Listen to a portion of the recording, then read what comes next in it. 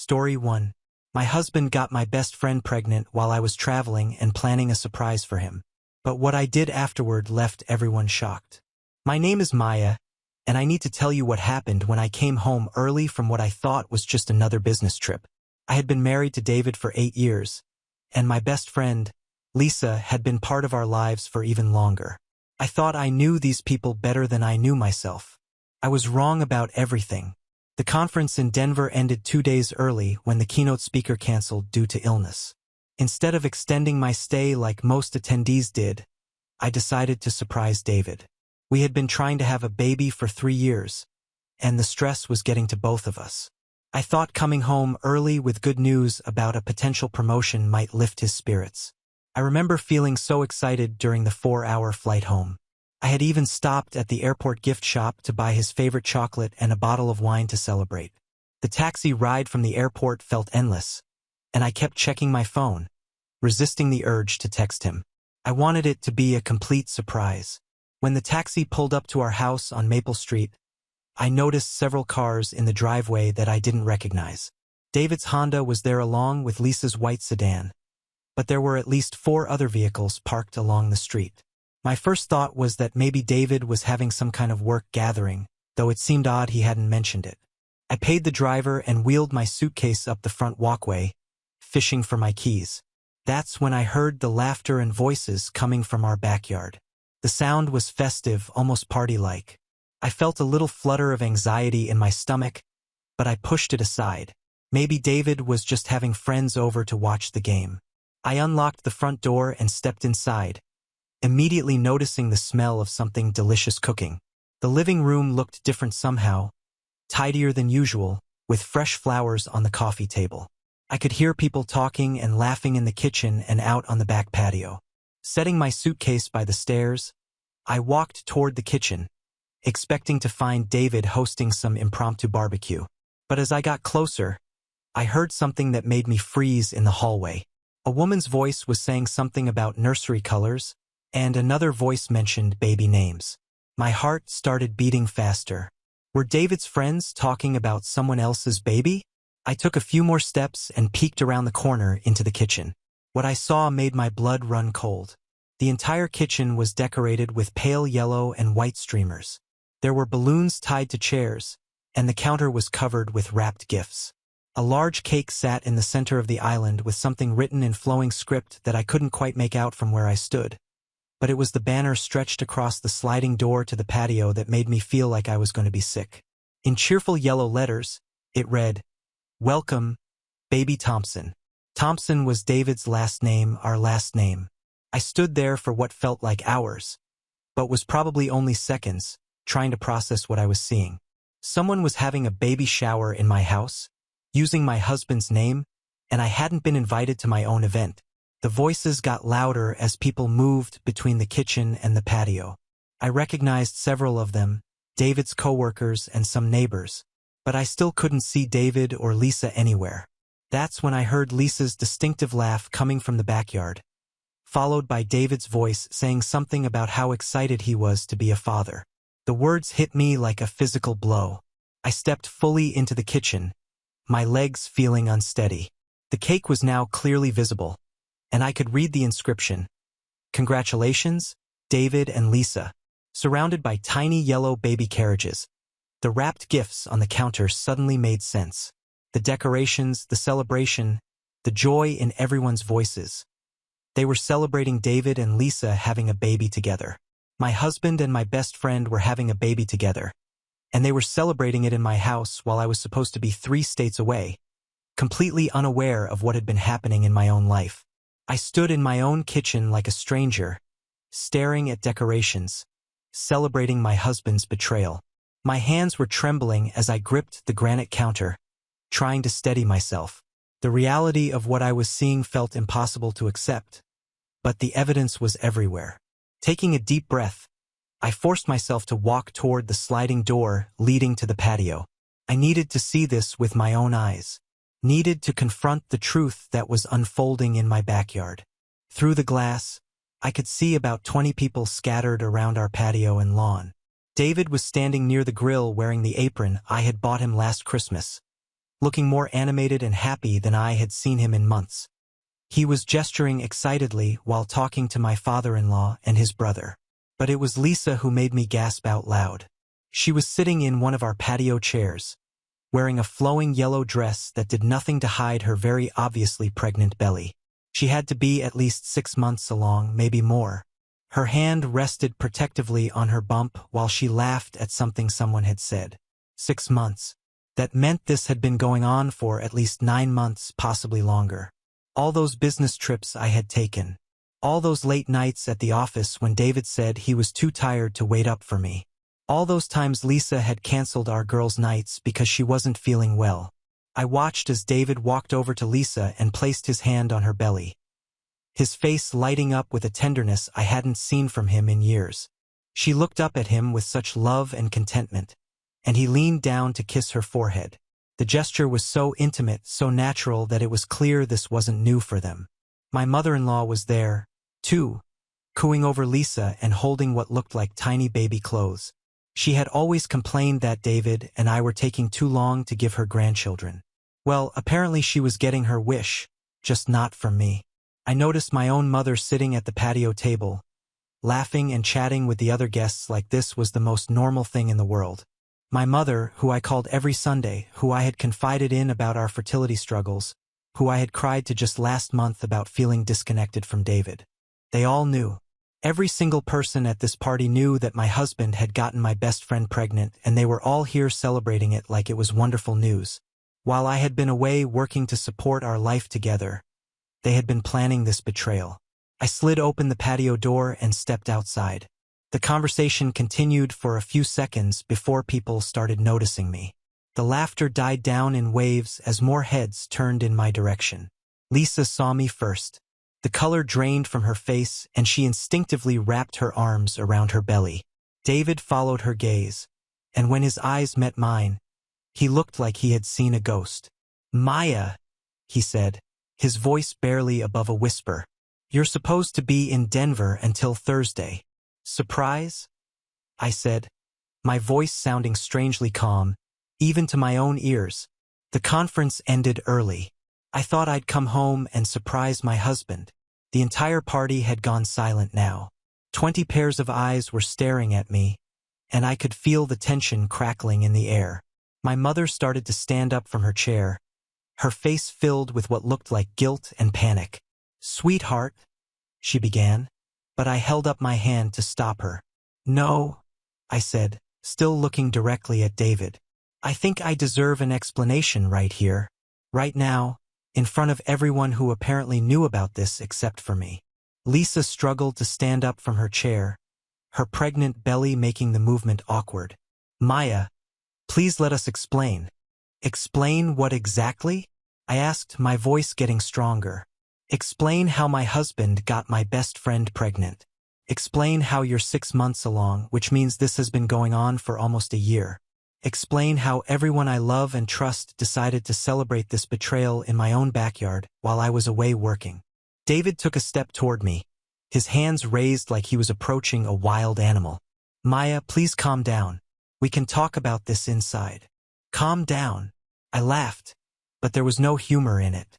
"I just came home to find a baby shower for my cheating husband and backstabbing best friend in my own house. And you want me to calm down?" I looked around at all the faces staring at me. These people who I had considered family and friends. "How long have you all known? How long have you been lying to my face and pretending everything was normal?" The silence stretched on for what felt like an eternity. I could see people exchanging glances, probably wondering who was going to be brave enough to answer my question first. It was my mother-in-law who finally spoke up. "My dear, we wanted to tell you, but David thought it would be better to wait until you came home from your trip." "Wait for what exactly?" I asked, my voice rising. "Wait to tell me that my marriage is over? That my best friend has been sleeping with my husband? That I've been made a fool of for almost a year?" David stepped forward again. "Maya, it's not what you think. Lisa and we fell in love. It wasn't planned. It just happened. You're always traveling, always working. We were both lonely. And don't you dare blame this on me." I interrupted, my composure finally cracking. Don't you dare stand there holding your pregnant mistress and tell me this is my fault because I work hard to support our life. Lisa finally found her voice. Maya, I'm so sorry. I never meant for it to happen this way. David and we tried to fight our feelings, but how long? I demanded, cutting her off. I want to know exactly how long this has been going on. David and Lisa exchanged a look that told me everything I needed to know. It had been going on for much longer than I had initially thought. Almost 2 years, David said quietly. The admission hit me like a punch to the gut. 2 years. That meant they had started their affair shortly after Lisa's divorce was finalized. All those times she had come crying to me about feeling lonely. All those double dates and family barbecues where they had sat across from each other pretending to be nothing more than friends. 2 years, I repeated, more to myself than to anyone else. 2 years of lies. 2 years of making me feel crazy for suspecting something was wrong. 2 years of birthday parties and holidays and anniversaries where you both looked me in the eye and pretended to care about me. My mother stood up from her chair. Maya, honey, please try to understand. They didn't want to hurt you. I turned to look at her. This woman who had raised me, who I had trusted with my deepest fears and insecurities. You knew too, didn't you? When I called you crying last month because David seemed distant, you knew exactly why. When I told you I was worried our marriage was in trouble, you knew he was already planning a future with someone else. She couldn't meet my eyes. We all hoped they would come to their senses before it went too far. Too far. I laughed bitterly. She's pregnant, Mom. I'd say we're well past too far. I looked around at all the guilty faces surrounding me. You're all here celebrating. You're all happy about this. You've been planning this party, buying gifts, decorating my house, all while letting me believe I still had a marriage to save. Lisa was crying now, mascara running down her cheeks. Maya, please, I know you hate me right now, but I do love him and he loves me. We want to be a family. A family, I repeated. Well, congratulations. I hope you'll be very happy together in the life you've built on the ruins of mine. David's brother, who had been silent until now, stepped forward. Maya, maybe you should take some time to cool off before you say things you'll regret. Regret? I turned on him. The only thing I regret is wasting 8 years of my life on a man who was capable of this level of betrayal. The only thing I regret is trusting people who were laughing behind my back while I worked 60-hour weeks to pay for this house, this life, everything we built together. David's face went pale. Maya, you don't mean that. Oh, I mean every word of it. I looked directly at Lisa. Tell me something, Lisa. When did you realize you were pregnant? And more importantly, when did you decide to plan this little celebration for today knowing I was supposed to be out of town? Lisa's tears were coming harder now. We found out 3 weeks ago. David said you wouldn't be back until Thursday, and we thought it would be easier if everyone found out at once together, so we could explain everything when you got home. Explain, I said slowly. You were going to explain to me that my husband knocked up my best friend, and I should just accept it because you've decided you're in love. I looked at the banner stretched across my patio, at the gifts piled on my patio table, at the cake with their names on it sitting on my counter. You used my house for this. You used my home to celebrate destroying my life. David finally seemed to find some backbone. This is my house too, Maya. We're married. Not for much longer, I said, the words coming out clearer and more certain than anything I had said in years. I want all of you out of my house now. Take your gifts, take your decorations, take your cake, and get out. Maya, my mother said, reaching for me, don't make any decisions while you're upset. This is a shock, but maybe if you just give it some time. I stepped away from her touch. Time for what, Mom? Time to get used to the idea that the people I trusted most in the world have been lying to me for 2 years? Time to accept that I should share my husband with his pregnant girlfriend. I looked around one last time at all of them. I want you all to remember this moment. Remember how it felt to watch me find out this way. Because from now on, when people ask what happened to David and Maya's marriage, you can tell them exactly how it ended. I turned and walked back into the house, leaving them all standing in stunned silence on my patio. I stood in my living room, listening to the hushed voices and hurried movement outside as people began gathering their things and leaving. I could hear David trying to manage the situation, probably making excuses and promising explanations later, but I wasn't interested in anything he had to say. Moving mechanically, I went upstairs to our bedroom and grabbed the largest suitcase from the closet. I started throwing clothes into it, not caring about what matched or what I might need. I just needed to get out of this house before I completely fell apart. My hands were shaking as I packed, and I kept stopping to take deep breaths. 2 years. The number kept echoing in my head. 2 years of David coming home and kissing me hello after spending time with Lisa. 2 years of Lisa calling me her best friend while she was sleeping with my husband. 2 years of everyone around me knowing the truth except me. I heard David's footsteps on the stairs and his voice calling my name, but I ignored him. A few seconds later, he appeared in the doorway of our bedroom.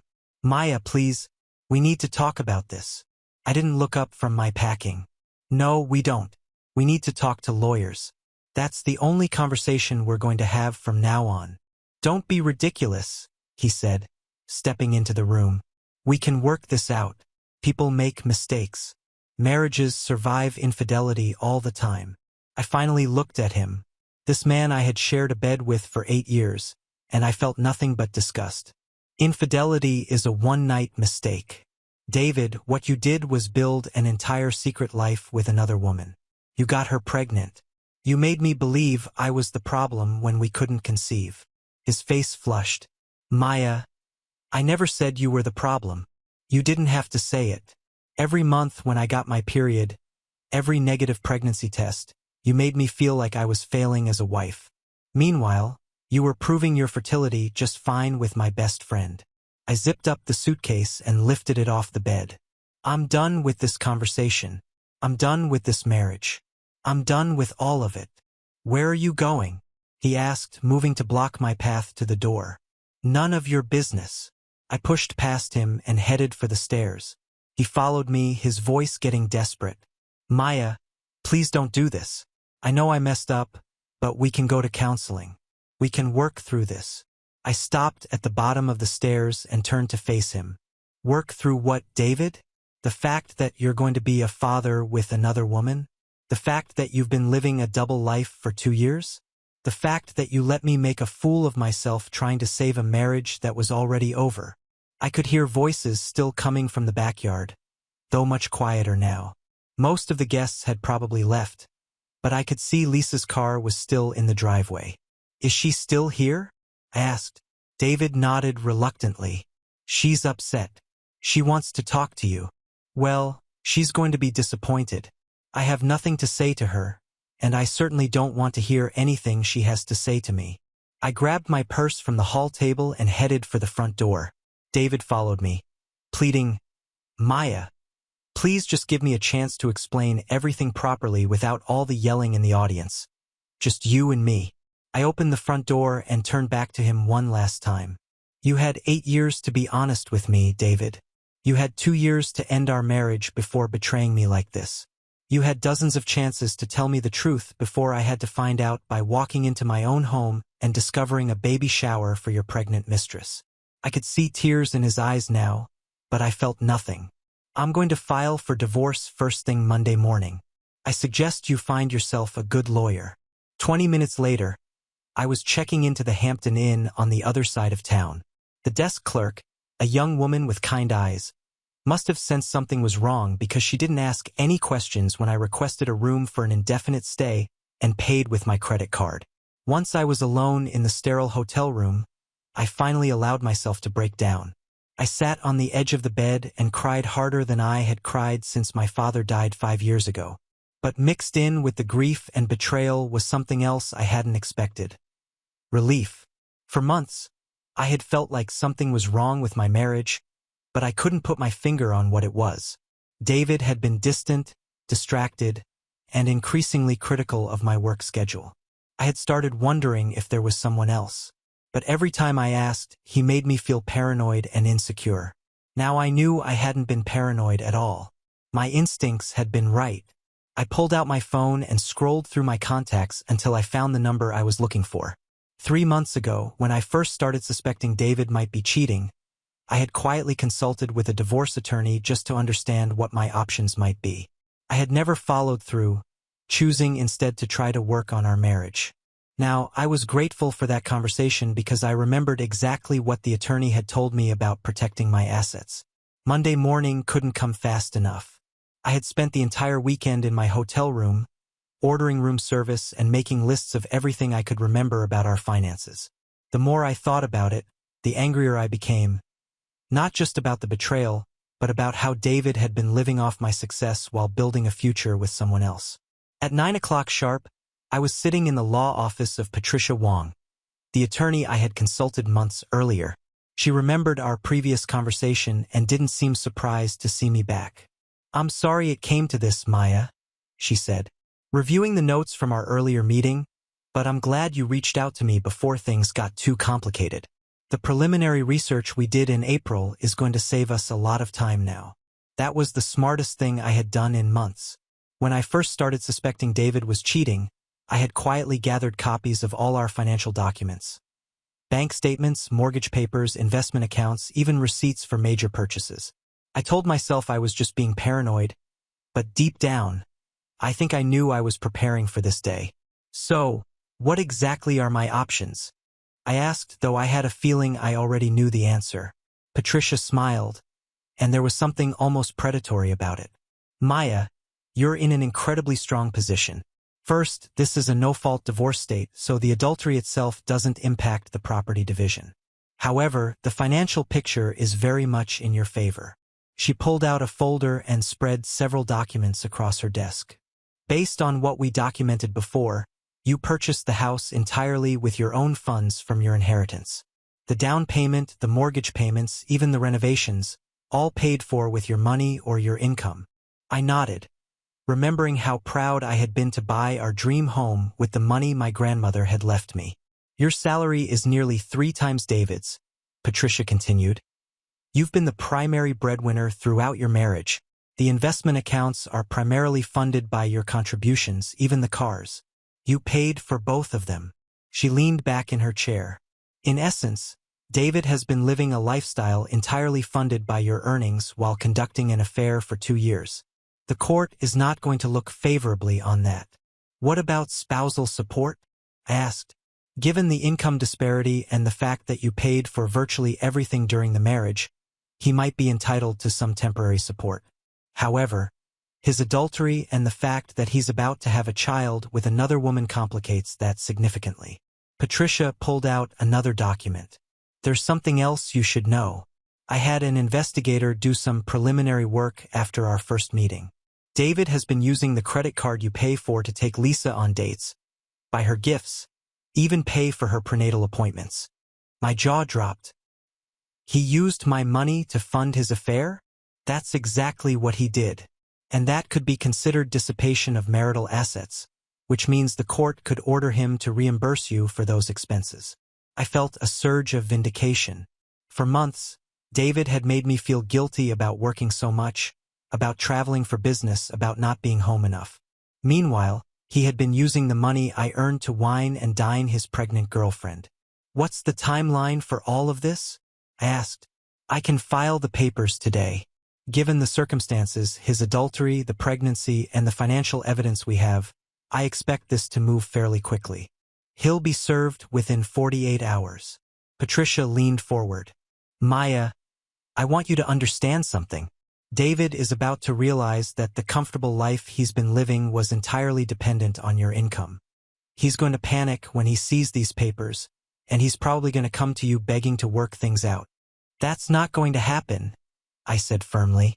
"I believe you, but I also want you to be prepared for him to get nasty when he realizes what he's losing. Men like David often become vindictive when their financial security is threatened." I thought about David's shocked face when I told him I was filing for divorce. How quickly he had gone from apologetic to demanding. Patricia was probably right. This was going to get ugly. "There's one more thing," Patricia said. "The house.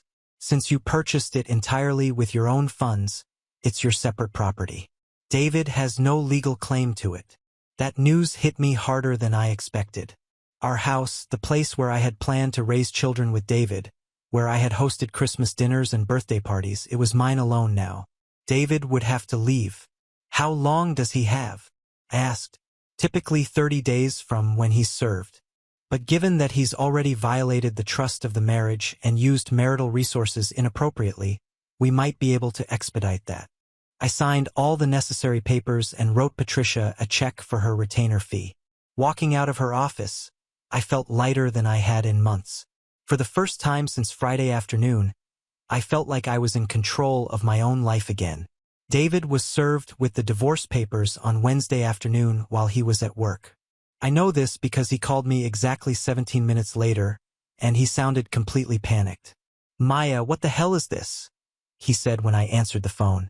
"You can't be serious about this divorce stuff." "I'm completely serious," I replied calmly. I was sitting in my hotel room, feeling more at peace than I had felt in years. "But Maya, we need to talk about this. You can't just throw away 8 years of marriage without even trying to work things out." "David, you threw away 8 years of marriage when you started sleeping with my best friend 2 years ago. I'm just making it official." There was silence on the other end of the line. And then I heard him take a shaky breath. "The papers say you want me out of the house in 30 days. Maya, that's not fair. That's my home too." "Actually, it's not," I said, surprised by how calm I sounded. "I bought that house with my grandmother's inheritance money. I've paid the mortgage, the insurance, the property taxes, all of it. According to the law, it's my separate property. That's not how marriage works, Maya. We built a life together in that house.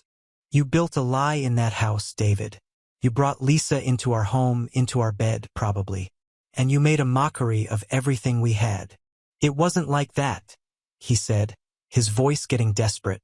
"Maya, I was lonely. You were traveling all the time, working constantly.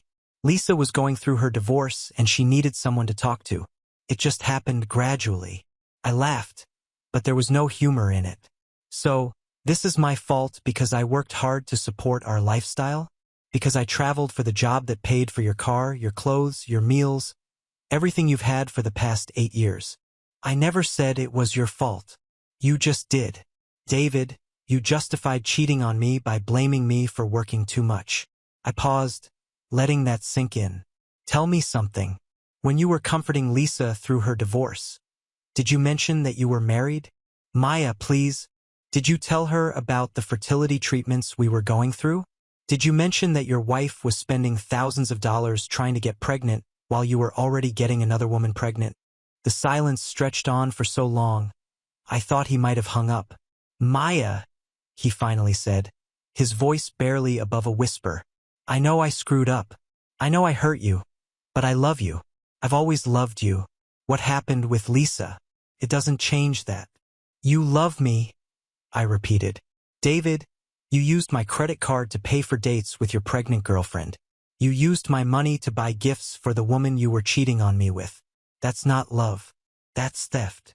I never meant for it to go this far," he said, starting to cry. "I thought maybe Lisa and I would just remain friends. I never planned for her to get pregnant, but she did get pregnant. And you made the choice to continue the affair. You made the choice to lie to me every single day for 2 years. You made the choice to let me find out the way I did." David's voice became pleading. "Maya, I'll end it with Lisa. I'll tell her it's over. We can go to counseling. We can work this out. Please don't throw our marriage away over one mistake." One mistake. I stood up from the hotel bed, my composure finally cracking. "David, she's 6 months pregnant with your child. You can't just end it and pretend it never happened. You're going to be a father." "I don't want to be a father with her," he said desperately. "I want to be a father with you. We can try again. We can go back to the fertility clinic." The audacity of his suggestion left me speechless for a moment. "You think I would want to have children with a man who cheated on me for 2 years? You think I would want to raise a child alongside the one you're having with my former best friend? Maya, please just think about this logically. We have history together. We have a life together. Lisa was just a mistake. A moment of weakness that got out of hand." "No, David. Lisa was a choice. Every time you slept with her was a choice. Every lie you told me was a choice. Every day you let me believe our marriage was worth fighting for while you were building a future with someone else was a choice. I could hear him crying harder now, and part of me almost felt sorry for him. But then I remembered walking into my own house and seeing that banner celebrating their pregnancy, and any sympathy I might have felt disappeared. The papers say 30 days. David, I suggest you use that time to find somewhere else to live and figure out how you're going to support your new family without my income. By Thursday evening, the phone calls started. First, it was my mother, then David's mother, followed by his brother and sister-in-law. They all had the same message. I was being too hasty, too emotional, too unforgiving. They all thought I should reconsider. My mother was the most persistent. She called 3 times before I finally answered. Maya, sweetheart, I think you need to slow down and really think about what you're doing, she said without even saying hello. I've thought about it plenty, Mom. I've thought about it every day for the past week. But divorce, that's such a permanent solution to what might be a temporary problem. I was sitting in the hotel restaurant, picking at a salad I didn't really want. Mom, David got another woman pregnant. That's not temporary. That baby is going to be a permanent reminder of his betrayal for the rest of our lives. People make mistakes, Maya. Even good people sometimes make terrible choices. Good people don't conduct 2-year affairs while their wives are working to support them, I said, my voice rising enough that other diners started looking in my direction. David loves you, she insisted. He's called me 3 times today. He's devastated about losing you. He should have thought about that before he started sleeping with Lisa. My mother sighed. Maya, I know you're hurt. I know you feel betrayed, but marriage is about forgiveness. It's about working through the hard times together. Mom, did you know? I asked directly. When I called you crying last month because I felt like David was pulling away from me, did you know he was having an affair? The silence on the other end of the line told me everything I needed to know. We suspected something might be going on, she finally admitted. But we hoped it would end before you found out. We thought maybe if we didn't acknowledge it, it would just go away. I felt like I'd been slapped. So instead of warning me, instead of giving me a chance to confront him on my own terms, you all decided to let me be humiliated in front of 20 people at a baby shower in my own backyard? That's not how we wanted you to find out. But that's how you let it happen. You all chose to protect David and Lisa instead of protecting me. My mother's voice got defensive. Maya, we were trying to protect everyone. We thought if we could just get through this quietly, maybe the 3 of you could work things out like adults. Work things out. I laughed bitterly. Mom, she's having his baby. How exactly did you think we were going to work that out?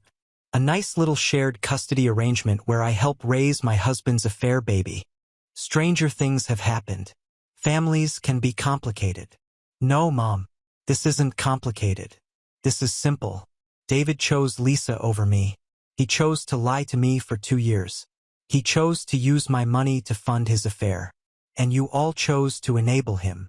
David's mother called an hour later with essentially the same message, but her approach was different.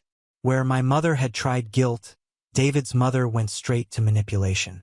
Maya, dear, I know you're upset, but you have to think about David's future. He's going to be a father now. He needs stability. He should have thought about that before he got my best friend pregnant. Lisa is a lovely girl, and she's going to need support during this pregnancy. If you divorce David now, you'll be making things so much harder for all of them. I couldn't believe what I was hearing. Are you seriously asking me to stay married to your son so he can better support his pregnant mistress? I'm asking you to be compassionate. David made a mistake, but he's trying to do the right thing now. The right thing would have been to not cheat on his wife in the first place. Maya, you're a smart, successful woman. You'll be fine on your own. But David and Lisa are going to have a baby to think about. They need each other right now. It took me a moment to process what she had just said. So, because I'm successful, I should just step aside and let them be happy? Because I can take care of myself, I should sacrifice my marriage so they can play house with their affair baby? That's not what I meant. That's exactly what you meant. You think because I make good money and don't need David financially, I should just gracefully bow out so he can be with the woman he really wants. The calls continued throughout the evening. David's brother called to tell me I was being vindictive. His sister-in-law called to suggest couples therapy. Even my own sister called from Seattle to tell me I should think carefully before throwing away my marriage. By 10 o'clock, I had turned off my phone and was sitting in my hotel room, staring out the window at the parking lot. I felt more alone than I had ever felt in my life. But I also felt something else: clarity. Every single person who had called me was asking me to sacrifice my dignity, my self-respect, and my happiness so that David and Lisa could have their perfect little family without any consequences. They wanted me to be the understanding ex-wife who gracefully stepped aside and maybe even helped babysit on weekends. But none of them had asked how I felt. None of them had asked what I wanted. None of them seemed to care that I was the victim in this situation, not David. That night, I made a decision that would change everything. I wasn't going to be the accommodating woman who made things easier for everyone else. I wasn't going to quietly disappear so David and Lisa could have their happily ever after. I was going to fight for what was mine, and I was going to make sure they understood exactly what they had thrown away. The divorce was finalized 6 weeks later, faster than even Patricia had predicted. David didn't contest anything, probably because his lawyer explained that fighting would only cost him money he didn't have and wouldn't change the outcome. I got the house, the investment accounts, both cars, and my retirement funds. David got his personal belongings and a stern warning from the judge about using marital assets to fund extramarital affairs. But the real consequences didn't become clear until David tried to rent an apartment. He called me on a Tuesday afternoon, 3 days before his 30-day deadline to move out of the house. His voice was strained and desperate. "Maya, I need to ask you a favor. We communicate through lawyers now, David, you know that? Please just listen. I can't find anywhere to live. Every apartment I've applied for has been rejected because my income isn't high enough to qualify." I was sitting in my office reviewing quarterly reports and his call was interrupting my work. "That's not my problem. Maya, please, I have nowhere to go. Lisa's apartment is too small for both of us and the baby when it comes. I just need a few more weeks to figure something out." "You've had 6 weeks to figure something out. David, what have you been doing with your time?" "I've been apartment hunting, but the rent prices in this city are insane. And with my salary alone, no one will approve me." For 8 years, David had been living in a house that cost $3,000 a month in mortgage payments, plus utilities, insurance, and property taxes. He had been driving a car with a $400 monthly payment. He had been eating at restaurants, buying clothes, taking vacations, all subsidized by my income. Now, he was discovering what life looked like on a $45,000 salary in a city where the median rent for a one-bedroom apartment was $1,800 a month. "Have you tried looking in surrounding areas?" I asked, though I already knew the answer. "Maya, I can't afford to live an hour away from my job. The gas costs alone would eat up what I save on rent." "Then maybe you should have thought about that before you decided to blow up our marriage." "Don't be like this," he pleaded. "I know you hate me right now, but you're not a cruel person. I'm going to be homeless in 3 days. I felt a flash of the old sympathy, the instinct to fix his problems that had defined our entire marriage. But then I remembered walking into my house and seeing Lisa's pregnant belly, seeing my mother's guilty face, seeing all those people celebrating my humiliation. "David, for 8 years I supported you. I paid for your car, your clothes, your meals, your entertainment. I paid for the roof over your head while you were sneaking around behind my back. The only reason you could afford to take Lisa on dates was because I was paying for everything else in your life." "I know that," he said quietly. "I know I took advantage of your generosity." "It wasn't generosity, David. It was partnership. I thought we were building a life together. I thought my success was our success. But apparently you saw it as a free ride that allowed you to pursue other women. That's not fair. What's not fair is that I've been supporting your lifestyle while you've been cheating on me. What's not fair is that you used my money to wine and dine your girlfriend while I was traveling for work to earn that money." I paused, letting that sink in. "You want to know what I think, David?" I think this is the first time in your adult life that you're experiencing the real cost of your choices, and you don't like it. Maya, please, I'm begging you. Just let me stay a few more weeks. No. You have 3 days to get your things out of my house. After that, I'm changing the locks. Where am I supposed to go? I don't know, David. Maybe Lisa's parents have a couch you can sleep on. Maybe your mother, who was so concerned about your future, can help you out. Maybe your brother, who thought I was being too harsh, can offer you his guest room. The line went quiet for a long moment. They all said no, he admitted finally. That admission hit me harder than I expected. All those people who had called to tell me I should forgive David, who had insisted that family should stick together, who had made me feel guilty for not being more understanding. None of them were willing to actually help him when he needed it. Then I guess you're learning what I learned that day in our backyard, I said. Sometimes the people you think will be there for you aren't. 3 days later, I drove by the house to make sure David had moved out. His car wasn't in the driveway, and when I went inside, all of his belongings were gone. He had left the keys on the kitchen counter, along with a note that simply said, "I'm sorry." I later heard through mutual friends that he had ended up renting a studio apartment in a rough part of town, the only place he could afford on his salary alone. The commute to his job was over an hour each way, and he had to sell his car and buy an older, cheaper model to reduce his monthly payments. For the first time in years, David was living within his means, and apparently his means were much more limited than he had realized. 2 months after the divorce was finalized, David called me from an unknown number. I almost didn't answer, but something made me pick up. "Maya, it's me," he said, and I could immediately tell something was very wrong. His voice was shaky, and he sounded like he'd been crying. "David, I told you we don't. Please just listen to me for 1 minute," he interrupted. "I'm not calling to ask you to take me back or anything like that. I'm calling because I'm desperate and I don't have anywhere else to turn. I was in my kitchen making dinner for myself in the peaceful quiet of my house. The house that was finally mine alone, decorated the way I wanted it, filled with only my things and my memories. What do you want, David? I got evicted," he said, and I could hear him starting to cry. "I couldn't make the rent this month, and they gave me 48 hours to get out. I'm living in my car." Despite everything he had done to me, hearing him say he was homeless still hit me in the chest. "What about Lisa? Can't you stay with her?" David laughed, but it was bitter and broken. "Lisa and I aren't together anymore." That stopped me cold. "What do you mean you're not together?" "She's pregnant with your baby." "Was pregnant," he corrected, his voice barely above a whisper. "David, what are you saying?" "She lost the baby 6 weeks ago. Miscarriage in the 2nd trimester. The doctor said it was just one of those things that happens sometimes." I sank down onto one of my kitchen stools, trying to process what he was telling me.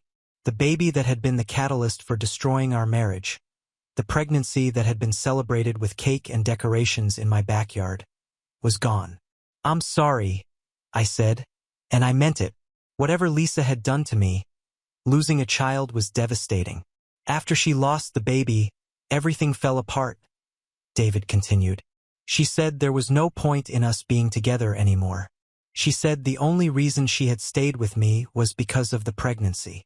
"David, she was right," I said. "Maya, without the baby, there was nothing left between us. She realized that I couldn't give her the life she wanted.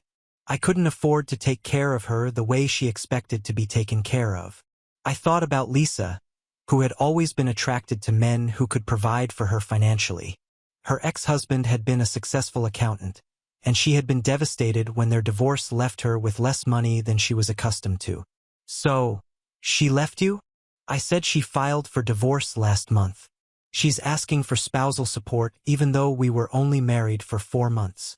I almost laughed at the irony. David had left me for Lisa, and now Lisa was leaving him for the same reason he had been able to date her in the first place: lack of financial security.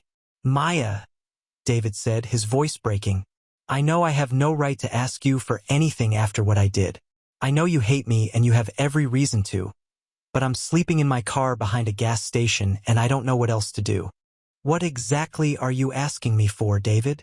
"I don't know. Maybe Could I sleep on your couch for a few nights? Just until I can figure something else out? I'll pay you back as soon as I can. The audacity of his request was breathtaking. He wanted to come back to the house he had betrayed me in. The house he had brought Lisa into.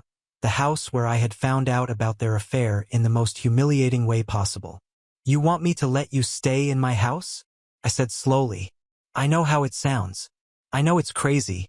But Maya, I have nowhere else to go. No one else will help me. What about your family? Your mother who was so worried about your future? Your brother who thought I was being too harsh? I've asked them all. My mom says she doesn't have room. My brother says his wife won't allow it. My sister says it would be too awkward for the kids. So all the people who had pressured me to forgive David, who had made me feel guilty for divorcing him, who had insisted that family should stick together, none of them were willing to practice what they preached. David, do you remember what you said to me the night I found out about the affair? When I asked you how long it had been going on? Maya, please don't. You said you were lonely because I was always working. You blamed me for your infidelity because I traveled for business. Do you remember that? Yes, he whispered. Do you know why I worked so hard, David? Do you know why I traveled and put in long hours and built my career? To be successful, he said uncertainly. To take care of you, I corrected. To take care of us. Every promotion I got, every business trip I took, every late night at the office, I did it all so we could have a better life together. I worked my ass off so you could have nice things, so we could live in a beautiful house, so we could plan for our future. I could hear him crying harder now. And while I was working to build our life together, you were using the security I provided to destroy it. You were using my success as a launching pad for your affair. I know, he sobbed. I know I ruined everything. I know I threw away the best thing that ever happened to me. Yes, you did. And now you're experiencing what your life looks like without me in it. This is what your $45,000 salary actually provides, David. This is the reality you chose when you decided I wasn't enough for you. I stood up from the kitchen stool and looked around at my beautiful, peaceful home. The answer is no, David. You can't stay here. You can't come back to the life you threw away and expect me to rescue you from the consequences of your choices. 3 weeks after David called me from his car, I learned the full truth about what had happened between him and Lisa. The information came from an unexpected source. Lisa herself. I was grocery shopping on a Saturday morning when I turned down the cereal aisle and found myself face to face with her. She looked terrible, pale, thin, with dark circles under her eyes. She was clearly still recovering from the miscarriage, both physically and emotionally.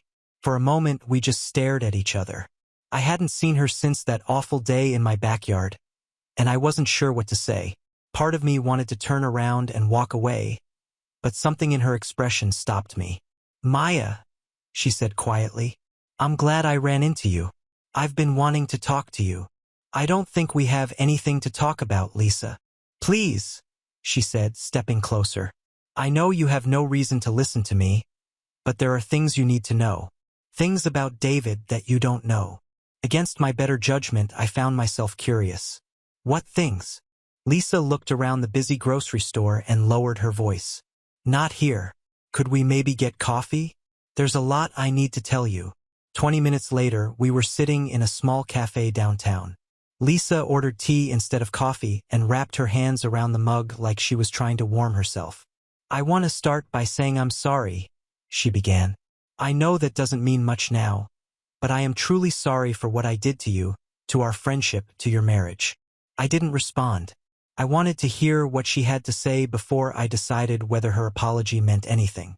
Maya, David lied to you about how our affair started. He told you it began 2 years ago, but that wasn't true.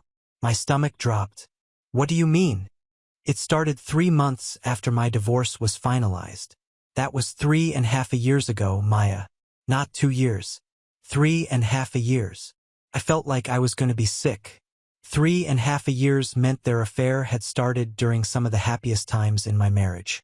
It meant David had been cheating on me during our anniversary trip to Europe, during the holidays when I thought we were finally getting back on track, during all those months when I believed we were working towards starting a family. Why are you telling me this now? I asked. Lisa's eyes filled with tears. Because after I lost the baby, David showed me who he really is. And I realized that everything he did to you, he was capable of doing to anyone. She took a shaky sip of her tea. When I first got pregnant, David was so excited. He talked about how we were going to be this perfect little family, how he was finally going to have the life he always wanted. But after I miscarried, she trailed off, unable to finish the sentence. What happened after you miscarried, Lisa? He was disappointed but not devastated the way I was. I was grieving the loss of our child and he was already talking about trying again. But Maya, he wasn't talking about trying again with me. I stared at her, not understanding what she meant. 3 days after I came home from the hospital, David told me he thought maybe our relationship had run its course. He said he had been thinking about our future and he wasn't sure we were compatible long-term. The cruelty of what she was describing was breathtaking. He left her while she was grieving her miscarriage. He said the pregnancy had been an accident and without it, there wasn't really a reason for us to be together. He said he thought we had both been caught up in the excitement of the affair and the drama of leaving you. But now that reality had set in, maybe we should both move on. Lisa wiped her eyes with a napkin. But Maya, here's the thing that made me realize what kind of man he really is. Before he left me, he asked if I thought you might take him back. I felt my jaw drop open. He what? He wanted to know if I thought there was any chance you would forgive him and let him come home. He said he had made a mistake leaving you. And he wondered if maybe we could all just pretend the past few months never happened. I couldn't speak. The audacity, the sheer narcissism of thinking he could just flip back and forth between women based on what was most convenient for him was mind-boggling. When I told him absolutely not, that you would never take him back after what he did, he got angry. He said I had ruined his life by getting pregnant in the first place. He said if I hadn't forced him to choose between us, he would still have his comfortable life with you. Lisa looked directly at me. Her eyes filled with regret and something that looked like recognition. Maya, he blamed me for destroying his marriage. But the truth is, he destroyed it himself years before I ever got pregnant.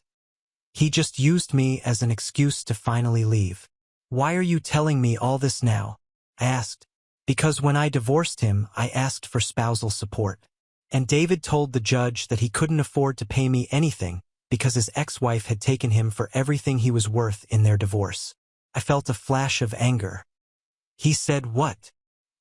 He painted you as this vindictive woman who had destroyed him financially out of spite. He said you had kept assets that rightfully belonged to him just to punish him for falling in love with someone else. The lies were so outrageous I almost laughed.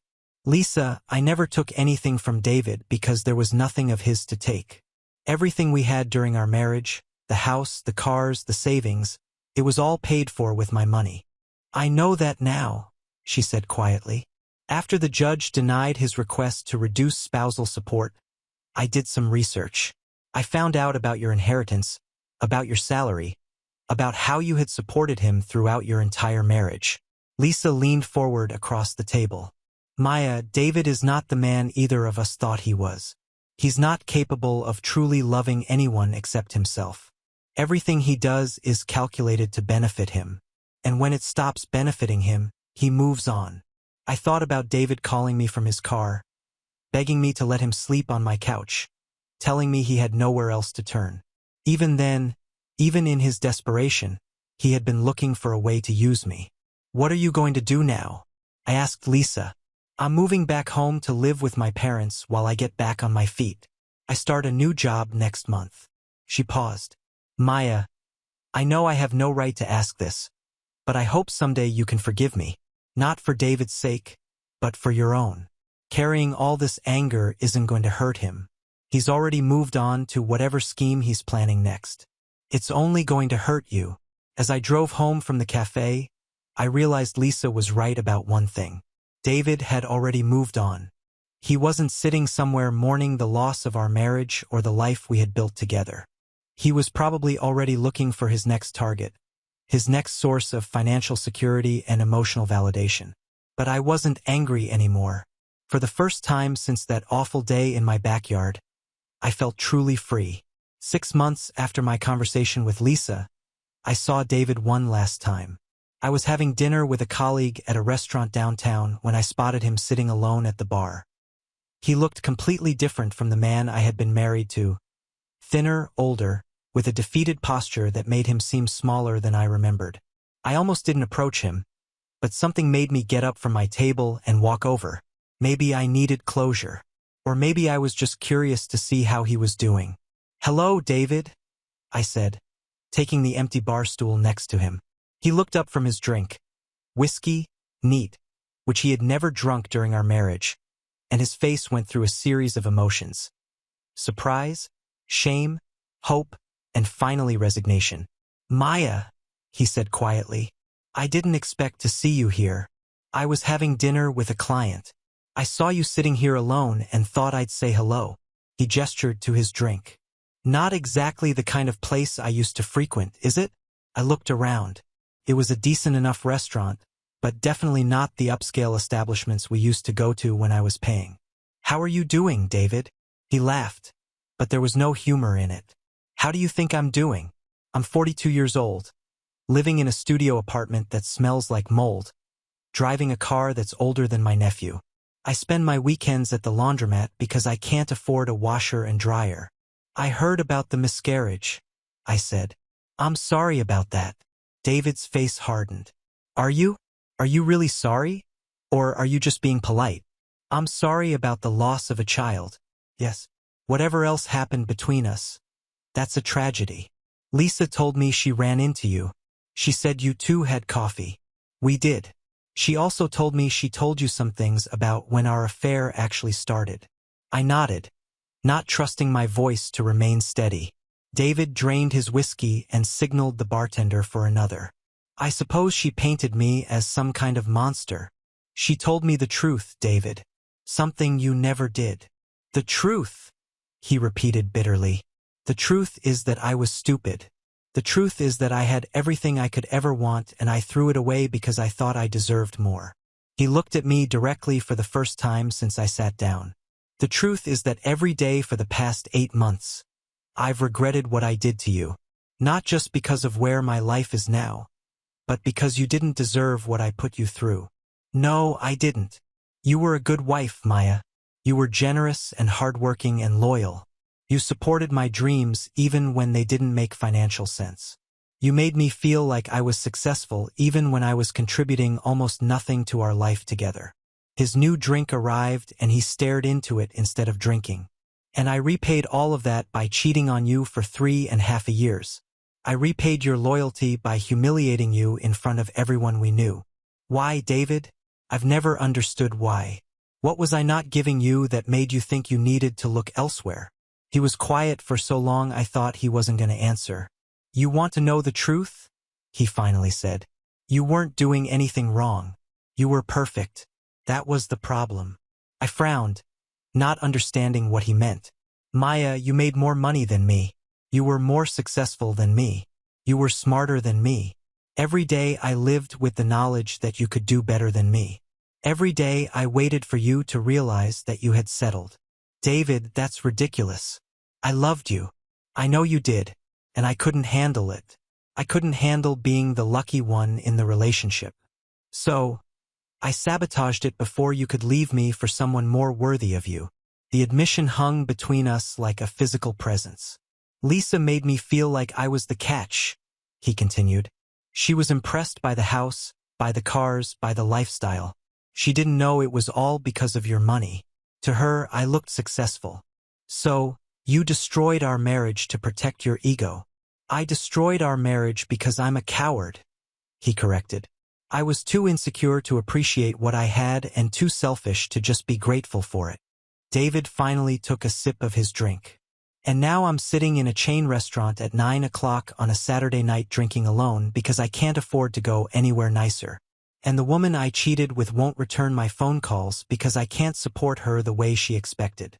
"Lisa isn't taking your calls?" "She blocked my number 3 weeks ago. Apparently, she's dating her new boss now. Someone who can actually afford to take her to nice restaurants." The irony was almost too perfect. David had cheated on me with Lisa. Lisa had left him when he couldn't provide for her. And now she was with someone else who could give her the lifestyle she wanted. "Do you see the pattern, David?" I asked gently. He looked at me with tired eyes. "What pattern?" "You left me for Lisa because you thought she would make you feel better about yourself. Lisa left you for her boss because he can give her what she wants. None of it was about love. It was all about what each person thought they could get from the other." David finished his drink and set the glass down on the bar with a decisive thud. "Maya, I know this is going to sound crazy, and I know you have every right to laugh in my face, but I have to ask. Is there any chance at all, that you might consider giving us another try?" I stared at him in amazement. After everything that had happened, after all the pain and betrayal and humiliation, he was still thinking there might be a way back. "David, are you serious right now? I know I messed up. I know I don't deserve another chance. But Maya, we had 8 good years before I ruined everything. We could have that again." "No, we couldn't." "Why not? I've learned my lesson. I know what I lost now." I stood up from the bar stool and looked down at this man who had once been my husband, who I had once planned to grow old with, who I had once thought I knew better than I knew myself. "David, you haven't learned anything. Even now, sitting here telling me how much you regret what you did, you're still trying to use me. You don't want me back because you love me. You want me back because your life is hard now, and you remember how easy it was when I was taking care of everything." I picked up my purse and started to walk away, then turned back. "I hope you figure out how to be happy with your own life, David. But that's not my responsibility anymore." That conversation with David was 2 years ago. I'm telling you this story now because I want you to understand that sometimes the worst thing that happens to you turns out to be the best thing that could have happened. When I walked into my house that day and found the baby shower celebrating my husband's affair, I thought my life was over. I thought I had lost everything that mattered to me. But what I actually lost was dead weight. People who didn't value me, a marriage that was built on lies, and a version of myself that was too accommodating for her own good. Here's what happened to everyone involved in this story. David never recovered financially from our divorce. The last I heard, he was still living in that studio apartment, still struggling to make ends meet on his salary alone. He dated a few women over the past couple of years, but none of the relationships lasted more than a few months. Apparently, when you can't offer the lifestyle that my income had provided, you have to rely on your personality to attract people. David discovered his wasn't as charming as he thought. Lisa moved back in with her parents after our coffee conversation and eventually started dating her boss, just as David had told me. But that relationship ended when she got pregnant again, and her boss made it clear he wasn't interested in being a father. She's now a single mother working part-time and living with her parents with her 1-year-old daughter. I heard she's been trying to contact David, looking for financial support, but he's made it clear he has nothing to offer her. My family, the people who pressured me to forgive David and work things out, learned what it means to choose sides. I cut contact with my mother for 8 months after the divorce. When she finally apologized for not supporting me, we began to slowly rebuild our relationship. But it's different now. I trust her less, and she knows it. David's family, who had made me feel guilty for not being more understanding, never reached out to apologize. That told me everything I needed to know about their character. As for me, I'm living my best life, and I mean that sincerely. I got promoted to regional director 6 months after the divorce was final. My work performance actually improved once I wasn't carrying the stress of David's betrayal and the lying. I make even more money now, but it's all mine to spend and invest as I choose.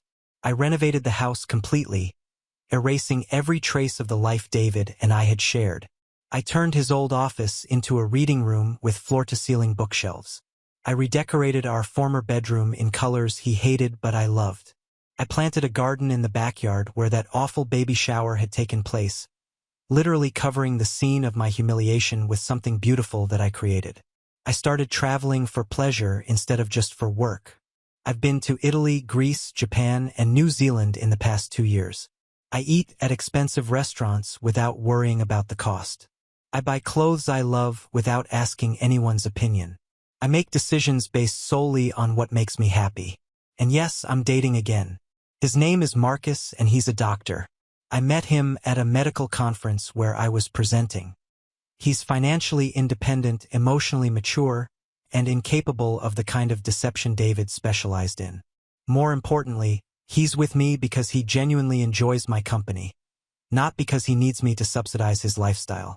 The most surprising thing about this whole experience is how much stronger I became. For years, I had defined myself partly through my marriage, partly through being the person everyone could depend on to fix their problems. When David betrayed me and my family failed to support me, I learned that I didn't need any of them to be whole. I learned that being alone is infinitely better than being with someone who doesn't value you. I learned that people who truly love you don't ask you to accept betrayal for their convenience. I learned that walking away from toxicity, even when it's difficult, is always the right choice. David texted me on what would have been our 10th wedding anniversary last month. The message just said, "I'm sorry. I hope you're happy." I read it, felt nothing, and deleted it without responding. His apology didn't matter to me anymore because I had already moved on completely. I found out later through mutual acquaintances that he had been hoping I might respond, maybe even suggest we meet for coffee to talk. He's apparently been telling people that he thinks enough time has passed that we might be able to be friends. The delusion is almost impressive. Here's what I want you to understand. If you're going through something similar, you are not responsible for managing other people's feelings about the consequences of their actions. You are not required to make things easier for people who made your life harder. You are not obligated to minimize your own pain to accommodate people who caused it. When someone shows you who they really are, believe them the first time. When someone chooses to betray you, they have chosen to lose you. When people pressure you to forgive before you're ready, they're prioritizing their comfort over your healing. I'm happier now at 35 than I was at 30 when I thought I had the perfect marriage. I'm more confident, more selective about who I allow in my life, and completely comfortable with my own company. I have learned the difference between being loved and being used, and I will never settle for the latter again. The day I walked into that baby shower was the day my real life began. Sometimes the worst betrayal is actually the best gift someone can give you. The gift of showing you exactly who they are and freeing you to find something better. David did me a favor when he cheated on me. Now on to the next story. Story 2. At a family gathering, Mom said, "Your sister just bought an expensive apartment. You couldn't do that." So, I smiled and replied, "I did it 2 years ago. No one bothered to ask. They demanded a housewarming party, and I just sat looking at my phone, incredulous. My mother had just called, inviting me to dinner at my parents' house. We hadn't spoken in months, and I hadn't visited them in years. I'm Donna. I'm 32 years old, and I'm the black sheep of the family. Or at least that's how they see me. Growing up, I was always the second choice. My younger sister Melissa was the favorite, the golden child who never made mistakes.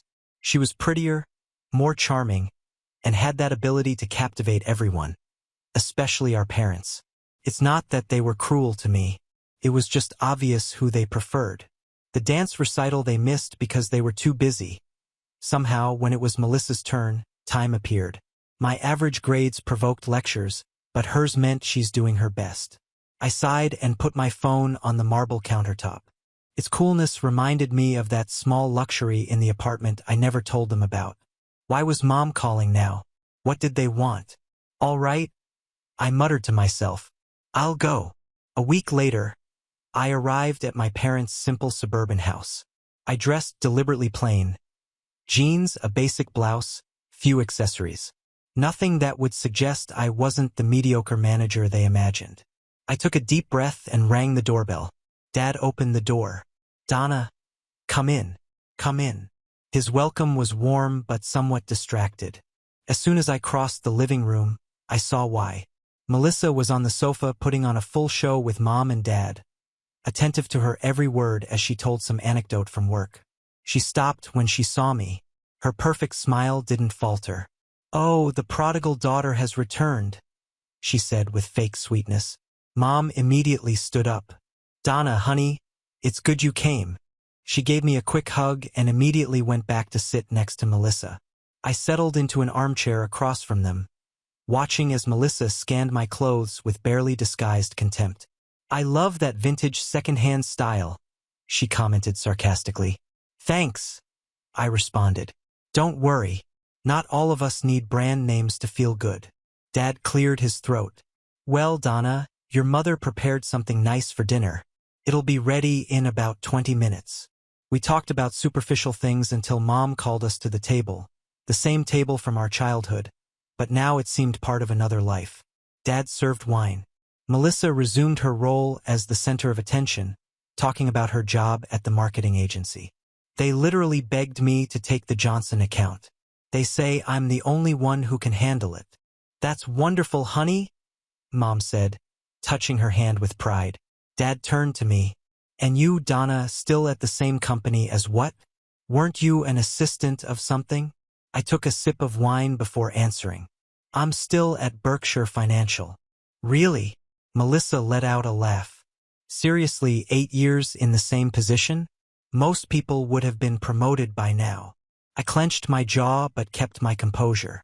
They didn't know that I'd been a financial director for 3 years, that my annual bonus exceeded Melissa's entire salary, and that last year, I made the Business Weekly 40 under 40 list. But I never told them. They were never interested. I just smiled. Not everyone rushes ahead or has your talent, Mom added, serving Melissa more mashed potatoes. Dinner continued at the same pace. Melissa showing off, my parents admiring her, and me simply present. I've been saving for Hawaii for months, Melissa commented. But when you earn well, it's not that difficult. She gave me a self-sufficient look. That's good, I replied, putting down my fork. But I have to leave. I have an early meeting tomorrow. Thanks for dinner. I got up and grabbed my purse. Mom walked me to the door. It was nice seeing you, honey, she said, touching my shoulder. Driving back to my apartment downtown, a suspicion wouldn't leave me in peace. That reunion had a hidden motive. Whatever it was, I was glad to be back home. Already in my spacious apartment, I took off my shoes and poured myself a glass of real wine. Not the cheap stuff they served there. Just as I settled on the balcony with the view of the illuminated city, my cell phone vibrated with a message. Hope you're not too sad about your pathetic life, sister. Not all of us can be successful. Don't worry. I'll send you a postcard from Hawaii. I looked at it for a while and then laughed. If she only knew. I deleted the message, took another sip of wine, and enjoyed the view from the 28th floor of my luxury building. My relationship with my family wasn't always like this. As a child, before Melissa was born, everything was different. I remember Dad throwing me in the air, Mom telling me bedtime stories. But everything changed when Melissa arrived when I was 4 years old. She was an angelic baby. She hardly cried, always smiling with huge blue eyes that charmed everyone. By age 10, I understood my place. Melissa was special. I was just there. I did everything to earn their approval, clubs, studying until dawn, volunteering. In high school, I was the best student, captain of the debate team, yearbook editor. At my graduation, I looked for their proud faces in the crowd, but their seats were empty. They had gone to Melissa's dance competition. That day, something broke inside me. I understood that I would never be enough for them, so I stopped trying. I got a full scholarship to Princeton. I graduated with honors and started at Berkshire Financial. After 5 years, I was already leading a team. And 3 years ago, I was promoted to financial director. They know nothing about it. My phone rang, pulling me from my thoughts. It was Mom again. I hesitated but answered. Next Saturday, we're having a family gathering, she said. Everyone's coming. Aunt Carol, Uncle Jim, your cousins. We'd love for you to come. I frowned. And what are we celebrating? Oh, just a special announcement, she said with a mysterious tone. I should have said no, but curiosity got the better of me. All right, what time? At 4, and Donna, try to dress appropriately. I hung up furiously, as if I usually went around in pajamas.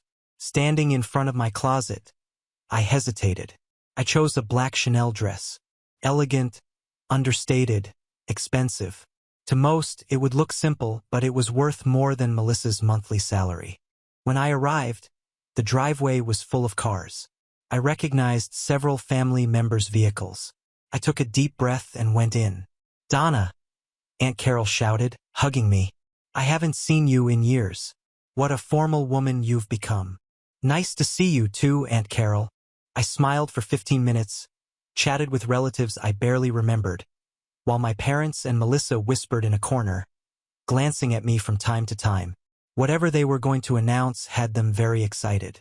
I never liked family gatherings. All those fake smiles, those passive-aggressive comments disguised as interest, the way everyone asks about you just to compare you with someone else. But that afternoon was different because I knew something they didn't know, and I was tired of pretending. Mom stood up with her wine glass in hand, a smile that almost seemed real. Dear family, she said, gently tapping the glass with a small spoon. Thank you for being here. Today is a very special day. Melissa has something incredible to share with all of you. There it was, the big announcement. Melissa stood up like a model on a runway with that gleam in her eyes she only had when everyone was watching her. Her voice sounded measured, as if she had already rehearsed it in front of the mirror. I've been offered a position as regional marketing director at a very prestigious company in Miami, she said, as if she'd just been chosen to save the world. I'm moving in a month. The applause was immediate. Aunt Carol even got up to hug her. Mom looked like she was about to cry with emotion. I just poured myself more wine. I'm very excited, Melissa continued, letting her gaze wander around the room until she found me. Not everyone has the opportunity to grow. Some prefer comfort. I looked at her, not with anger, but with the icy calm I had learned to cultivate over the years. Comfort, I said softly, but loud enough for everyone to hear. Melissa blinked. She hadn't expected a response. Yes, she replied with a fake smile. I mean, there are those who have been in the same job, the same position for years, and well, if that makes them happy. All eyes turned to me. Mom pursed her lips. Dad took his glass with some tension in his jaw. I put mine on the table. I stood up slowly. Well, I guess since we're sharing achievements, I said. I can tell you that 3 years ago, I was promoted to financial director at Berkshire Financial. Sounds familiar? It's a multinational company. I manage the finances of 3 regions and lead a team of 40 people. Absolute silence. The uncomfortable kind that feels like an echo. Excuse me? Mom murmured. Yes, Mom. I earn quite well, much better than as an assistant of something, as you used to say. In fact, last year I was on the Business Weekly 40 under 40 list. But of course, since nobody asked, I never mentioned it. Melissa was looking at me with narrowed eyes. I didn't know if she was more surprised or furious. Probably both. I opened my purse, took out my phone, and held it up. And by the way, I added, since we're being honest, does this message you sent me after the last dinner sound familiar? I clicked on it. I read aloud. Hope you're not too sad about your pathetic life, sister. Not all of us can be successful. Don't worry. I'll send you a postcard from Hawaii. Some relatives let out small gasps. Uncle Jim shifted uncomfortably in his chair. Mom seemed to be looking for an explanation on the ceiling. It was a joke, Melissa said with a forced little laugh. Between sisters, right, Melissa? I interrupted. Yours was never a joke. It was always a competition that only you believed you were winning. I turned to my parents. They remained silent, pale, as if they didn't know at what moment they had stopped knowing me. And you're going to say something? Because I spent my whole life seeking your approval. And in the end, I realized that I didn't need it. You chose a favorite and it wasn't me. That's fine. But today you have to see the woman I became without your help. And you can't pretend you didn't know. Dad parted his lips, but no word came out. Thanks for dinner, I said, picking up my purse. It was nice seeing everyone, even if for the last time. I walked to the door.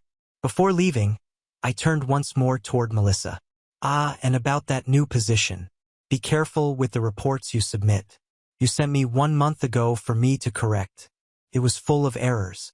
I saved you that time. There won't be a next time. I left. No slamming door. No tears. Just the certainty of having said everything I needed to say. And for the first time in many years, I felt free.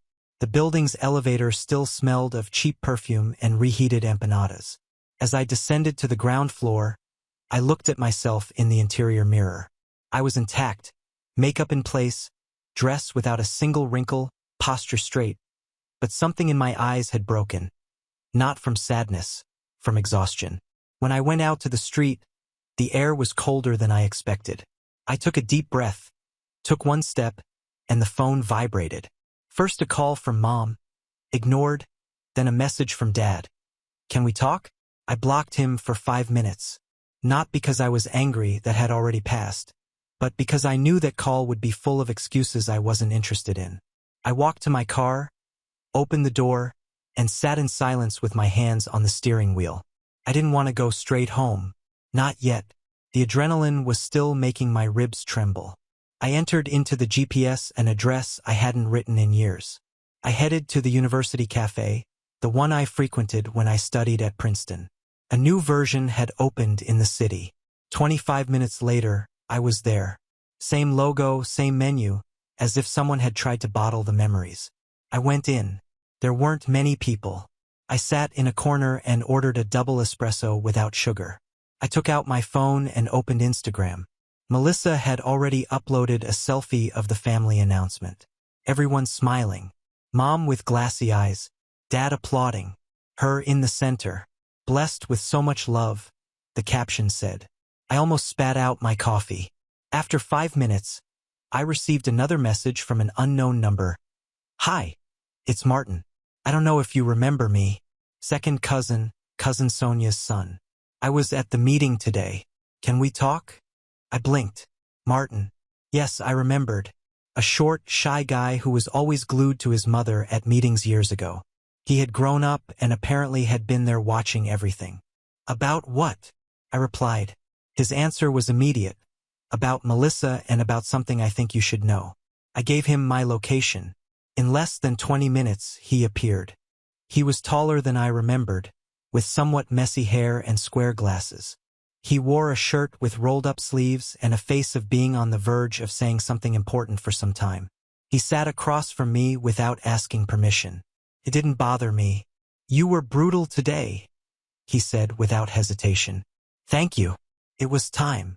I want to tell you something because I think, well, it might affect you or protect you or help you.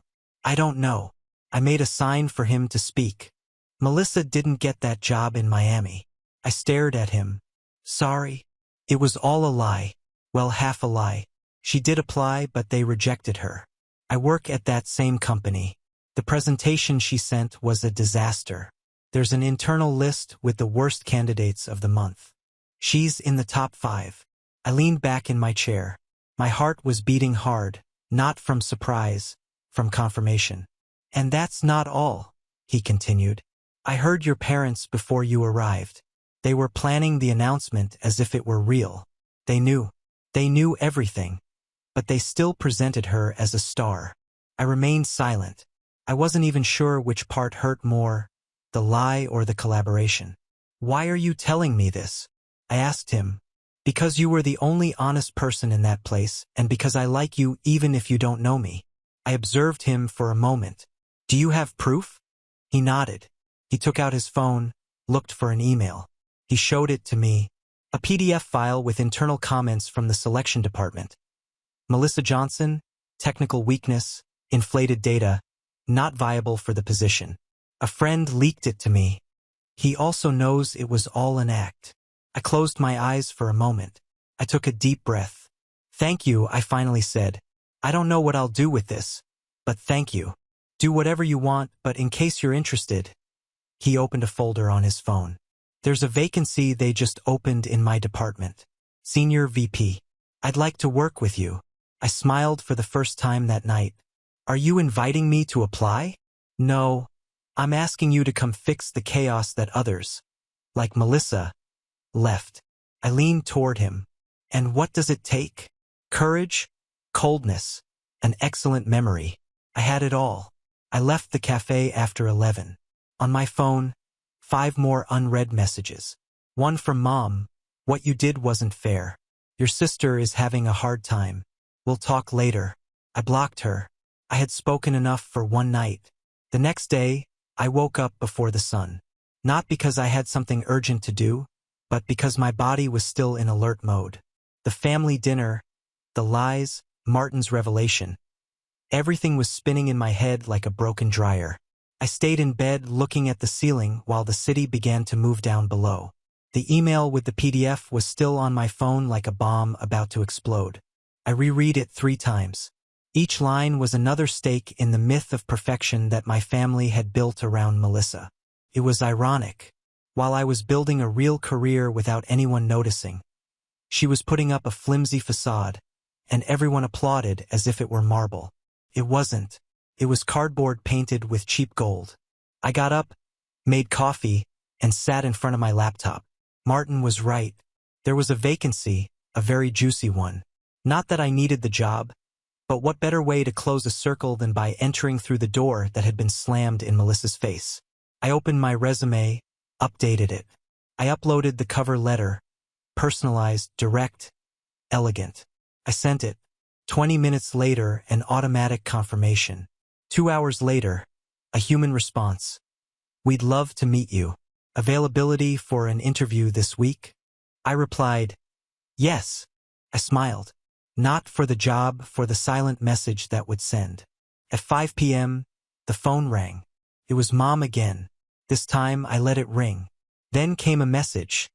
Your sister is devastated. She says she can't get out of bed. Are you happy now? No, I replied. What irony!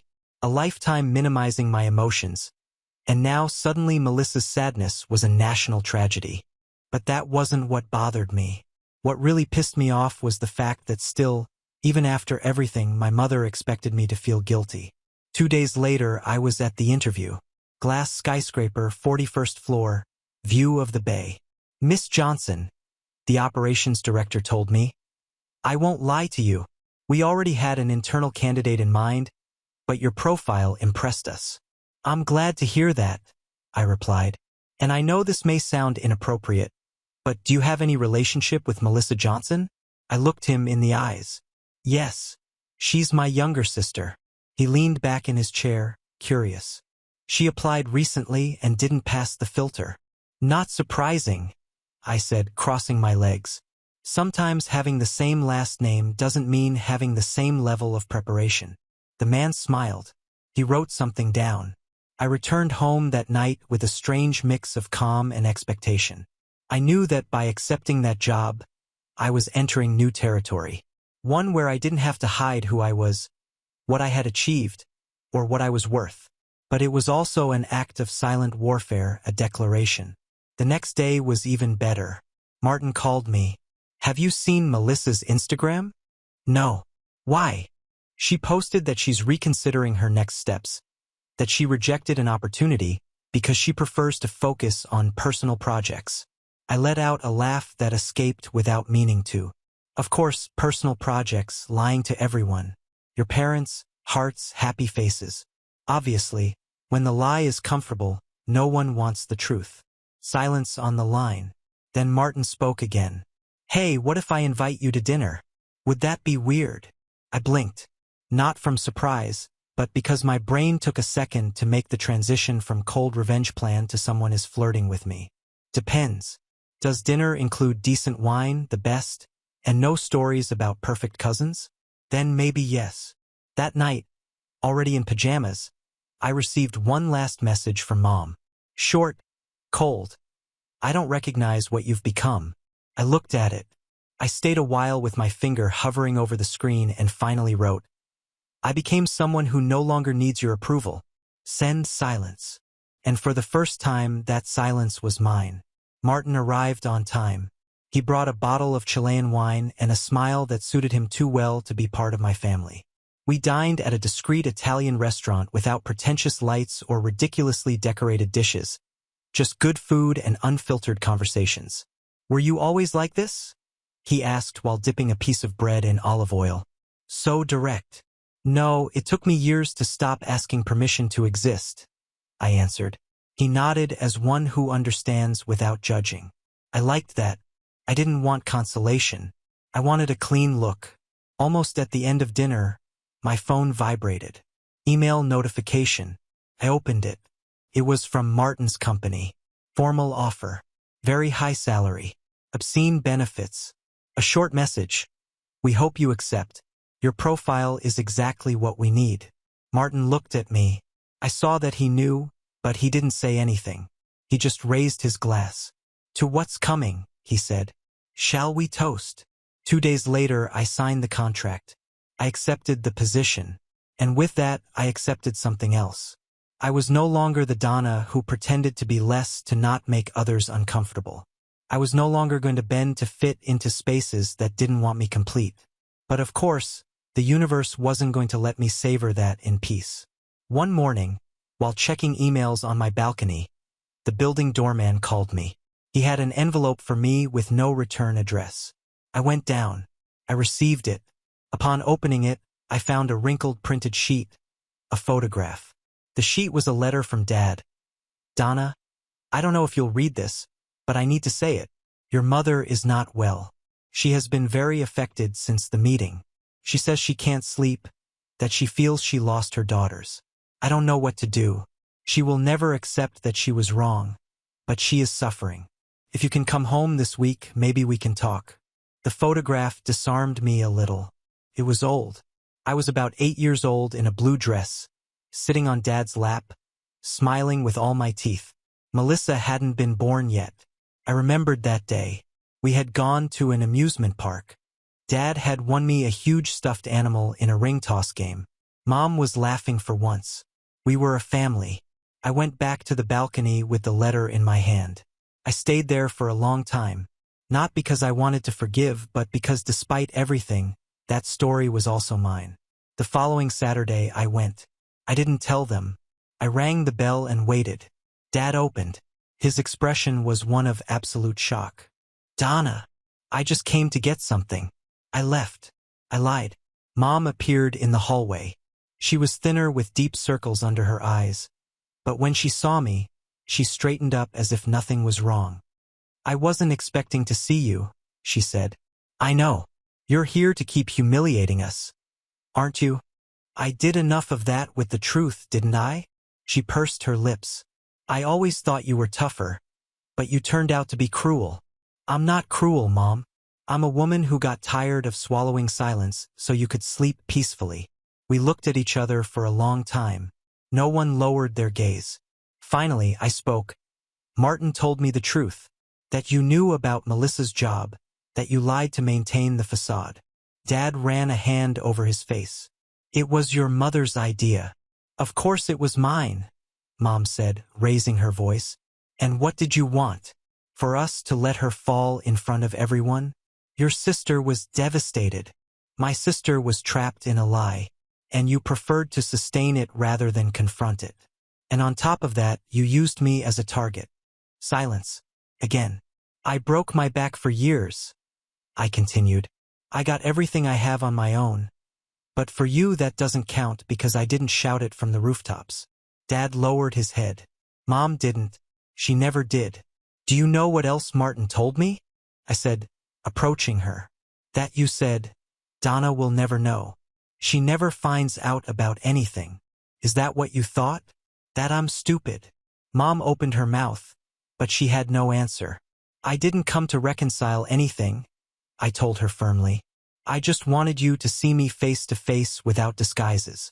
This is me, the one you raised to be invisible, the one who survived without you. I turned, but before crossing the door, I stopped. And by the way, I quit Berkshire. I accepted the position that Melissa didn't get. I'm going to occupy that office and I'm going to do that job as it should be done. Then yes, I left. This time without looking back. In the car, I took a deep breath. I looked in the rearview mirror. The house of my childhood was shrinking like a memory that finally stopped hurting. My cell phone vibrated. A message from Martin. Is it okay if I celebrate with sushi and wine tonight? I smiled. Only if you choose the wine this time. I choose everything else. The wine bottle was open. 2 full glasses. A carefully selected sushi list. And Martin sitting on my sofa as if he had always been there. We didn't talk much. It was one of those comfortable silences. those that are only achieved when two people don't feel the need to impress. And how did it feel? He finally asked between a sip of dry white wine. The house thing. I shrugged. Liberating. Not because I won anything, but because I finally stopped losing energy on them. Martin nodded. In his way of looking at me, there was no pity. There was respect, and that was worth more than any family applause. The rest of the night flowed smoothly. Laughter, long looks, a connection I wasn't looking for, but now didn't want to let go. The following Monday, everything was set in motion. My arrival at the company wasn't quiet. My name had already run through the hallways. Some looked at me with respect, others with distrust. They knew someone else had wanted that position. They knew who, and although no one said it out loud, the Johnson surname was an uncomfortable echo. My assistant, Valeria, was direct. Your sister applied. Some here thought the position would be hers. When she didn't get it, she disappeared. No one understood what happened. What happened was that someone had to do the job well, I said, reviewing the report on my desk. And now it's me. Valeria smiled as if she had been waiting for someone to finally say the obvious. That same afternoon, I received an unexpected email from Melissa. Can we talk? I opened the message slowly. It only said, I won't ask for forgiveness, but I need to explain something to you. I know I have no right, but if you accept a coffee, I'll treat. I left it unanswered for 2 days. I thought about ignoring it completely, but something inside me wanted to see her. Not for her, for me. We met at a neutral coffee shop in a neighborhood where no one knew us. She arrived on time. She wore dark glasses, a loose sweater. She seemed smaller. Thank you for coming, she said, taking off her glasses. I didn't know if you would. I still don't know why I did. She swallowed. Her nails were undone. That already said a lot. I know I hurt you many times, and I know that for years I was cruel. More than you deserved. I said nothing. I just waited. But it wasn't just arrogance, she continued. It was fear. I always felt that you were smarter, more capable. But Mom and Dad always put me ahead. And I believed it or pretended to believe it. And when you started to fail, no one wanted to see it, I said. Exactly, she whispered. Until you shouted it in front of everyone. I sighed. I didn't do it for revenge. I did it because I was tired of disappearing so you all could shine. I know, and you deserved it. So why did you write to me? Melissa looked at me steadily, without makeup, with swollen eyes. Because I have nothing left. I lost the job, the credibility, and now Mom and Dad don't know how to sustain this version of me that no longer works. They never really cared about me, just the idea they had of me. That hurt more than I expected. And you were real, she added with a lump in her throat. You built a life. I just repeated phrases. I saw her break without tears, just with that tremor in her voice that one cannot fake. Do you want my forgiveness? I asked. No, I no longer deserve it. So, what do you want? Melissa lowered her gaze. A sister. If there's still something that can be saved. I kept looking at her. I thought of all the times I had waited for an apology. A word. A gesture. And there it was. Late, yes, but alive. I don't trust you, I told her without softening it. But we could start from scratch. In another language, in another life.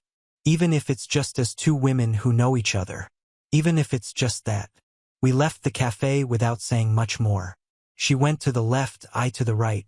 For the first time, we were walking in opposite directions without the need to compete. When I got home, Martin was on the sofa. He looked at me, and it wasn't as horrible as I imagined. A step, a small one, but real. He nodded. He hugged me by the waist as if he knew I needed that more than words. And I at last let my shoulders drop. Time didn't change suddenly. No one became someone different overnight. Not Melissa, not Mom, not me. But something had moved at the company. My office already felt like mine. The desk had my things, the plants I like, and that precise silence for thinking. Valeria, my assistant, understood me with just a raised eyebrow. Martin sometimes came to pick me up after work. No pressure, no demands. It was easy. And the easy, I discovered, could also be valuable. One afternoon, I received a call from Mom. I didn't block it. I didn't ignore it either. "Donna," she said as soon as I answered, "I'm not going to apologize. I know you expect that, but I can't do it." "Then don't," I replied. "I just wanted you to know that we're selling the house." That did surprise me. "Why?" "It doesn't feel like before. Everything there reminds us of what we didn't say, what we didn't do. Your father wants to move to something smaller, newer, and I want silence." I stayed quiet. She did too, as if we both understood that it was the symbolic end of something. "Do you want anything from the house?" she asked quietly. "Anything of yours from when you were a child?" "No, I've already recovered what belongs to me." I hung up without hatred, without weight. It was like closing a door that had been ajar for years, letting in cold drafts. Weeks later, Melissa sent me a photo by message. She was in a small bookstore with a coffee in one hand, a notebook in the other. "I've gone back to writing," the text said. I didn't reply, but I smiled. She would know I read it. One Friday night, Martin took me to a bar with live jazz, candles, red wine, saxophone in the background. He took my hand without needing to say anything. I leaned toward him, resting my head on his shoulder. "You know what cost me more than everything else?" "What?" "Accepting that I was never going to have the family I wanted, that they weren't going to change. And now I don't need them to feel whole." He squeezed my fingers like someone who understands without having to explain. "People say you have to heal to close cycles," I whispered. "But I think sometimes you have to close them to be able to start healing." We returned to my apartment. I took off my shoes at the entrance as always. I walked barefoot on the marble floor. I opened the balcony. I looked at the city from the 28th floor. All that illuminated life, not perfect, but mine. I breathed deeply, the wine still in my mouth, the distant noise of the city, the comfortable silence of knowing who I am. The story with my family didn't end with hugs. There was no miraculous reconciliation, just truths, some hard, others liberating. The relationship with Melissa remained suspended in a kind of fragile truce. Maybe that's all we can give each other. And that's okay, because at the end of the day, not all stories need redemption. Some just need justice and peace. And I finally have it. Now on to the next story. Story 3. I was never supposed to be the rich one in the family. That title belonged to my younger sister, Morgan, the golden child, the homecoming queen, the girl with the 4.2 GPA, who made it into every Ivy League school she applied to. I was just Justin, 34, quiet, a little awkward around big groups, and more comfortable reading quarterly reports than chatting about fashion trends or planning extravagant weddings. I work in private equity, but you wouldn't know it from looking at me. I wear the same $60 watch I've had since college, drive a 10-year-old Honda Accord, and live in a house I paid off in cash 2 years ago. No debt, no drama, no desire to show off. That's probably why no one in my family really understood what I do, and I never corrected them. They thought I worked in some kind of finance thing. My mom once told her friend that I was a bank teller or something like that. I just smiled and nodded. It was easier than explaining leveraged buyouts and silent partnerships. Especially since Morgan sucked up all the attention anyway. She always had. Even when we were kids, it was like I was the backup sibling, the spare. She got piano lessons, ballet recitals, private tutoring. I got told to be quiet during her practice sessions. If she wanted something, the whole house revolved around getting it for her. If I needed help with school or life or anything really, I got a pat on the back and, "You'll figure it out." I'm not bitter. At least I wasn't. For most of my life, I kept my head down, worked hard, and made peace with the fact that my parents, especially my mom, saw Morgan as the bright, shining hope of the family. They called her our little star, even when we were well into our 20s. And Morgan played the part flawlessly, smiling, charming, and always just helpless enough to need rescuing by someone else's checkbook. The thing is, behind the glitter and Instagram filters, Morgan has no idea how to manage money or relationships, or really anything, if I'm being honest. She's burned through more jobs than I can count, bounced between luxury apartments she couldn't afford, and dated a carousel of wealthy men who always seemed to disappear the second she brought up marriage. That's probably why when she finally found a guy who proposed, and more importantly, could tolerate her long enough to actually stay, my entire family practically lost their minds with excitement. It was like Morgan had finally secured her happily ever after, and we were all expected to be extras in the fairy tale. And for a while I played along. I showed up to the engagement party, brought a thoughtful and admittedly expensive gift, smiled through the champagne toasts, and listened to Morgan gush about the Paris honeymoon, the custom Vera Wang gown, and the historic vineyard estate they booked for the wedding venue. She dropped numbers like confetti. $110,000 for the dress, $8,000 for the flowers, $6,000 for the calligraphy artist who was flying in from New York just to write the invites by hand. Every detail was ridiculous. Every dollar spent was someone else's, mostly our parents'. But the real shock came 1 week after that party when Morgan invited me to lunch. We met at this trendy little cafe downtown, the kind with $15 avocado toast and baristas who looked like they belonged on the cover of GQ. I should have known something was up when she offered to pay. Morgan never offers to pay. She ordered a beet latte, which I didn't even know was a thing, looked at me with that practiced smile she always used when she wanted something and said, "So, I've been thinking, you're doing really well, right?" I blinked. I'm doing fine. Yeah. No, I mean really well. Like you have your own house, no student debt. You travel a lot. You're probably killing it with investments, right? I gave her a careful smile. I live within my means. That's all. She laughed like I'd said something adorable. That's such a you thing to say. So humble. I waited. I already knew what was coming. I just didn't know how big the ask would be. She leaned in, lowered her voice like we were sharing state secrets. So listen, I'm a little over budget on the wedding. Just by a tiny bit. Okay, more than a bit. $50,000 to be exact. I nearly choked on my water. You're over budget by 50 grand? She waved it off like it was pocket change. It's not that bad. We had to upgrade the catering to a Michelin-starred chef because Bryce's family are major foodies. And I found this designer in Milan who's doing the bridesmaids' dresses. Trust me, it's a vibe. But anyway, I was hoping you could help. Help how? I asked, though I already knew. She smiled, sweet and poisonous. Cover the difference. Just the $50,000.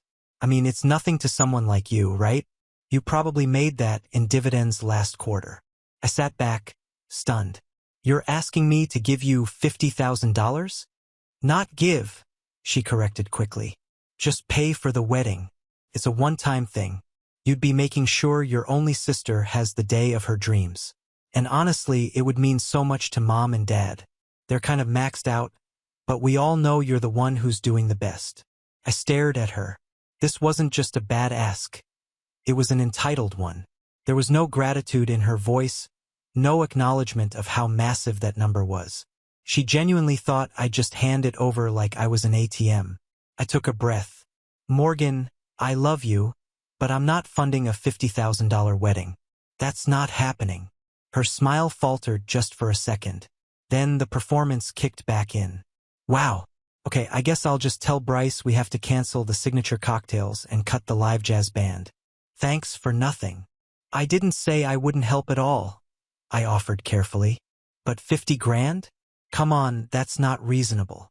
She stood up just like that, didn't even finish her latte. Fine, forget it. I'll figure it out myself. Just remember this when the time comes. And with that cryptic line, she walked out. I wish I could say I forgot about it, chalked it up to Morgan being Morgan. But something about the way she said it, that weird emphasis on the time, gnawed at me. It was a threat disguised as drama.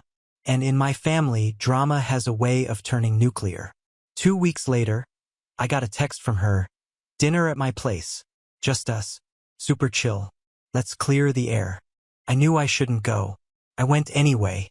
And the moment I stepped into her apartment, I knew I'd made a mistake because it wasn't just us.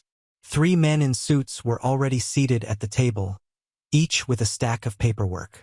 Morgan walked out of the kitchen holding a glass of wine, wearing that same sweet smile she always used when she was about to light someone's world on fire. She raised her glass and said, Welcome, Justin. Let's talk options. And that was the beginning of the end. I stood there in the doorway, not moving. Something about the scene. 3 men in tailored suits, documents spread out like a contract negotiation, and Morgan smiling like she was hosting a garden party. Felt off. Very off. My gut tightened. This wasn't a super chill dinner. This was a setup, and I was the only one who hadn't received the memo. You all right, Justin? Morgan asked sweetly, motioning to the seat across from the lawyers. You look like you've seen a ghost. Didn't realize dinner now included legal counsel? I said, not sitting down. She laughed. Oh, don't be dramatic. It's just a little paperwork. Go on, sit. You want red or white? I'll take answers, I said flatly, my voice low. That made her smile freeze for a half-second. Just a flicker, but I caught it. The tallest of the 3 men stood and extended a hand. Mr. Collins, my name is Frederick Kane. I represent your sister and her fiancé in a matter of financial arbitration. Please, if you'll join us, I can walk you through the situation. No need, I said. My sister already walked me through it at lunch. She wants money. I said no. End of story. Frederick didn't flinch. Respectfully, I believe you'll want to see the documents. And why would that be? I asked, folding my arms. Morgan let out a little sigh and took a sip of her wine. Because you made a promise, Justin. What promise? She turned to the lawyer and gestured. Show him the agreement. Frederick opened a folder and slid a few sheets toward me. I stepped forward cautiously and glanced down. The heading read, Binding Pledge of Familial Contribution. It was formatted like a contract, complete with my name, address, and a digital signature I'd never seen before. I narrowed my eyes. What is this? Morgan's voice was syrupy sweet. It's the email you sent Mom 2 months ago, saying you'd help out with my wedding however you could. I had it printed and we added some formatting for clarity. It's been notarized. My jaw clenched. You printed my email and turned it into a fake contract. Not fake, she snapped, suddenly dropping the cutesy act. Legally persuasive. And if you don't agree to honor it, we can escalate. I shook my head in disbelief. Are you serious right now? Frederick stepped in again. Mr. Collins, we're not here to be adversarial. Our intention is to reach an amicable solution. Your sister has already made substantial non-refundable payments based on the expectation of your financial support. She's asking for follow-through. She's asking for extortion, I snapped. You don't get to turn a vague good faith offer into a $50,000 invoice. The second lawyer, a shorter guy with glasses, spoke up then. We're prepared to file a claim for promissory estoppel that includes potential damages and losses if she's forced to downsize or cancel. I stared at Morgan. You're threatening a lawsuit over a wedding. She gave me a pitying look. You left me no choice, Justin. This is my one special day. I'm not asking you to buy me a house or anything crazy. I just need your help. And you're acting like I'm a criminal. No, you're acting like one, I said, voice low and tight. You forged a contract and hired a legal team to trap me. There was a pause. Then Morgan shrugged, turning to the lawyers with a little grin. He always did like playing the victim. That was the moment something in me shifted. I don't know what exactly. Maybe it was the sheer gall of being ambushed like this. Maybe it was seeing the familiar smugness on her face, the same look she wore as a kid whenever she got away with something. Whatever it was, the anger wasn't loud. It was quiet, controlled, cold. I picked up the fake contract, skimmed it again, then looked directly at Frederick. So, let me get this straight. Your case hinges on a casual email that said I'd help out. Yes. With no specific amount listed. No terms. No timeline?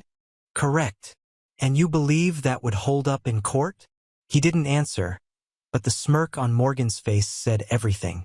I'm not signing anything, I said calmly, placing the papers back down. And if you send me anything else like this, I'll file a harassment claim. Morgan's smile returned, but this time it was icy. I figured you'd say that, which is why I brought backup. She turned toward the hallway and called out, Mom, you can come in now. I blinked. Wait, what? Footsteps. Then our mother stepped into the room, arms crossed, expression tight. Not angry, not sad, just disappointed. The kind of look that still hits you like a punch, even when you're a grown man.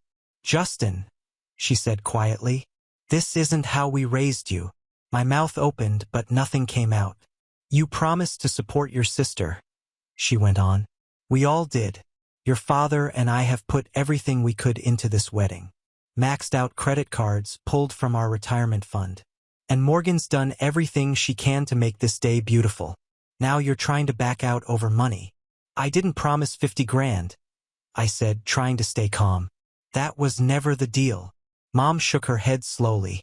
"You make more than your father and I combined. This isn't going to ruin you." "It's not about that," I snapped. "It's the principle.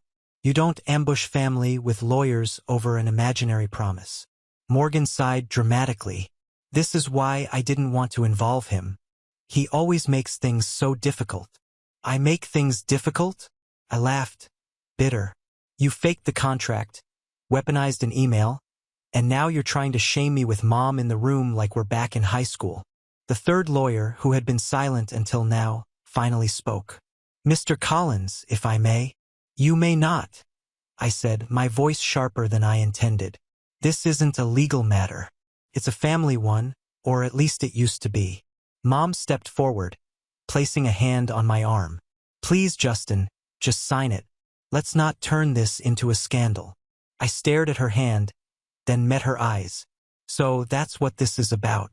Saving face." There was a long silence. No one moved. Then Morgan, voice soft and venomous, leaned in and whispered, "Sign it or I'll ruin you." My eyes narrowed. "Excuse me." She didn't blink. "I know things, Justin. I know about your real income, your real estate holdings, the trust, the business under your wife's name, all of it." My stomach dropped. Morgan smiled like a cat who had just caught a canary. "Did you really think I wouldn't find out? You've been hiding behind that humble accountant act for years. But I talked to people. I made calls. You've got enough skeletons in your financial closet to bury you if I go public." And there it was. Not a request, not even a demand, a full-blown threat. I stood still for a long moment. My heart pounded, not from fear, but from fury. Controlled, cold, familiar. I took a deep breath. "Okay." Morgan blinked. "Okay, what?" I walked toward the door, hand already reaching for my phone. "I'm calling my lawyer." She laughed. "What? To fight back?" "No," I said calmly. "To bring my wife." For the first time all evening, Morgan looked confused. "Your wife?" I opened the door. "She'll explain everything." And just as I stepped into the hallway, a soft voice behind me said, "Actually, I'm already here." Morgan turned around and her jaw dropped, because standing behind her, holding her own folder of documents and wearing a blazer that screamed federal-level authority, was the woman I married in secret 2 years ago. She gave Morgan a nod and said, "Let's talk options." And just like that, everything changed. You ever watch someone's world tilt in real time? Like a painting that slowly starts to slide off the wall, except they can't stop it. And they realize too late that what's crashing isn't the painting, but the wall itself. That was Morgan. Her smirk disappeared so fast it looked like it had been yanked off her face with a hook. She took one step back, wine glass still clutched in her hand, blinking like she wasn't sure if she was awake. My wife stepped into the room, calm as a surgeon before a procedure. Her name is Vanessa, and I'll say this. She doesn't raise her voice. She doesn't gloat. She doesn't threaten. She documents, and she prepares. We'd met 6 years ago when she was doing forensic accounting for a firm that audited one of the companies I had quietly invested in. One conversation turned into two turned into a coffee, and coffee turned into a bond that wasn't based on grand gestures or fireworks. It was built on mutual respect and private trust. Vanessa is sharp, meticulous, and maybe the only person who fully understands what I do. When we got married at a courthouse 2 years ago, we didn't tell my family. It wasn't secrecy, it was strategy. I knew how my family operated, Morgan especially. The less they knew, the less they could use. Vanessa agreed. Now she was standing in front of Morgan, looking perfectly composed as if this whole ambush had been on our calendar. Not theirs. "Vanessa," my mom whispered, eyes wide. "You're married to Justin?" she said, nodding once. "For 2 years." Mom's hand shot to her chest like she just witnessed a crime. 2 years. You never told us. I finally stepped back into the room, letting the door swing shut behind me. "And based on today, you think we should have?" Morgan's mouth opened, then closed. Then she turned sharply toward the lawyers. "What is she doing here?" Vanessa ignored her and addressed the 3 men directly. "Which one of you prepared this document?" Frederick, the lead, cleared his throat. "That would be me." "Good," Vanessa said, flipping open her folder. "Because I'd like to know which jurisdiction you think allows a contract to be formed without offer, acceptance, consideration, or clear terms, and notarized off an email, no less." Frederick bristled. "Ma'am, this isn't a formal courtroom. We're here to mediate." "No, you're here under false pretenses to pressure my husband into giving up a large sum of money under the threat of reputational damage. That's coercion. Civil court would eat this alive. But you already knew that, didn't you?" Morgan's cheeks were flushed now, her eyes darting between Vanessa and me like she was trying to recalculate a math problem that suddenly had more variables than she expected. "Justin," she snapped, "why would you bring her into this?" Vanessa turned to her slowly and without a trace of emotion. "Because you tried to threaten my husband with lies, forged documents, and implied blackmail. That makes it our problem." Morgan's voice cracked. "You think you can just barge into my private meeting?" Vanessa held up a hand. Not aggressively, not with anger, just a simple, precise movement. "Enough." The room fell silent. And then in a quiet voice she asked, "You said you'd ruin him. How?" Morgan blinked. "Excuse me. You told Justin you'd ruin him. What was your plan? Leak false financials? Pretend you know something you don't? Try to discredit a man who's legally protected by 6 privacy layers and multiple holding companies? Please enlighten me." Morgan swallowed. Her facade was cracking fast. "I was bluffing. It was just a scare tactic." "That's not what you said 5 minutes ago." Mom finally spoke again, still frozen near the doorway. "Morgan, what is going on?" Morgan rounded on her. "He's the one hiding things, Mom. He's been playing all of us for years. He let us believe he was just some quiet finance guy while he was sitting on God knows how much money. He let us go into debt for this wedding while he sat there with a paid-off house and some secret wife like he's better than all of us." I blinked, and that was the moment I saw it for what it was. This wasn't about money. Not really. This was about control, about the illusion of hierarchy. Morgan had always been the favorite, the chosen one, the daughter my parents built their lives around. And I was supposed to orbit her, to support, to clap, to fund her dreams without question. The fact that I had quietly built a life, a successful one, without her, without my family knowing, was the ultimate betrayal in her eyes. Not because it hurt her, but because it threatened her place at the top. Vanessa stepped forward and placed a printed packet in front of Frederick. "Here's a summary of Justin's financials, redacted for legal safety. Note the asset protection clauses, the irrevocable trusts, and the offshore shields that make your little lawsuit inadvisable." Frederick picked it up with shaking fingers. Vanessa turned to Morgan. "This was your last shot at manipulating him. You should have spent it better." Morgan's eyes welled up, and for a split second, I thought she might actually apologize. That maybe the weight of what she tried to pull was sinking in. But instead, she turned on me. "You lied to me," she spat. "You let me humiliate myself. You let me think I could count on you. And now you're parading your lawyer wife in here like some gotcha moment." I stared at her, feeling something unfamiliar twist in my chest. It wasn't just betrayal. It was grief. Grief for the idea of family I'd been clinging to for too long. Grief for the brother I tried to be. "You never tried to count on me," I said softly. "You tried to use me. And the moment I said no, you didn't try to talk. You brought lawyers. You forged papers. You weaponized Mom." "I was desperate," she shouted. I deserve a beautiful wedding. You deserve respect, I said. But you lost mine a long time ago. Then I turned to Mom. And you let this happen. You backed her. You didn't even ask me what was true. You just assumed I owed her something. Like I'm not your son. Like I'm just a resource. Mom looked like she wanted to argue, but nothing came out. Maybe she finally realized that something had shifted. That the dynamic, the unspoken rule of Morgan first, wasn't just breaking. It had broken. I stepped back toward the door and took Vanessa's hand. We're leaving. Morgan screamed behind me. Actually screamed. You're going to regret this, Justin. I swear to God, you'll regret this. Vanessa paused just long enough to glance over her shoulder and say, You should stop making threats. We record everything. And then we walked out, but it wasn't over because the next day Morgan doubled down. That night I didn't sleep. Vanessa and I sat at the kitchen table going through everything. We weren't worried legally. We were covered 6 ways from Sunday. But emotionally I was wrecked.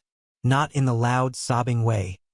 In the silent, hollow way that sneaks up on you when you realize a part of your life has been rotten for years, and you just didn't want to admit it. Then, around 10 a.m. the next morning, my phone started buzzing. First a call from my aunt, then a cousin, then an old friend I hadn't heard from in months. Vanessa checked her phone and went still. She posted something. My stomach turned. Sure enough, Morgan had taken to Facebook, then Instagram, then LinkedIn of all places. She wrote a carefully worded post about being emotionally devastated because her own brother had withdrawn his financial support days before the wedding. She painted herself as the victim of greed, implied I'd made a cruel promise, and backed out at the last second. She never named me, but she didn't have to. The implication was clear. The narrative was set. And the comments? Let's just say people love a martyr. Within an hour, I had messages flooding in. Some accusing, some pleading, some just confused. But the worst part, Mom commented on the post. A simple heart emoji and, You don't deserve this. We love you. That was it. No defense, no context, just a public stamp of approval on Morgan's smear campaign. And right then, something inside me snapped. No more protecting them. No more playing nice. I was done. Vanessa looked at me from across the table and said, Ready? I nodded once. Let's show them who they're dealing with. I didn't speak to anyone in my family for 3 days. Not because I was sulking. Not because I wanted to punish them. I just didn't know what I'd say if I did. Every time I picked up my phone, scrolled through the dozens, then hundreds of messages, my chest tightened like a vice. Friends, old classmates, distant cousins, a neighbor I hadn't spoken to in 2 years. All of them suddenly felt the need to weigh in. Some asked for my side of the story, though most didn't. They just assumed the worst. Because when a woman cries on social media and says her brother betrayed her days before her wedding, nobody thinks twice. They pick up their digital pitchforks and start swinging. I wasn't prepared for how lonely that felt. I thought I was. I've always been a little removed from my family. Not cold, just distant. I'm not the type to call every Sunday or send thinking of you texts. But I was there when it counted. I helped my parents with their taxes. I co-signed Morgan's car loan years ago. I paid off a small mortgage my uncle had anonymously. I never asked for credit. I just did it. And none of it mattered. Not after Morgan's post. That carefully worded, manipulative little essay about how she'd been emotionally blindsided and financially abandoned by her only sibling. She never once mentioned the forged contract or the lawyers or the threat. Just played it like a Hallmark movie gone wrong. The wrong bride, the evil brother, the heartbreak of a family torn apart by greed. And the worst part, my parents stood by it. Not one call from Dad. Mom posted another photo of Morgan 2 days later, captioned, My beautiful girl deserves the world. We've got your back. And I just sat there in my kitchen scrolling, not feeling angry anymore. Just numb. I didn't eat much that week. Vanessa tried gently to get me to talk. She didn't push, just made tea, left notes, sat with me in the quiet. But I could feel it, this low hum of something building inside me. Not rage. Not yet. Just this cold, heavy ache in my chest that kept whispering. You're not part of this family anymore. Not really. And maybe you never were. Day 4, I went for a drive. Not anywhere in particular. Just got in the car and went. I think I ended up somewhere near the old baseball field where Morgan and I used to ride our bikes when we were kids. The place where we built mud castles in the rain and threw crab apples at the fence when we were bored. And I sat there staring at the empty grass and wondered, when did she change? Or maybe did I ever know her at all? I thought about the way she used to cry when she got caught cheating at board games. How she'd always make up these elaborate excuses, claiming she didn't mean to move 2 spaces instead of 1, and then pout until someone let her win anyway. And Mom always did. It's just a game, Justin, she'd say. Let your sister feel special. I was 8 years old the first time I realized that in our house, Morgan didn't need to follow the rules. She just needed to cry. And I didn't cry. I never did. That's when the rules changed. When I got home that evening, Vanessa was in the office printing something. She didn't say much, just handed me a manila folder and kissed my cheek. Look through it when you're ready. I sat at the dining table for a long time, folder unopened, just listening to the distant hum of the printer still working. Eventually, I flipped it open. It wasn't revenge. Not yet. It was protection. Legal documentation, asset shielding, additional privacy locks on our financials, a new will, updated beneficiary lists, a shell company structure that would make it almost impossible for anyone to find out what we owned or how we owned it. Vanessa didn't just love me. She defended me silently, efficiently. While I was unraveling, she'd been building a wall around our life, a quiet fortress. That night, I finally broke the silence. Over dinner, some kind of pasta she made, which I barely tasted, I spoke. I don't think I ever really had a sister, I said. Vanessa didn't say anything. She always made me feel small, like I was useful, but not seen. I know, she said gently. I nodded. And my parents just let it happen over and over. I looked at her then. Do you think that's my fault for not pushing back? She reached across the table, took my hand. You didn't fail them, Justin. They failed you. That was the first time I cried in years. Not loud, not messy. Just sat there, head bowed, tears running into my pasta while Vanessa held my hand. The next day, I woke up with a different kind of ache. Not the empty grief of being discarded. Something else, resolve. I got dressed, made coffee, and sat down at my desk, opened my laptop, pulled up old files I hadn't touched in a while. Contact sheets, ownership breakdowns, market assets, the spreadsheet Vanessa and I called the fire list, a running doc of people, businesses, and situations that had ever crossed us unfairly. Most had been harmless, a bad partner, a shady vendor, a guy who tried to undercut me during a deal and ended up getting fined for insider trading. I scrolled to the bottom and added a new name, Morgan Elaine Collins. Reason: personal betrayal, attempted extortion, family manipulation.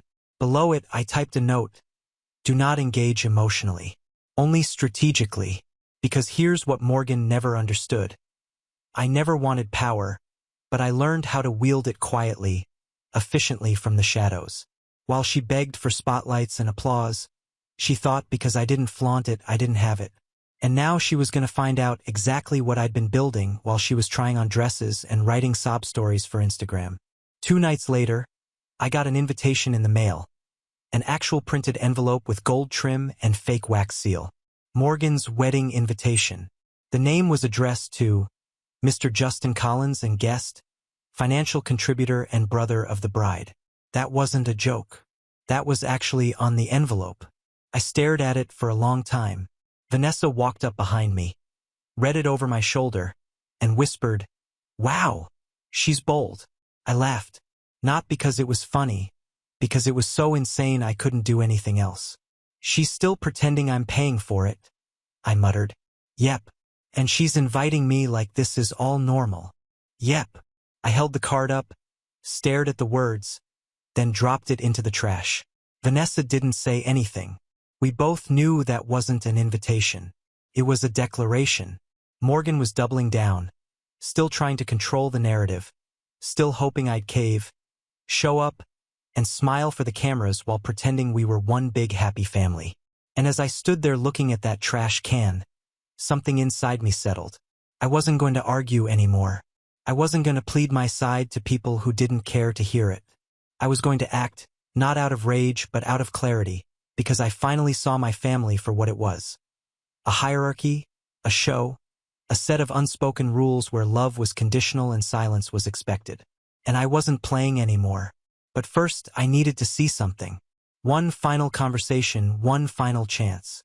So I called my dad. He picked up after 3 rings, sounding tired. "Justin? Hey." A long pause. "This about the wedding?" I ignored that. "You busy?" He sighed. "Your mom's running errands. I've got an hour. I'll be there in 30. I hung up and I knew this was the moment I'd find out if anyone in that house ever truly had my back. What I didn't know was that I was walking into the final betrayal.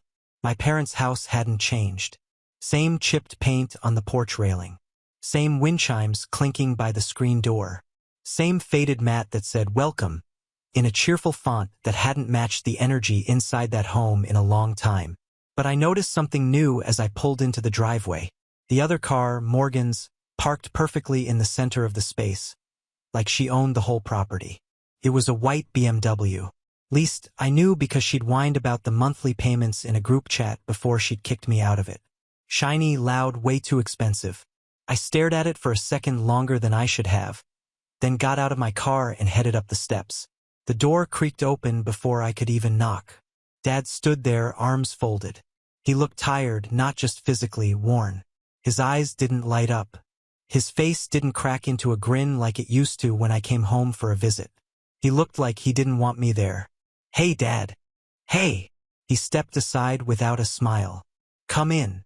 I walked past him into the same living room I grew up in. Same recliner, same wall clock, same framed photos of Morgan everywhere. School portraits, dance recitals, a giant canvas print from her college graduation party I paid for and wasn't invited to speak at. No photos of me, not one. "Where's Mom?" I asked, not because I missed her, just because I wanted to know how many people I'd be up against today. "Downstairs," he said. "She's making a gift basket for Morgan's rehearsal dinner. You came at a bad time." I sat down anyway. "I didn't come for her," I said. "I came for you." He lowered himself into the recliner across from me with a groan. "You want coffee or something?" "No," I said, then paused. "Actually, yeah, if you're having one." He disappeared into the kitchen. I heard cupboards open, the soft hum of the old drip machine heating up.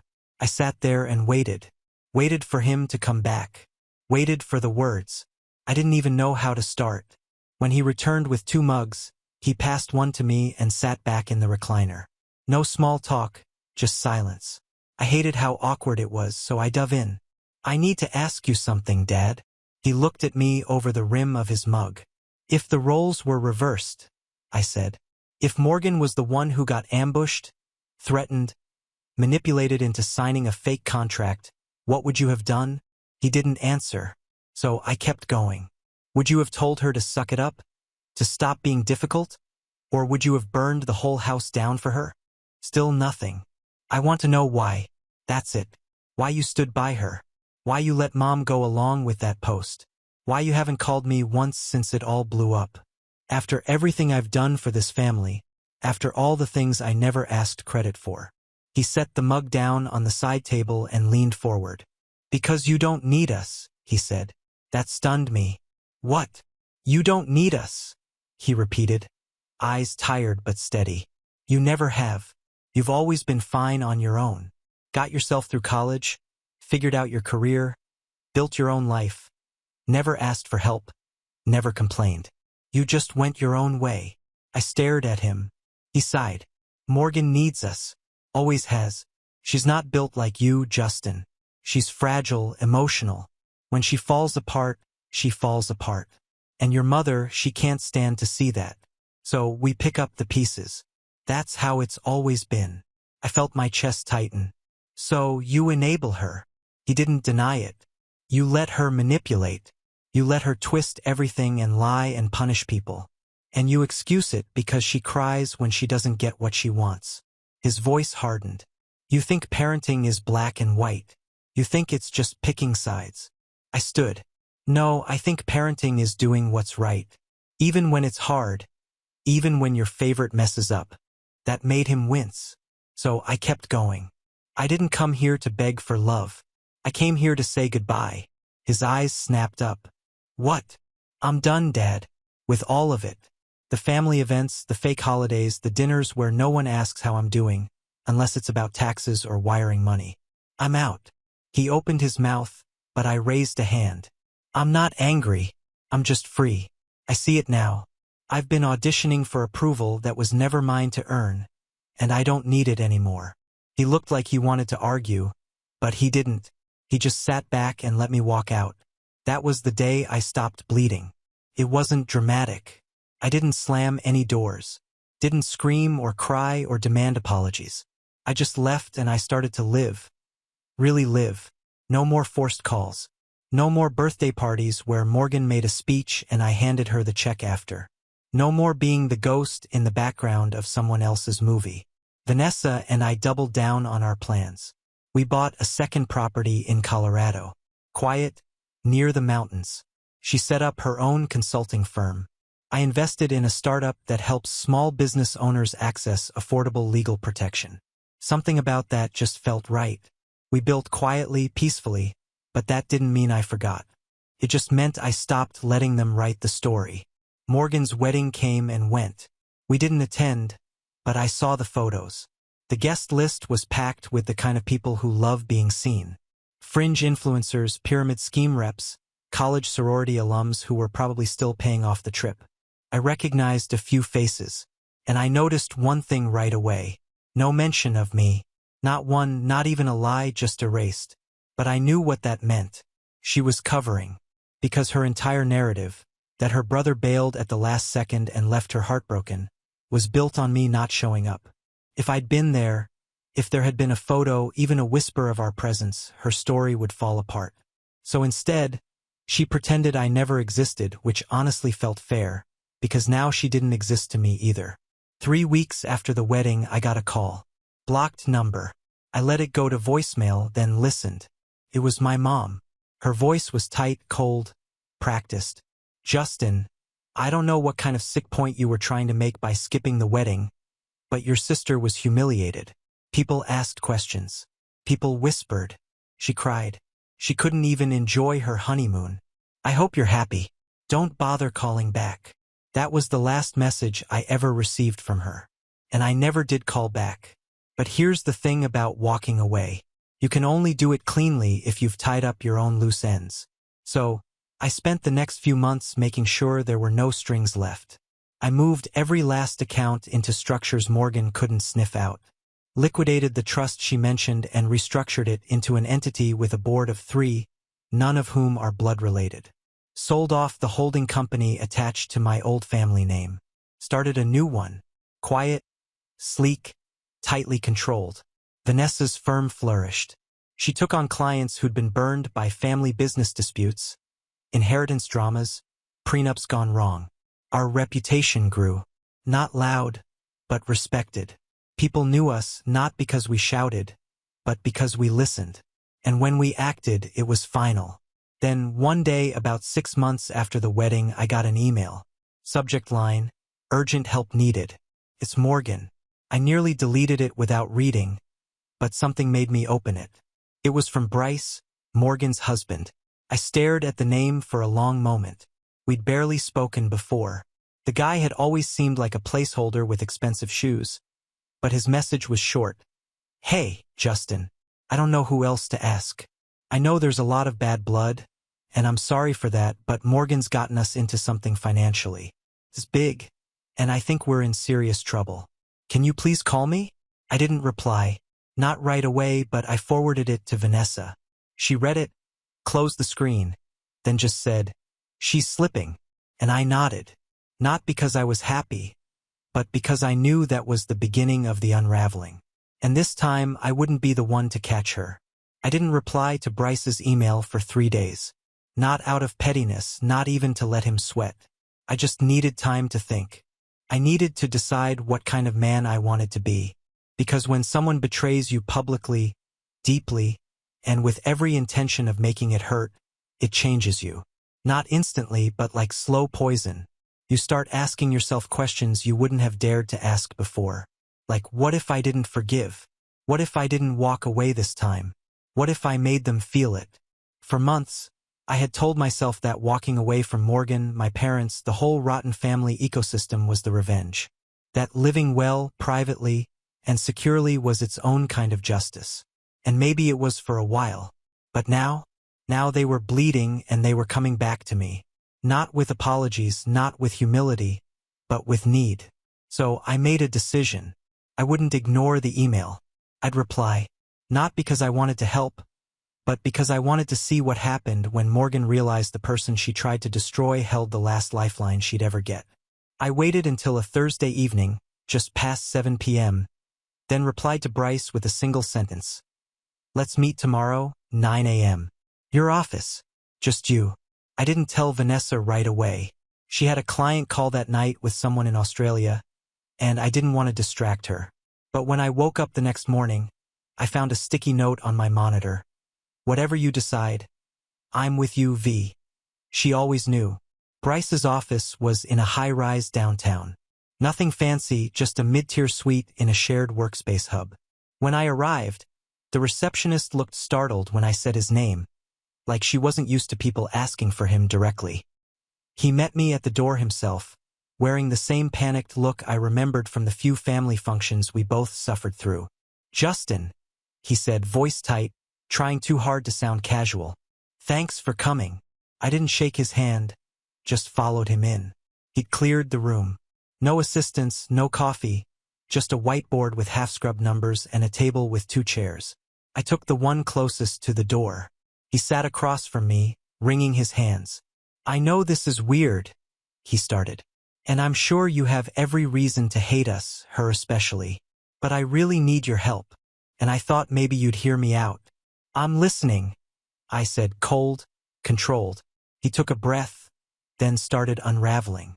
Apparently, shortly after the wedding, Morgan had started a side business, some kind of wedding consultancy/influencer brand.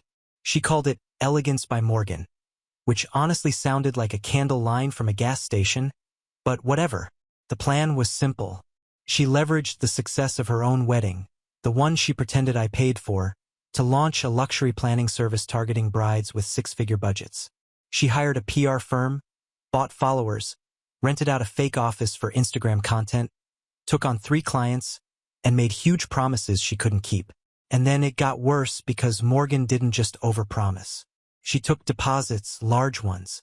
And when her vendor contacts flaked because she never paid them, and when deadlines passed and refunds were demanded, she did what Morgan always did. She blamed someone else. This time, Bryce, he said, his voice breaking a little. She CC'd me on emails with fake spreadsheets I'd never seen. Used my name on invoices. I didn't even know until 2 of the clients sent me legal threats. I didn't say anything, just watched him squirm. She forged a business account in both our names, he continued. She listed me as a co-founder on the website. I didn't even know we had a website until last week. I leaned forward. And now she's gone, he said quietly. I blinked. Gone.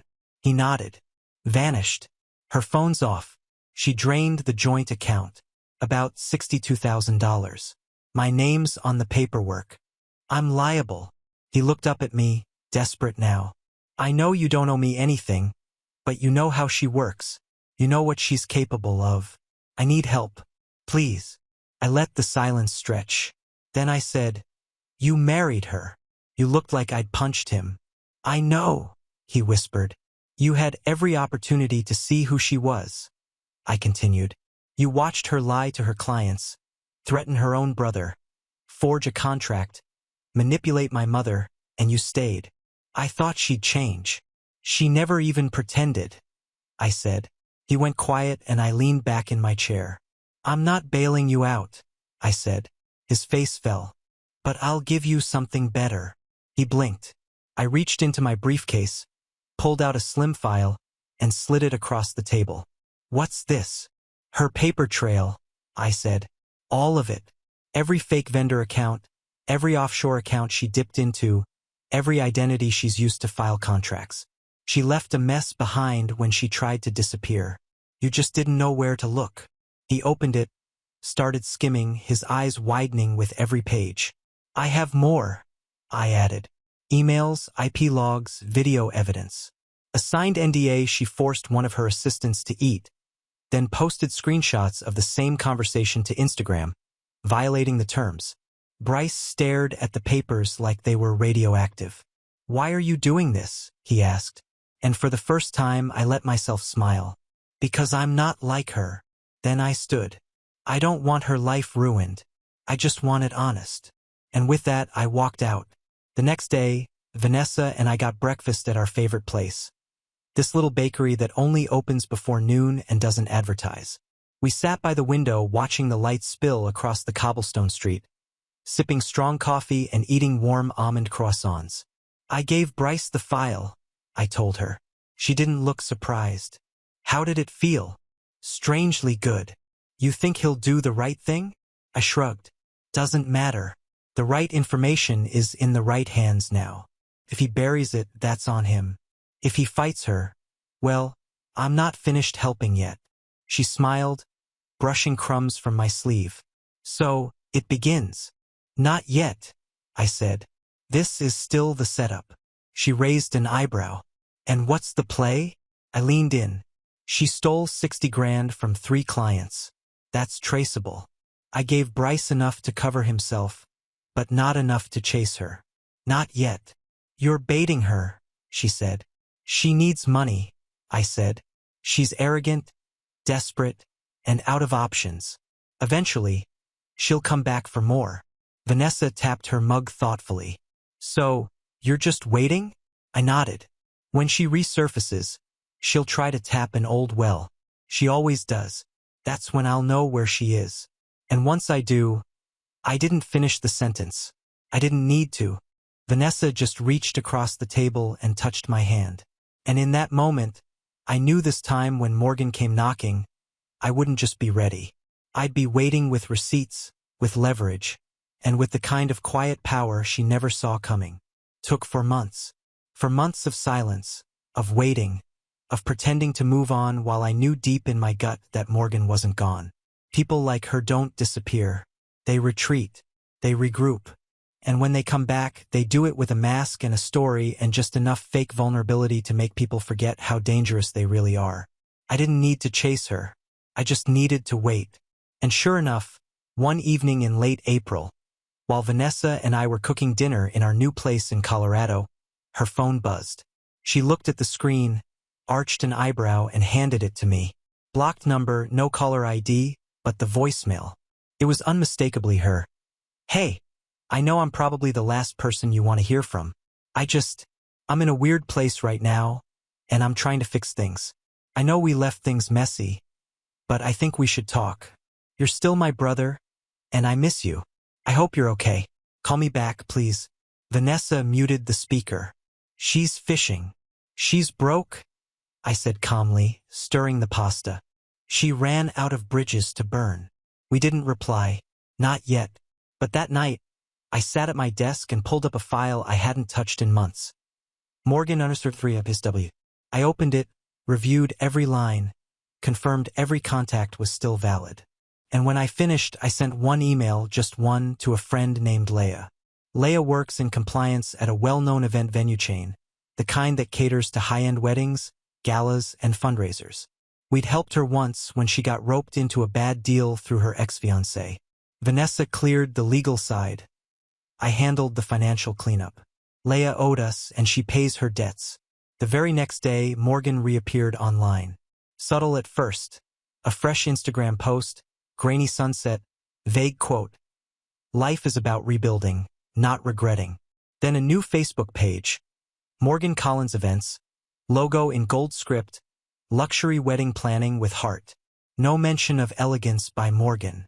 That name was dead. This was a rebrand. She even listed a new LLC in Wyoming. Private registry, no address. Clever, but not clever enough. Because within a week, her real identity started bleeding through.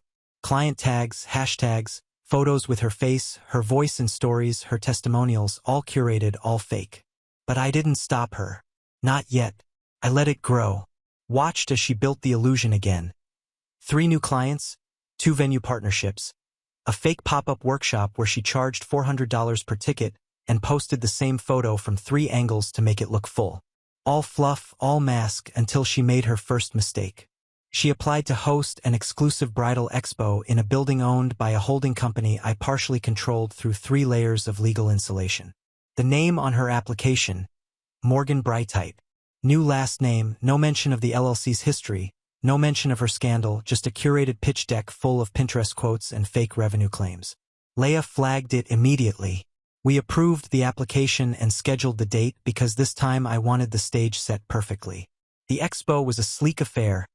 Open bar, ambient music, fairy lights strung through a vaulted ceiling. Dozens of vendors lined the room, each with brochures, samplers, demo reels. And in the center, Morgan, wearing a white power blazer, hair in soft curls, her voice hitting every fake note of polished confidence. Vanessa and I didn't go. We didn't need to. Instead, we had someone else attend.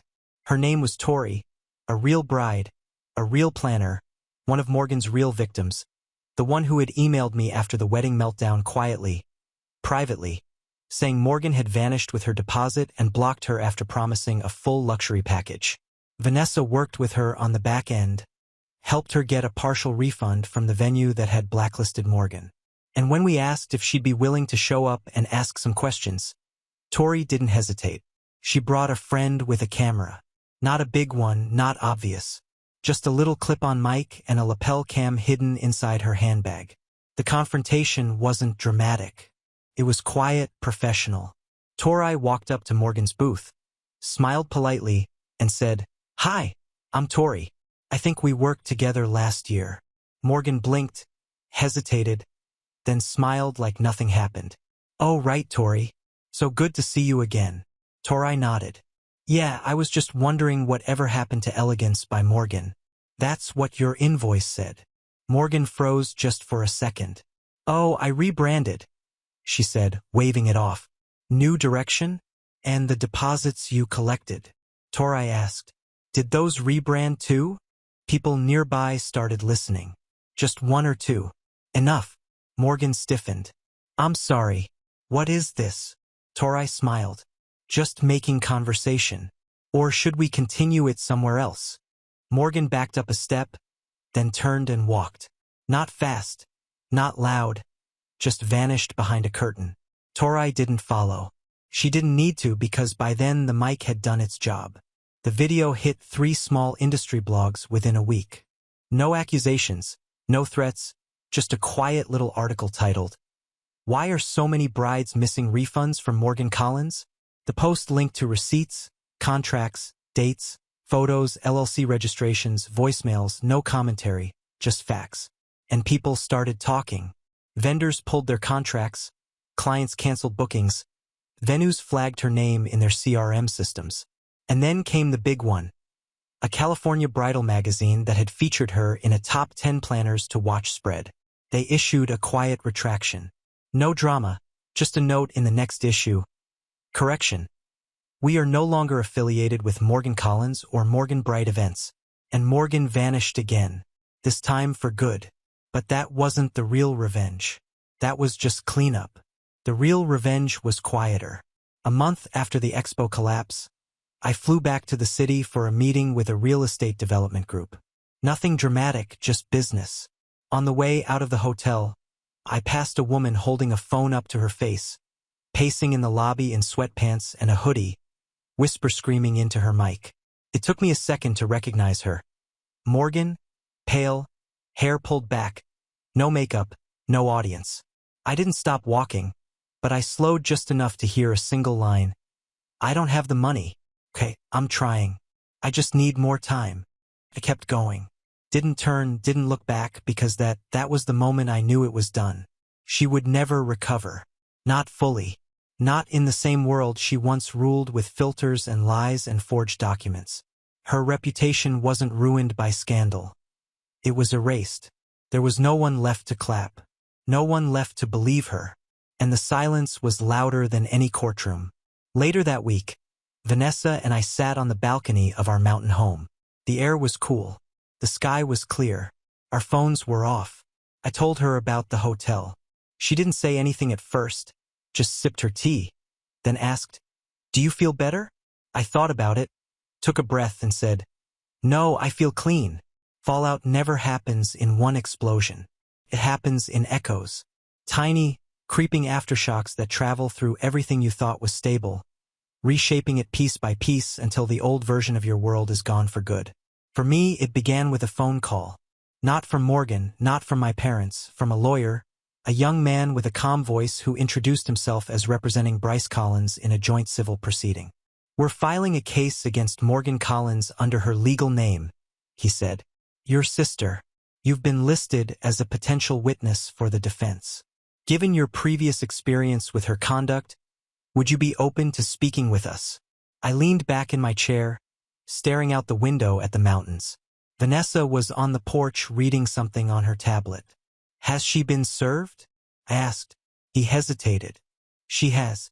3 counts of fraud, 2 of breach of contract, 1 of misrepresentation. There's talk of a possible criminal referral, depending on how discovery goes." My throat felt dry, but my voice stayed level. "You'll have my cooperation." It's strange how justice moves. Not with drama, not with fireworks, just quiet paperwork. By the time I gave my deposition, Morgan had already been dropped by every vendor association she'd ever joined. The so-called luxury planning scene is small and reputation spreads faster than truth. Even the ones who once defended her, claiming it's all a misunderstanding, or "she's been through a lot lately," eventually went silent. Her clients were less forgiving. 2 filed small claims suits. 1 went public on social media, and that clip made its way to a consumer rights TikTok account with 2 million followers. It was brutal, not because it was cruel, but because it was undeniable. Receipts, contracts, messages. Vanessa and I watched from our living room one night as it played.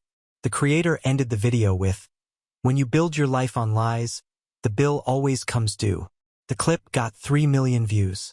Morgan deleted her accounts 2 days later. Bryce called me a week after the deposition. "Hey," he said quietly, "it's done." "How bad?" "She settled," he said. "No criminal charges, but she's broke. She had to sell her car, her jewelry, everything. She's moving back with your parents. They co-signed a debt agreement to keep her out of jail." I let the silence stretch. "And you?" "I'm free," he said, voice shaking a little. "Divorce finalized last week. I can finally sleep." "Good," I said. "Start over." He exhaled. I used to think she was just misunderstood, that she was acting out because of her upbringing or the pressure. But she's like a magnet for chaos. She doesn't survive unless someone else pays the bill." "Yeah," I said quietly. "I know." He hesitated, then asked, "Do you ever think she'll change?" I thought about that for a long moment. "No," I said, "but I think we finally did." The next wave came from my parents. Started small. An email from Mom written in that clipped, polite tone she uses when she's embarrassed but won't admit it. "Justin, I know things have been tense. Your father and I are trying to help your sister through a difficult time. She's made mistakes, but she's still family. We'd like to talk if you're open to it. No apology, no acknowledgement, just expectation." Vanessa read it over my shoulder and said, "You don't owe them closure." "I know," but I replied anyway. "I hope you and Dad are well. I wish you peace, but I'm done trying to fix something that never saw me as family unless I was useful. Take care." That was it. No anger, no argument, just the truth. A week later, Mom sent one more message. "We'll respect your decision. I hope someday we can start again." That someday never came, and I didn't wait for it. 6 months later, life looked different. Vanessa's firm had grown into a full-fledged consultancy. She hired 2 assistants, started speaking at conferences. She even landed a feature in a major business magazine, a spread titled, "The Women Fixing What Greed Breaks." I invested in 3 new ventures. One of them, a legal tech startup that helped automate fraud reporting for small business owners. I didn't announce anything publicly, Didn't post a single update, just worked quietly. Sometimes success doesn't roar. It hums, steady, strong, certain. The last time I saw Morgan was almost a year later. It was at a grocery store near the city. I'd flown back for a board meeting and stopped in for something quick. Coffee, snacks, a few essentials before heading to the hotel. I turned a corner and there she was, alone, no makeup, wearing an old hoodie that hung off her like a memory of a better time. She didn't see me at first. She was arguing with a cashier about a declined card.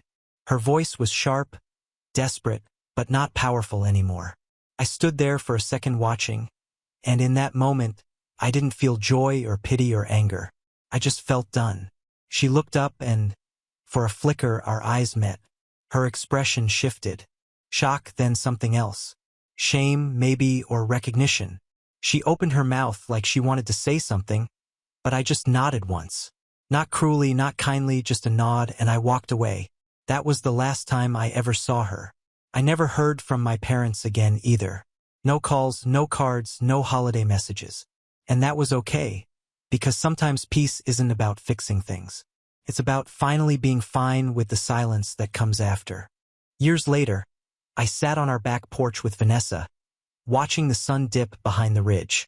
We'd built a life far away from noise, a quiet, steady rhythm of work, laughter, and small, meaningful moments. She looked up from her book and said, "You never told me what you said to her that day at the grocery store." I smiled. "That's because I didn't say anything." She tilted her head. "Would you have?" I thought about it. "Maybe once," I said. "But not anymore. Some people mistake forgiveness for weakness. It's not. It's freedom. You just have to stop giving them space to live inside your head." She smiled softly. "So what do you call what you did then? What was all of that?" I took a long sip of my coffee, let the wind move through the trees, and said, "Accountability." She laughed quietly. "And do you think she ever learned?" I stared out at the horizon, the light fading, the mountains painted gold, and shook my head. "No, but that was never the point. The point was I finally did." A few weeks later, a letter arrived at our office addressed to me. No return name, just a familiar handwriting I hadn't seen in years. Inside was a single page. It said, "I'm sorry. I never realized how much you carried for all of us until it was gone. I hope you're happy. Mom." No mention of Morgan. No request to reconnect. Just that. And somehow that was enough. I folded the paper carefully, slipped it into my desk drawer, and didn't respond. Because sometimes closure isn't a conversation. It's a decision. That night, I sat on the porch again, the stars stretching across the sky, the air thin and quiet. Vanessa joined me, resting her head on my shoulder. "Do you ever miss them?" she asked.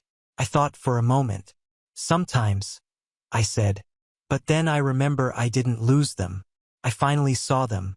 And for the first time in my life, that truth didn't sting. Felt like peace. Real, solid, unshakable peace. I turned to Vanessa, kissed her temple, and whispered the last thing I'd ever say about any of it. A quiet truth that had been years in the making. The only ending that ever really mattered. They taught me everything I needed to know about loyalty by breaking it. And with that, I finally let the past go for good. Now on to the next story. Story 4. I never expected to be fighting over my own house with my own father. But here we are. For context, I, 32M, bought my first home last year. It wasn't a mansion or anything, but it was mine. A cozy little 3-bedroom house in a quiet neighborhood. I worked hard for years, saving every penny while watching my older sister, Emily, 35F, get handed everything on a silver platter. Our parents always favored her, but I never thought it would come to this. A few weeks ago, my dad called and asked if he could drop by. I didn't think much of it until he showed up with Emily in tow, both looking unusually smug. We sat down in my living room, and after some small talk, my dad dropped the bombshell. "Dad, so, your sister's been going through a really tough time lately, and we've been thinking you should give her your house." I actually laughed like out loud. "Me what?" Emily just sat there with her arms crossed, looking bored. like this was all already a done deal. Dad, she needs it more than you do. You don't have a family, you don't have kids. This house is too much for just one person. She's struggling right now, and it would be the right thing to do. Now, to clarify, Emily is not struggling. She's just irresponsible. Our parents gave her a house 5 years ago, a beautiful 3-bedroom place in a much nicer neighborhood than mine. But what did she do? She sold it within a year, blew through the money on business ventures, aka pyramid schemes, and impulsive spending, and has been living off our parents ever since. And now they wanted me to clean up her mess again. Me, no, absolutely not. Dad's face turned red. Emily scoffed. Emily, ugh. I knew you'd be selfish about this. Me, selfish? I bought this house with my own money. I didn't get a free house handed to me and throw it away. Dad, watch your tone. She's your sister. You have a responsibility to help her. I couldn't believe what I was hearing. It was their responsibility to enable her, and now that they were running out of ways to bail her out, they expected me to sacrifice everything I worked for. Then Dad pulled out his trump card. Dad, if you don't do this, don't expect to see a cent from me when I'm gone. I'll cut you out of my will. Me, oh no. Anyway, at this point, I was done playing nice. I stood up, walked to my office, and pulled out a neatly organized folder from my filing cabinet. When I came back, I dropped the paperwork on the table in front of them. Me, go ahead, cut me out. Because guess what? Emily's already taken her inheritance. Dad blinked. Emily went pale. Me, that house you gave her, the one she sold for cash, that was worth more than anything left in your estate. She's already gotten her share. I, on the other hand, have gotten nothing from you my entire life. So go ahead, write me out, but don't come knocking when you need help, because I won't be there. Silence. Dead silence. Emily's jaw clenched. Dad's face went from red to ghost white, and then Dad snapped. How dare you throw that in our faces after everything we've done for you? I let out a bitter laugh. Everything they've done for me? That was rich. Really, everything you've done? Because from where I'm standing, the only thing you've ever done is bend over backward for Emily while expecting me to just deal with it. Emily, finally shaking off the shock, slammed her hands on the table and practically screeched. That house was a gift. You can't put a price on family support. Then I told her, sure, but apparently you can put a price on mine, and it's exactly one house. Dad pointed a finger at me, voice low but furious. You ungrateful brat. You'd rather see your own sister homeless than help her out. Now let's get one thing straight. Emily wasn't homeless. She had been living in our parents' guest house for free since she blew through the money from selling her house. She had no rent, no bills, and no responsibilities. Meanwhile, I had worked my ass off for everything I had, and now they wanted to rip it away from me because Emily didn't feel like being an adult. I shook my head. You know what? This conversation is over. I'm not giving her my house, and if you're going to cut me out of your will over this, go ahead, because I don't need anything from you. I stood up, walked to the front door, and opened it. Now get out of my house. Dad's eyes widened like he couldn't believe I was actually kicking them out. You can't be serious. Dead serious. This is my house, and I'm done with both of you. Emily got up in a huff, grabbing her designer handbag, probably bought with Dad's money, and stormed out. Dad hesitated for a moment as if expecting me to back down. But when he saw that I wasn't budging, he finally muttered something about me being a disappointment and followed Emily out the door. I shut it behind them and locked it.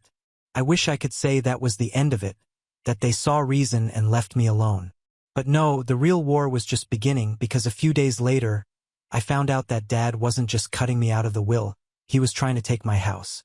A few days passed, and I thought that was the end of it, that I had finally shut the door literally and figuratively on my father and Emily's entitlement. I was wrong. It started with a phone call from my realtor. Hey, I just got a weird inquiry about your house. Someone claiming to be your father asked if the property title was in your name or still under family ownership. I nearly dropped my phone. Family ownership? What the hell was he talking about? I reassured my realtor that the house was 100% mine and hung up, but something felt off. Why would my dad, who had no financial stake in my home, be sniffing around like this? Then, that very night, I got a notification from my security cameras. Motion detected. Front door. My stomach dropped. I pulled up the footage on my phone, and there they were, Emily and my dad standing on my front porch with a locksmith. I immediately turned on the microphone function and spoke through the camera. "Can I help you?" The locksmith literally jumped when he heard my voice, looking around in confusion. My dad, however, didn't even flinch. "We're just checking something, son. Don't make this difficult." Emily was smirking, arms crossed like she had already won. "Checking what exactly?" I asked. The locksmith hesitated. They said they were the owners, that they lost their keys and needed the locks changed." "Oh, hell no." I quickly grabbed my car keys and sped home. I was furious. If I hadn't gotten that notification, I don't even know what I would have come back to. Would they have moved in, changed the locks, thrown my stuff onto the street? When I pulled up, the locksmith was still standing there awkwardly, clearly realizing he'd been lied to. I said, "You don't live here, and you sure as hell don't own this house." The locksmith looked at me, then at my dad, then back at me. The locksmith then asked me, "Sir, do you have proof of ownership?" I pulled out my phone and opened my property deed. "This is my name on the title. Not his, not hers." The locksmith immediately stepped back and muttered an apology. Dad, however, wasn't backing down. He said, "You have no right to treat me like this. I raised you, I provided for you, and this is how you repay me." I chuckled. "By stopping you from committing literal fraud?" "Yeah, I guess so." Emily groaned, clearly losing patience. "Dad, let's just call the cops. He can't just kick us out of our own house." I laughed, like full-on, bent-over wheezing laughter. "Your own house? You really believe that?" She shrugged. Dad said, "It's still technically the family's." And there it was, their real plan. My father, this man who spent my whole life favoring Emily, handing her everything while giving me nothing, actually thought he could just will my house into existence as family property. At this point, I was done being polite. "Dad," I said, "all right, let's call the cops." Dad and Emily froze. I laughed. "Oh, what's wrong? I thought you wanted to call them? You think they'll agree with you? That they'll just kick me out of my own home?" Dad's eyes darted toward his car, clearly debating whether he should just leave. But Emily, she doubled down. "You can't prove this house wasn't meant for me. Dad said he always planned for me to have it." Oh, that was cute. I pulled out my phone, tapped a few times, and pulled up the emails from my bank. "Oh, really?" Because according to my mortgage records, I took out a loan, and according to my closing documents, I signed the deed, and according to this wire transfer, I made the down payment. "Not you, not Dad, me." Emily's mouth snapped shut. I added, "So please call the cops. I'd love for them to hear you try to explain how you're entitled to a house you have absolutely no legal connection to." Dad grabbed Emily's arm. "Let's go." Emily hesitated, but Dad yelled, "Now!" They stormed off, Emily seething, Dad muttering something under his breath. I stood there, arms crossed, watching them drive away as their car disappeared down the street. I took a deep breath, trying to calm the rage boiling inside me. Then I turned to the locksmith. He was already loading his tools into his truck, clearly eager to get the hell out of there. "Not so fast, hey, we need to talk." He flinched but tried to play it cool. "Look, man, I didn't know." "That's your excuse?" He sighed, rubbing the back of his neck. "They told me it was a family home and that they'd lost their keys. It happens all the time. People get locked out." I cut him off. "And you didn't think to check? No ID, no proof of ownership? Just some random guy saying, 'Yeah, I totally own this place, and you're ready to start drilling?'" He had the nerve to look annoyed. "Look, I don't need this. I didn't even start working yet." "Oh, hell no. You showed up at my house, you pulled out your tools. You were about 5 seconds away from breaking in." He held up his hands. "I get it. Okay? I should have asked for ID first." I took a step closer. "Damn right you should have. If I hadn't caught you, you would have changed my locks for 2 people who were about to illegally move into my house." He sighed loudly, like he was the one being inconvenienced. Fine, I'll be more careful next time. Are we done? I narrowed my eyes. Not even close. Give me your business card. That got his attention. Why? Because I want the name of the company that almost helped my dad commit fraud. His jaw tightened. Come on, man, I didn't know. I was just doing my job. And your job requires verifying ownership before drilling into someone's door. Right? Silence. I held out my hand. The card now. He let out a frustrated breath, yanked a card from his pocket, and slapped it into my palm. Thanks. Oh, and by the way, if I ever catch you trying to break into my house again, I won't just be having a conversation. I'll be calling the cops. He muttered something under his breath, climbed into his truck, and peeled out of my driveway. I looked down at the card. Time to make some phone calls. I walked back inside, still gripping the locksmith's business card. My heart was pounding, not from fear, but from sheer rage. Dad and Emily had actually tried to break into my house. Not just manipulate, not just guilt trip, break in. I needed to make a few calls. First, I dialed the locksmith company. A woman answered, sounding cheerful. Thanks for calling company name. How can I help you? Yeah, I need to file a complaint. One of your guys just showed up at my house and was about 5 seconds from drilling my lock because 2 random people told him to. No verification, no proof of ownership, nothing. He was about to help them illegally break into my home. There was silence for a moment. Then, in a much more serious tone, she said, That definitely shouldn't have happened. Do you have the technician's name? I read off the name on the card. We take this very seriously. I'll escalate this to management immediately. Good.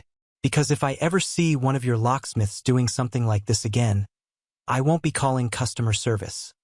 I'll be calling the police and my lawyer. She stammered out an apology, but I'd already hung up. Next, I needed to make a legal move.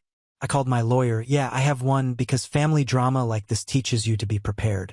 After explaining what had just happened, he didn't sound the least bit surprised. Your father and sister tried to commit fraud. You need to file a police report. Even if you don't want them arrested, having a record of this will protect you in case they try something again. He was right. They weren't going to stop unless I made them stop. So, I grabbed my keys and drove straight to the police station. I walked into the police station, still gripping the locksmith's business card, like it was evidence in a murder case. My mind was racing. I didn't want to get law enforcement involved in family drama, but Dad and Emily had crossed the line. Approaching the front desk, I took a deep breath. I need to file a report. My father and sister just tried to break into my house. The officer at the desk raised an eyebrow. Do you have proof? I laid it all out. The locksmith's involvement, my dad and Emily's entitlement, how they had almost gotten inside.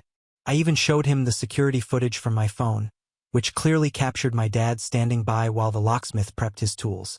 The officer nodded. Yeah, that's definitely an unlawful entry attempt. You're the legal owner of the house, right? I pulled out my paperwork. My name's the only one on the deed. He studied it for a moment, then looked back at me. We can file this as an attempted unlawful entry. Since they didn't actually break in, it's not full-blown trespassing. But if they try this again, they're looking at serious charges. That was exactly what I needed. A paper trail.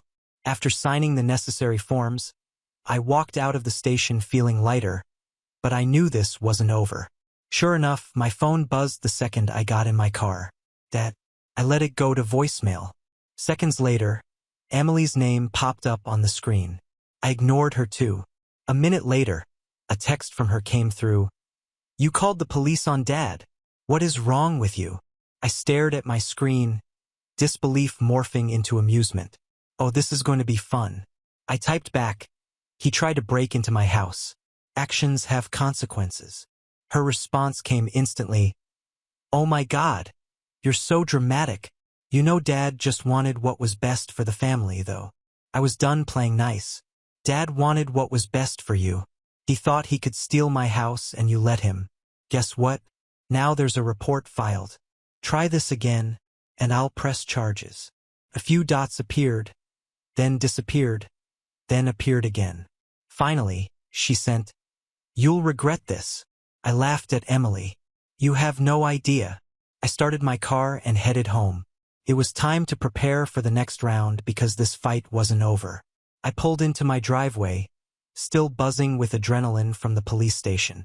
As I stepped out of my car, I felt the weight of the moment. The ball was in my court now. I'd set everything in motion and there was no going back. My phone buzzed again. This time it was a message from Dad. I didn't even hesitate before opening it. He texted, "I don't know what you're trying to pull here, but I'm not going to let you ruin your life over a misunderstanding. You'll regret this." I stared at the screen, feeling that familiar mix of anger and disbelief. How could he still act like I was the one in the wrong? He had no shame. I tapped out a quick response. "It's not a misunderstanding, Dad. You tried to steal my house. I'm not going to let you get away with it." A few minutes passed, and then my phone buzzed again. Dad texted, "You've crossed a line. You're going to regret this. Don't expect anything from me ever again." That was when I realized the real threat wasn't even the house or the police report. It was the will. I hadn't thought about it until now, but Dad had always talked about how everything was supposed to go to Emily, and if I was being honest, I'd always suspected he might cut me out of it eventually. But now it felt like a certainty. I couldn't let him have the last word. I called my lawyer. "Hey, it's me again. Can we talk about my father's will?" The lawyer was quick to respond, "Sure. What's on your mind? Do you think there's a way to ensure that my share of the inheritance is protected? I'm worried about Dad making changes behind my back, especially with all the threats he's making." There was a pause on the line. "We can look into that. You have a right to your inheritance, and if he's been making threats or pressuring you, it's possible to make sure those changes don't go through. But we'll need to take action fast, especially if he's already started manipulating Emily." I hung up, feeling a surge of determination. I wasn't going to let them win this. I was done being the victim in their twisted family game. So I walked back into my house. I couldn't help but notice how much my surroundings had started to feel like my personal fortress. I had built this place for me, and no one was going to take it away. But then, as I turned to lock the door behind me, I heard the unmistakable sound of a car engine approaching. I looked out the window. Dad's car. He was here, and I knew this confrontation was about to get a whole lot messier. I stood there staring out the window at Dad's car creeping down the street. The engine cut off, and I could already picture him, the same smug look he always wore when he thought he was in control. Not this time. I took a deep breath and walked to the door, opening it just as Dad stepped onto the porch. His face was a mask of anger and resentment. He didn't even knock, just barged right in like he had a right to be here. "Is this how you're going to play it?" He spat, his voice dripping with venom. "You're going to ruin your life over this?" I didn't flinch. "No, Dad. I'm just making sure you can't ruin mine anymore." His eyes narrowed. "What the hell are you talking about?" I stepped closer, putting a few inches of distance between us. "You've already tried to steal my house, tried to break in with Emily's help. But that's not all. I called the cops, filed a report. I've got proof. You can't keep getting away with this crap. And you're sure as hell not going to get your hands on this house." His face paled. "You're just being dramatic. I'm your father. I'm entitled to some help from my kids. You lost that entitlement the second you tried to screw me over. And don't think I haven't figured out your game." I leaned in, voice low. "You're going to try and change your will, right? Cut me out and leave everything to Emily? But guess what?" He blinked, eyes wide with a mix of fear and confusion. "I've already had a lawyer look into it. You don't get to play that game anymore." I smiled, a cold, vindictive smile. "If you try to make any changes to your will now, I'll contest it. I've got the paperwork, and I'll make sure the court knows exactly what you tried to do." His jaw clenched. "You think you can just stop me? You're nothing without me." I shook my head. "No, Dad. I'm something without you. I've built my own life, and I don't need you or your toxic control to survive." He stood there fuming, but I could see the panic in his eyes now. The realization was hitting him that I wasn't the gullible child he could manipulate anymore. "And if you think I'll let you walk away from this without consequences, you're wrong. I'm not going to call the cops again, but don't think I won't take further legal action. You've tried to steal from me, emotionally manipulate me, and now you're going to face the fallout. I paused, letting the weight of my words sink in. I hope you enjoy what's left of your life because it won't be a pleasant one. You've burned too many bridges to come back from this. Dad stood there for a long moment, eyes shifting between anger and panic. Finally, he muttered something under his breath and turned to leave. But before he walked out the door, he shot one last look at me. You're going to regret this. I simply smiled back. I already feel better. The door slammed shut behind him, and as I locked it, I finally let out a long breath. It was over. The revenge, the sweetest revenge, wasn't in the dramatic confrontation or the threats. It was in the freedom. The freedom to know I was no longer under his thumb. He tried to ruin my life, and now I was making sure he never got the chance to do it again. And that's how I finally took control, how I made sure that, for the first time in my life, my father wouldn't get away with his entitled, manipulative behavior. The house was mine, the will was safe, and for the first time in a long time, I felt like I was truly free. What do you think, guys? Did I go too far with the revenge? Or was it just a long overdue wake-up call for my dad and Emily? Would you have handled things differently? Let me know what you think. I'm curious to hear your take on this whole situation. Now on to the next story. Story 5. My dad said he booked me a flight home to reconnect with family. I landed and was handed a diaper bag. We're off to Europe, brother said. Just be with them. I said nothing. I just did what they didn't expect. Now the children are with his ex, and they are already flying back to the US in a panic. When my father told me that I should have known something was off, we hadn't had a real conversation in years, not since I moved across the country and made it a point to keep things polite and distant. I assumed someone was sick or dying. Instead, I got picked up from the airport by my brother and handed a bag of diapers before I even set my suitcase down. We're going to Europe, he said. Just stay with them. No discussion, no heads up, no asking. Just the assumption that I take care of his 3 kids like some kind of standby nanny while he and his new girlfriend sipped wine in Tuscany. I didn't say anything. Not at first. I just watched him load the suitcases into the back of the minivan like he was already gone.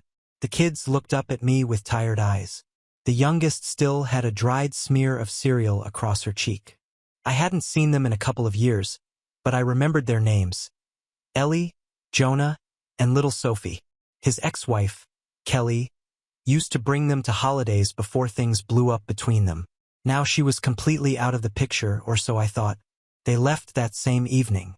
My parents waved them off like proud handlers, not even looking at me. No one explained why the kids couldn't go, why this whole setup was being forced on me, or how long they'd be gone. I figured a week, maybe 2. That night, I sat in the living room with the kids watching a movie while texting a friend about the insane ambush I just walked into. Jonah fell asleep on my shoulder. That was the moment it clicked. This wasn't about reconnecting. It was about dumping responsibility. The next morning, I found a folder in the kitchen drawer labeled Travel Itinerary Europe Trip. It was detailed: 2 weeks in Italy, maps, rental cars, restaurants already booked, photos printed out. They'd been planning this for months. There was also a crumpled envelope tucked in the back, addressed to my brother. I almost tossed it, but curiosity got the better of me. Inside was a note from his ex-wife, Kelly. It wasn't recent. It was dated about 6 months earlier. It said she missed the kids, that she still lived in the same town with her mother trying to get back on her feet, that she knew she'd messed up by not fighting harder in court, that she couldn't afford a lawyer, and that she hadn't seen the kids in 4 months because my brother refused to let her visit. She begged him to let her just talk to them. It hit me like a brick to the chest. I waited until they were halfway through their second day in Rome. Then, I packed the kids' things in silence while they played with some blocks on the carpet. I loaded them into the rental car. I didn't leave a note. I didn't text. I just drove. It took me 4 hours to reach the town she mentioned in the letter. I didn't know if she still lived there, but something told me she hadn't moved far. The first grocery store clerk I asked remembered her name. That was all I needed. When Kelly opened the door and saw the kids standing there, she froze, then just sank to her knees and pulled them in one by one. Her mom stood behind her, speechless. That night, I slept on their couch. The kids curled up in sleeping bags, happier than I'd seen them since I got off the plane. I finally texted my brother around midnight. They're with their mother now. I'm staying here until you get back. Don't call me. He did anyway. My phone rang nonstop. My parents, too. But I didn't answer. That's when things really started to spiral. They landed back in the US 2 days later, and the rage started before their luggage even hit the carousel. It began with a casual text from my dad. Something like, "We need to talk when you have a minute." I didn't answer. Then my brother sent a wall of messages that kept lighting up my screen like a slot machine. I read the first one full of fake calm, calling this a huge misunderstanding, saying they were confused, then skipped the rest. I knew what came next. It didn't take long. By noon, they were all calling me. First my mother, then my brother's new girlfriend, then my father again. Each voicemail sounded more desperate than the last. They wanted to know where the kids were, if they were okay, what I was thinking. I didn't respond until that evening. I texted one line, "They're with Kelly. Don't come here." The calls stopped for a few hours after that. I assumed they were regrouping. The next morning, my brother showed up at Kelly's place. I saw him pull into the driveway from the kitchen window. I told Kelly to stay inside and stepped out to meet him before he could get out of the car. He didn't say a word at first, just stared at me, then shook his head like I was some malfunctioning piece of equipment. He finally got out, slammed the door, and came up to the porch. I told him the kids weren't coming with him, that Kelly had just as much right to them as he did. He started shouting, saying I was way out of line, saying I'd ruined everything, that I didn't understand what she was like, that she didn't have a job, didn't have her life together, and lived with her mother. I stood there while he laid it all out like a case to a jury. Then I said the one thing he didn't expect.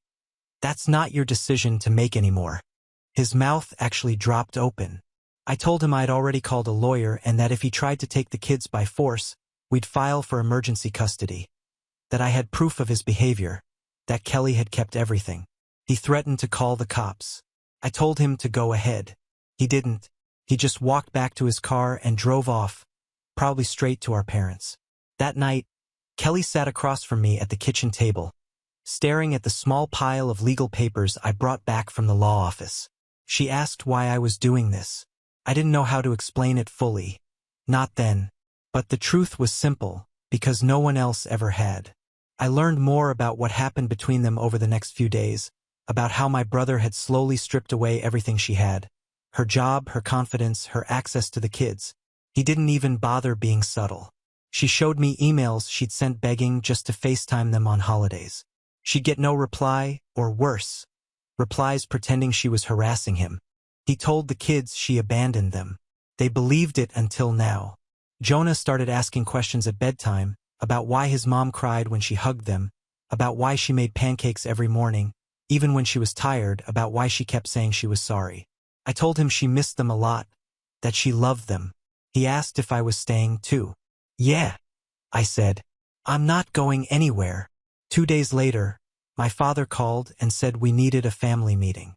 I told him that part of my life was over, that I was cutting them off financially, and no, I didn't need their permission. I'd been helping them out for years, quietly, covering expenses when they couldn't, wiring money when they needed it. I told him I was done, that every cent was going to the kids now, to Kelly. My mom left a long voicemail after that, crying, saying I'd ruined everything, that I'd embarrassed them, that I'd destroyed my brother's relationship, that his new girlfriend had flown home early because she couldn't deal with the drama. I didn't reply. I had a new plan now, one they'd never see coming. On the third morning at Kelly's, I woke up to the smell of burnt toast and Sophie standing over me in pajamas 2 sizes too small, holding a drawing of what I assumed was her, me, and a lopsided cat. The caption was spelled wrong. Uncle Peter. That one drawing made every ounce of jet lag worth it. Kelly was already up, wearing the same hoodie she'd worn since I got there. She made coffee for both of us and apologized for the mess like I hadn't already spent 2 nights sleeping next to a plastic bin of old VHS tapes. Then she asked if I remembered their old dog, Max. I did. The shaggy golden retriever that used to bark anytime someone sneezed. She said he died last winter. She couldn't afford a vet, so she wrapped him in a blanket and buried him in the yard by herself while the kids were with my brother. She told me this without any edge, just like it was another fact in a long list of things she'd had to do alone. Something changed in me right then. I pulled out my phone and canceled my return flight. No one knew and I didn't care. I called my job later that morning and told them I needed time off. I kept it vague. Just said it was a family situation, which technically wasn't a lie. My boss paused for a long time and said, "All right, just keep me posted." That was the start of everything. The pivot point. That afternoon, I sat down with Kelly and told her I was staying. Not just for a few more days, not until things calmed down. I meant staying for real, for however long it took to fix this mess. She asked me why I'd do that, why I'd give up my time, my work, my life for her and the kids. I told her the truth. That I didn't recognize my own family anymore. That I'd spent years quietly funding their bad decisions, watching them treat people like garbage, trying not to get involved, and that I thought maybe I owed someone better. A little of what I'd been giving to people who never deserved it in the first place. We made a list that night, things the kids needed, things she needed. It was 3 pages long. Winter clothes, toothbrushes, school records, legal help, car repairs, and on and on. She looked at it like a mountain she'd never climb. The next morning, I started crossing things off. We went shopping first. I bought each of the kids proper shoes and enough clothes to stop them from rotating the same 3 outfits. We replaced backpacks and lunchboxes, filled the pantry. I took them to the pediatrician, got their medical files transferred, even set them up with the dentist. Kelly just watched me like I was building a rocket in her front yard. But the real turning point came when Jonah asked me a question in the middle of the cereal aisle. "Are you our new dad?" I stopped moving. I told him, "No, not even close." I said I was just someone who thought they deserved better. And then I told him something else, something I probably shouldn't have. "You're not going back to your dad's house. Not anytime soon." I meant it. My brother was still trying. The texts became more frantic, first pretending to be concerned, then threatening, then fake legal. A badly written cease and desist email copied from the internet. He said I was interfering with custody, that I'd taken his kids without permission, that he had a lawyer. I called his bluff. I had an actual lawyer by then, a good one. We filed for temporary custody modification. Kelly was terrified. She thought the courts wouldn't believe her, that my brother would charm them like he always did. But we had something new this time. Time-stamped messages, financial records, a long, ugly trail. We also had me, someone the court could look at and see as neutral. I wasn't in this for revenge. I wasn't their father. I was their uncle and I had eyes. Kelly cried the night we filed the paperwork. Not the hopeless kind of crying, the other kind.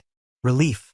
We told the kids slowly, one piece at a time, that they'd be staying in this town for a while, that they'd be going back to school here, that their mom was going to be around more now. At first, they didn't believe it, especially Jonah. He kept asking when their dad was coming back. Then one day, out of nowhere, he said he hoped he didn't. That night, I got a call from my mom. I let it go to voicemail. She said I turned on the family, that I was trying to destroy my brother's life, that he and his girlfriend had split up and it was my fault. I listened to the message while sitting on the porch watching Kelly fold laundry with a focus like it was brain surgery. Sophie was playing with her new crayons. Ellie was reading a book. Jonah had built a fort out of every pillow he could find. I deleted the message. They didn't get it yet. This wasn't about punishing them. This was about saving what was left. I knew they'd come. It was only a matter of when. 3 days after my mom's voicemail, my brother showed up again, this time with our parents. They didn't call ahead, just pulled into the gravel driveway in a rented SUV, like they were there to reclaim stolen property. Kelly saw them from the window and froze. I told her to stay inside with the kids and stepped out before they could make it to the porch. They looked ridiculous standing there. My father trying to stay calm, my mother already red-faced. My brother wearing aviators like this was some sort of power play. No one spoke first.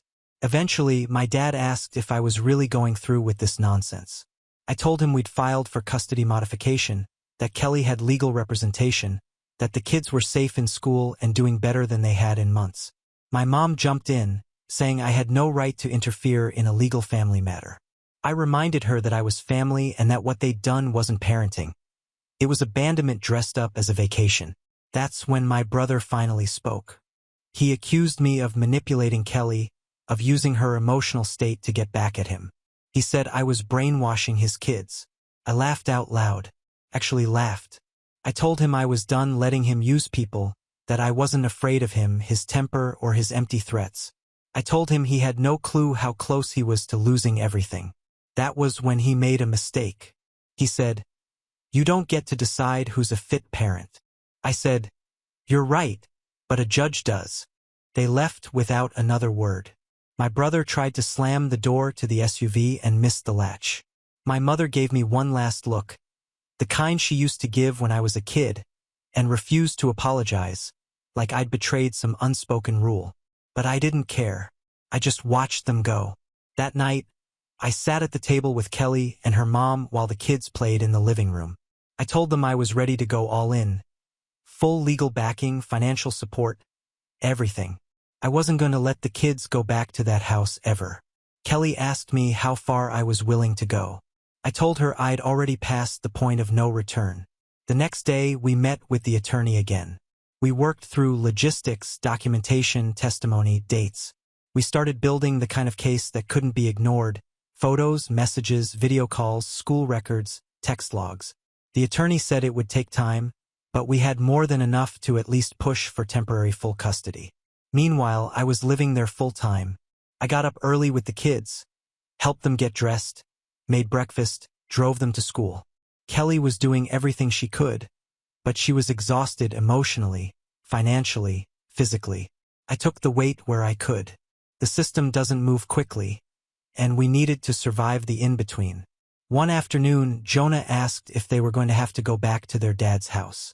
I told him not if I could help it, and I meant it. It wasn't just about protecting them anymore. It was about building something stable, something the three of them had never really known. I wasn't their father. I never tried to be, but I was the only adult in their life who showed up and kept showing up. And that meant something. My parents kept trying. More calls, more emails.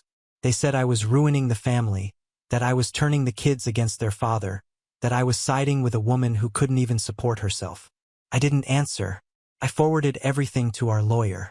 And in the meantime, I helped Kelly apply for work-from-home jobs. I co-signed a lease for a used car.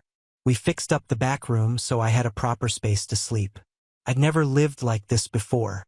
No plans, no schedule, just a daily battle to keep something good alive. And as strange as it sounds, I felt more grounded than I had in years. I wasn't just playing the good guy. I was finally becoming the person I should have been all along. 2 weeks later, just when I thought we had found some kind of rhythm, things snapped. The school called. Jonah had been pulled aside by a woman claiming to be a family friend. Said she'd come to pick him up early. Office staff didn't let her take him. Thank God. But it rattled everyone. When I got there, the principal looked serious. He said the woman didn't give a name but matched the description of my brother's new girlfriend, the one who supposedly left him in Italy. I called my lawyer on the spot. Kelly was shaking when I told her, not from fear, from rage. She kept asking how they even knew what school the kids were in. I had a sinking feeling I knew the answer. That evening, I checked my email and found one from my dad. It was short. "You're turning them against their father. You think you're saving them, but you're just making things worse." That meant they were watching, digging, maybe even tracking us somehow. So I made a decision that night, a big one. I told Kelly to pack bags for the kids. Just a few things, essentials. I called a friend from college who lived in Vermont, someone I hadn't talked to in years, but who owed me big.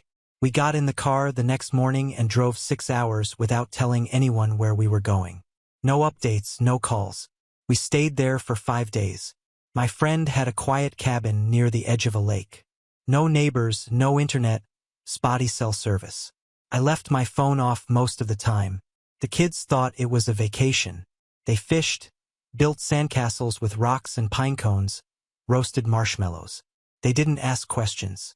Neither did Kelly. And for those 5 days, no one yelled. No threats. No lawyers. No drama. just silence and trees and laughter that didn't sound forced. Then, on the sixth morning, Kelly found a manila envelope in the mailbox outside the cabin. No return address. Inside was a copy of a custody petition filed by my brother. It claimed abandonment, manipulation, and mental instability on Kelly's part. There were even screenshots of my social media from years ago, photos of me drinking at parties, old sarcastic posts about hating kids, a blurry image of me holding someone else's baby with the caption, "Please take it back." They were reaching hard, but the message was clear. They weren't stopping. I drove back to town that day, straight to the courthouse. I filed for a restraining order on behalf of the kids, citing the attempted school pickup. Our lawyer said it wouldn't last forever, but it would buy us time. Kelly broke down that night, said she was scared, not of my brother, but of losing what she had now. She said she couldn't go back to the way it was, that she'd rather disappear again than watch him break their kids down piece by piece. That's when I did the one thing I hadn't told her about yet. I opened the drawer of the small desk in the guest room, pulled out a check I'd written a few days earlier, and handed it to her. $15,000. She stared at it like it was radioactive. I told her it was hers to start over, for a new apartment, for daycare, for groceries, for whatever she needed to build a life without fear. She tried to give it back. I refused. The next day, I changed my number. I cut off my bank's auto payments to my parents. Every single one. The mortgage assistance I had been sending, the $200 my mother got each month for vitamins, the Netflix account, gone. That same night, my brother left a voicemail. "You're going to regret this, Peter. You don't know who you're messing with." He was wrong. I knew exactly who I was messing with, and I was done giving them the benefit of the doubt. The morning of the hearing, Kelly was so tense she couldn't eat. The kids stayed with her mom while we sat in that dull county courtroom. Fluorescent lights buzzing. Everything quiet except the shuffle of papers and the ticking of an old clock that felt deliberately slow. My brother didn't show. He sent a lawyer instead. Some guy who looked half asleep and came with a single folder. Meanwhile, our side had 2 binders, a timeline, affidavits from school staff, printed texts, even copies of financial transfers showing Kelly had been deliberately cut off from supporting herself or seeing the kids. The judge, a sharp-looking woman with a calm voice, looked through the files carefully. She didn't ask many questions. When Kelly spoke, she didn't cry. She told the truth. She said she had made mistakes, that she had been overwhelmed and underprepared, but she never stopped loving her kids. She said she'd let herself be pushed out of their lives because she didn't think she had a choice. But she was ready to fight now, not out of anger, but for their safety. Then the judge turned to my brother's lawyer and asked plainly, "Is there a reason your client isn't present for this hearing?" The lawyer fumbled, said he was out of state for business. The judge wrote something down. When the ruling came, it was short: full temporary custody to Kelly. Immediate placement with her. Supervised visitation only, and only upon review. A restraining order added to keep both my brother and his girlfriend away from the school. Kelly stared at the floor for a while. Then she just whispered, "We did it." And for the first time in weeks, she looked like herself. That afternoon, I drove the kids home from school and told them the news. Jonah's face lit up, but Ellie didn't say much. She just walked up to her mom and hugged her without a word. Sophie started crying. Not because she was upset, just relief. That evening, Kelly started making a list. She wanted to find a small apartment nearby, one with a bit more space, maybe a tiny backyard. She wanted to get the kids into a better routine, maybe start working evenings when her mom could help. She was thinking about daycare, community programs, job training. She was making plans. I helped her find a place in a quiet neighborhood with decent schools. I paid the first 3 months' rent plus a deposit. I got her a used car with low mileage. I made sure she had a laptop, a printer, and helped her apply for remote support jobs. She got one 2 weeks later. She kept asking what she could do for me. I told her she already had. On my last day staying with them, the kids made thank you cards. Sophie drew our family stick figures holding hands under a giant sun. Jonah said I was better at pancakes than his dad ever was. Ellie gave me a small polished rock from the lake, the same one from the cabin, and told me she wanted me to keep it forever. That night, after they were asleep, I handed Kelly the envelope I'd been holding on to for days. A check for $15,000. Enough to get her really started. Furniture, school supplies, savings, maybe even a little time off. She stared at it for a long time, then asked if this was my way of saying goodbye. I said no. I just wanted her to have something they could never take away again. The next morning, I packed my things. Kelly's mom hugged me like I was her own. Kelly didn't say much. She didn't need to. When I closed the car door, Jonah ran out barefoot to hand me a note. It just said, "Please come back soon." I drove home in silence. My apartment felt like it belonged to someone else. I turned on my phone. 64 missed calls, emails, voicemails. A new one from my dad.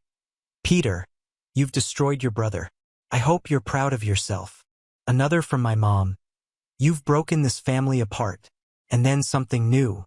An email from a cousin I barely spoke to, saying she'd heard what I did, that she'd seen Kelly once years ago in a parking lot crying into a phone, that she wished someone had stepped in back then, and that she was glad someone finally had. She ended the message like this: "They're angry because you ended the cycle. That's what real change does." I didn't answer my parents. I didn't respond to my brother. I blocked them. I sent my lawyer the latest messages. Then I sat down and opened a notebook.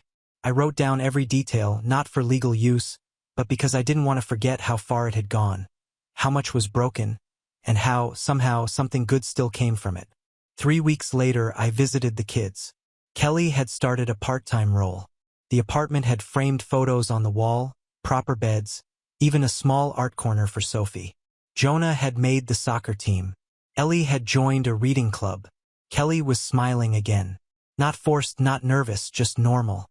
She told me they were finally sleeping through the night. That was the first time I let myself cry since this all began. I'm not their father. I never pretended to be, but I gave them something no one else had. A chance. And I don't care if my parents never speak to me again or if my brother thinks I betrayed him. I didn't ruin our family. I finally saved part of it. Now on to the next story. Story 6. I came to family for Christmas. My seat at the table had been given to my sister's new boyfriend. My mom said, "We're kind of just doing immediate family this year." I smiled and got back in the car. 30 minutes later, my cousin texted on the family chat, "Thank God the downer left." I opened my banking app, closed the credit line, and canceled the birthday caterer's final payment. At 10:11 a.m., the group chat exploded with desperate messages. "Don't ignore us." My spot at the table was gone. That's not some metaphor. It was actually gone. I walked into the house on Christmas morning after a 4-hour drive from Boston. I was hauling a bag of wrapped gifts, a bottle of wine, and a pie I didn't bake, but paid $40 for at a bakery in Back Bay, because my mom likes to say I never contribute anything homemade. The driveway was full, so I parked on the street and walked in, expecting the usual chaos. Kids running, someone burning bacon, my dad pretending he remembered my job title. Instead, I got silence. Not quiet. That loaded silence where people know something you don't. Like I was early for a meeting that had already happened. Then I saw the dining table. 6 seats, name cards, and where my name should have been. Nothing. Just a coat, black, expensive looking, draped over the chair like someone already owned it. My sister's new boyfriend. I'd never seen his face before, but I'd heard about him. Real estate, motivational podcast, teeth too white to be real. There he was, laughing with my dad like they'd been golfing together for years. Before I could say anything, my mom walked in from the kitchen, saw me standing there and said, "This year, we're only having our closest family members." She didn't even blink when she said it, like I was a neighbor who dropped by uninvited. I stared at her. She went back into the kitchen. I turned around and walked out. Didn't say a word. Back in the car, I sat there with the engine running. It was 9:47 a.m. The pie was still warm. The wine bottle was sweating in the cold. My hands weren't shaking. I wasn't angry, not yet. I just felt displaced, like someone had quietly moved my life an inch to the left and expected me not to notice. Out of habit, I opened the family group chat. The usual chaos from my cousins. Pictures of kids opening gifts. Blurry selfies with mimosas. Then Dave dropped his message. Thank God the depression is gone. LOL. I stared at it for a full minute. He knew what I went through last year. They all did. The 6 months I stopped sleeping. The ER visit. The time my manager had to physically walk me out of the office because I couldn't breathe. The text I sent when I was at my lowest. Every one of them saw those messages, and that was the joke. 3 people laughed at it. One of them was my mom. That's when something snapped. I opened my banking app. First thing to go, the auto transfer that covered my parents' electric bill. Then the scheduled payment to the caterer for mom's birthday next month. Gone. The shared Google Drive I built and paid for, the one they all used to plan holidays, split costs, and organize trips, deleted all of it. Then I closed the credit line they used when their furnace went out last winter. The one in my name, the one I made payments on without telling them because it was family. At 10:11 a.m., the group chat blew up. Thomas, where are you? Don't ignore us. Thomas, this is childish. Your mother is crying. No apology, no explanation, just panic. Because their backup plan was driving away. I didn't reply. I put my phone in the glove compartment and drove to a diner 20 minutes away, ordered eggs I didn't eat, and sat there thinking. They still didn't know what I knew. Dave, his kids, the thing with the towel, his daughter flinching when he moved too fast. Aunt Meredith calling me sobbing, asking me to keep it in the family, telling me it was a bad day, that he didn't mean to hit her, that it wasn't even a hit, just a towel, just stress. She said reporting it would tear the family apart. But here's the thing. I'm not part of the family anymore. That's what they told me this morning. So I'm free and the next move is mine. By the time I got back to the motel that afternoon, they had tried calling 7 times. My sister twice. My mom once. Right after Dave posted another passive-aggressive gem in the group chat. Hope everyone's enjoying the drama. Merry Christmas. Someone reacted with a heart. I didn't answer any of them. I ordered Chinese food and sat on the bed watching reruns of some baking competition show, not tasting a single bite. The whole time I was thinking about that towel. It was 2 weeks ago, a Tuesday night. Aunt Meredith had called me out of nowhere, crying so hard she couldn't get a full sentence out. She said Dave had snapped. His youngest had spilled juice on his laptop. He'd been drinking. He grabbed a towel, swung it hard. It hit her arm, red mark almost instantly. Not the first time, she said. Not the worst. The older kid had started locking herself in her room at night. Meredith had found a dent in the drywall. Dave told her to shut up and keep the family out of it. That call ended with her begging me not to say anything. Please, Thomas. We'll handle it privately. You know how people are. It'll destroy everything. I said, okay. I didn't want to make things worse. I actually believed it could stay quiet. That was before I saw him making jokes about my depression. Before I saw his smug face at my parents' table in the chair they pulled away from me. Before my own mother laughed along with him. So I filed the report. That night, I still had the screenshot of her text describing everything. Still had the audio file from our call. I attached it all, filled out the form, signed it electronically, and submitted it to the Office of Child and Family Services. Took 10 minutes. The next morning, I woke up to chaos. 10 missed calls. Text from my mom. Did you really do this? You need to stop before you ruin lives. This is serious, Thomas. You don't understand. No, I did understand.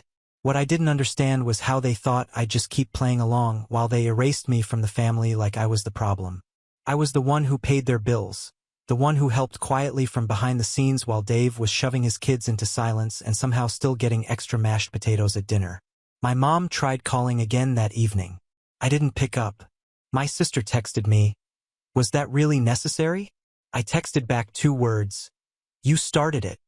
By the end of the day, I'd also unsubscribed from the college savings plan I'd been contributing to for my nephew. He was 7. I liked him, but he had a father who laughed about suicide now. Let him take care of it. Aunt Meredith called the next morning. I picked up. She asked if I'd reported it. I told her yes. She begged me not to talk to anyone else. I asked her why. She said she didn't want the family to fall apart. I told her it already had. I wasn't trying to destroy it. I was just tired of pretending it was still worth saving. They could keep their table. I had just flipped it over. 2 days after Christmas, a letter from Child Protective Services was delivered to Dave's house. It didn't even take a full 72 hours. That's what happens when you include photos, audio, and first-hand witness statements. I knew because I called to confirm they'd received everything. The woman on the phone didn't sound surprised. She just said, "We'll be in touch with the family shortly." Like it wasn't the first time someone had submitted something on Dave. I didn't feel bad. I didn't feel anything. On the same day, my mom posted a photo of the family around the Christmas tree. My seat, still missing, had been edited out entirely. Just an empty spot between my sister and the boyfriend. The arm of the couch conveniently cropped. Everyone was smiling. The caption read, "Blessed beyond measure." The real fireworks started that night. At 10:38 p.m., my phone blew up again. My sister texted first, "What the hell did you do?" Then Dave called. I let it ring out. He texted after, "You just ruined everything." I took a screenshot and replied, "No, Dave, you did at midnight." Aunt Meredith called crying again. She said CPS showed up at her house because one of the kids had been staying there while Dave was cooling off. Apparently, he'd screamed at the caseworker, claimed it was a misunderstanding, tried to blame the bruise on poor play. The older daughter didn't back him up. Meredith was terrified, said the girl had asked if she was going to be taken away. I asked her if that seemed like something a kid says after poor play. She didn't answer. The next day, my dad finally called, not to apologize, not to ask how I was. He opened with this, "You think this makes you a hero?" I laughed, actually laughed out loud. I told him I wasn't trying to be anything. He went on a whole rant about how I'd embarrassed the family, how you don't air dirty laundry, and how Dave was under a lot of pressure. I asked him where that energy was when I was having panic attacks and nobody visited. When I was one text away from a bottle of pills and nobody even called. When I paid his property tax last year without a word. He went quiet for a moment. Then he said the words I knew were coming. "If you don't fix this, you're not welcome here anymore." I said, "You already made that decision on Christmas morning." Then I hung up. That night, I wrote an email to the financial advisor I'd been using for years, the same one who helped me set up a trust fund for my parents, meant to kick in after they turned 70. I asked him to dissolve it, transfer everything back, stop all future planning related to their estate. And I told him exactly why, because I'm done paying for people who treat me like a burden. "Blood doesn't mean loyalty," he replied within the hour, said he understood. The next morning, my mom texted me a photo. It was of the kitchen. My dad's medication was spread across the counter. Her message said, "We're going to lose everything. Is that what you want?" I didn't reply because she was wrong. They didn't lose everything. They just lost me. New Year's hit like a firecracker with no sound. I didn't even know it passed until I saw fireworks from a distance. Tiny flashes over a frozen lake through the pine trees. I was staying in a one-room cabin on a patch of land deep in New Hampshire near Lake Winnipesaukee. It didn't have Wi-Fi. It didn't have plumbing. It had a wood stove, a bed, and a shovel. That's what I wanted. No noise, no people, no family. I found the cabin through a guy I met at a gear shop last year. He used to be a firefighter, now lived off-grid, and rented out cabins to people who wanted to vanish for a while. I paid in cash, no ID, no questions. When I told him I was just looking to disappear for a bit, he didn't even blink. For the first 3 days, I didn't touch my phone. I hiked for hours through the woods, climbed up frozen hills with snowshoes that gave me blisters, chopped firewood until my arms gave out. I lived off instant oatmeal and black coffee. I stopped thinking about the group chat. I stopped thinking about the empty chair at the table. I stopped thinking about how I used to be the one everyone called when things broke, when bills stacked up, when someone needed money that would be paid back soon. By day 4, I was sleeping better than I had in years. No dreams, just darkness. Day 5, the phone finally buzzed. Weak signal. 1 bar. If I held it up to the window, it was Lily. She's the only cousin who ever seemed like she might have escaped the family programming. She was younger, quieter, didn't post passive-aggressive nonsense or kiss up to Dave. Her message was short. "Can we talk, please?" I called her. She picked up after one ring. "Hey," she said. "You're not going to want to hear from me, but I think you should." I listened. Snow was falling outside, the soft kind that makes no sound. She told me everything. Dave had lost his job. CPS had visited twice. The oldest daughter had talked, said there were other times, plural. Said she'd seen her little sister get shoved into a wall during an argument over toothpaste. She described bruises, screaming, locking her door at night. They pulled both girls out of the house temporarily, but it wasn't looking good for Dave. The girls were staying with Lily and her girlfriend now, safe for the first time in what sounded like years, and the family was imploding. And Meredith was on the edge of a breakdown. My sister had deactivated her Instagram after people started asking questions. My mom had apparently called CPS herself, trying to clarify some things, but it was too late. The investigation had momentum now. Then Lily said something that froze me more than the wind outside. "They're all blaming you.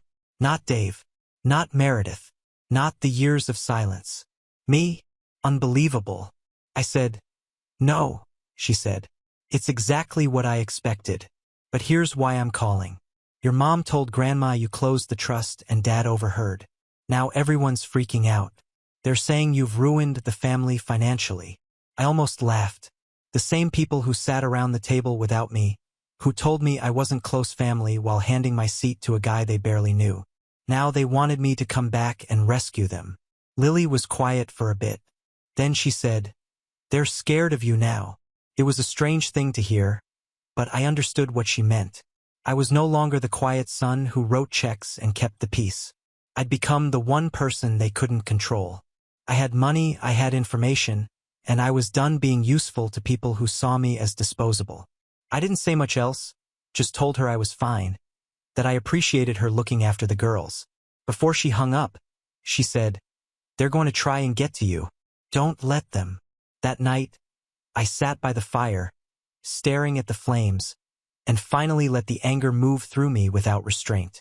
For the first time in my life, I wasn't trying to fix anyone else's mess. I wasn't the family's safety net. I wasn't their donor, their problem solver, their emotional landfill. I was free, but freedom isn't quiet.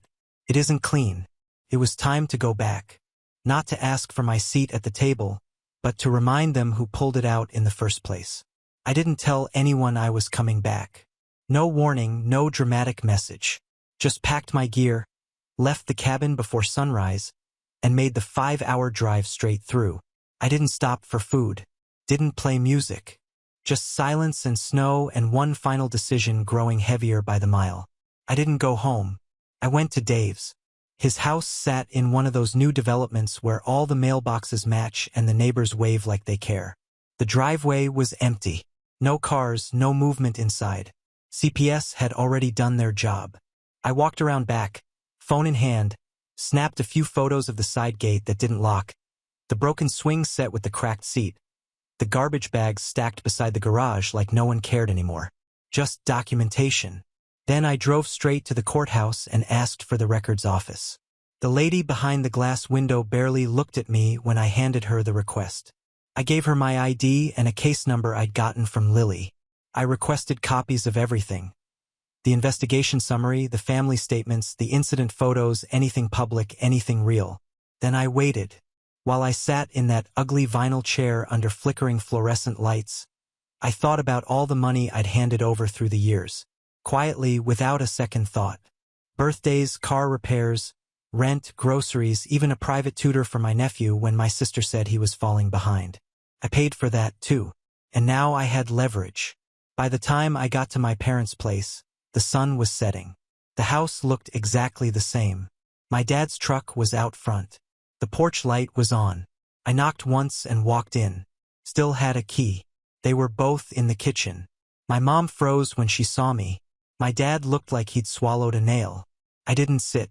I set a manila folder on the table. The top page had Dave's name in bold, followed by the phrase, "Ongoing Child Welfare Investigation." My mom opened it, scanned a few lines. I waited. "This isn't fair," she said. "You didn't have to do this." "He did," I said. He just didn't expect someone would finally say something. My dad started to speak, but I cut him off. You told me I wasn't family, that I wasn't welcome. So here's how it's going to be. I listed everything I'd pulled. No more payments, no more emergency transfers, no more contributions to birthdays, holidays, bills, or plans. The trust gone. The fallback fund I built for them in case of a medical emergency closed. And I explained why in detail. Because family isn't who you share blood with. It's who shows up when it matters. And when I was on the floor at my lowest, none of them did. They made jokes, took pictures, moved on, and when I got back up, they weren't ready for what I'd bring with me.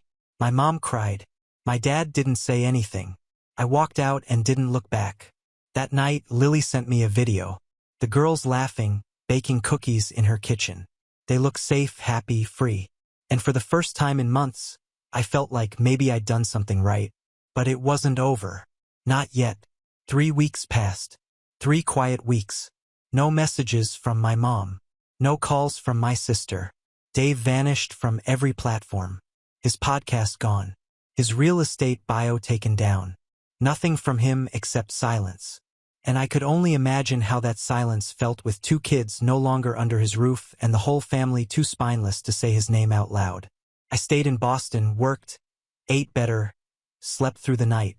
I got my life back piece by piece and kept thinking maybe that was the end of it. Maybe they just stay broken and I'd finally get to be done. But families like mine don't go out quietly.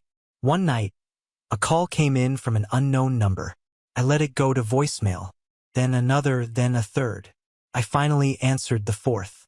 It was my mom. Not angry, not bitter, just tired. She said they wanted to talk. Said they were all getting together. Yes, all of them. And she wanted me there. She said something that stuck. We didn't know how bad things had gotten. We didn't want to know. That's when I realized they weren't sorry for what they did.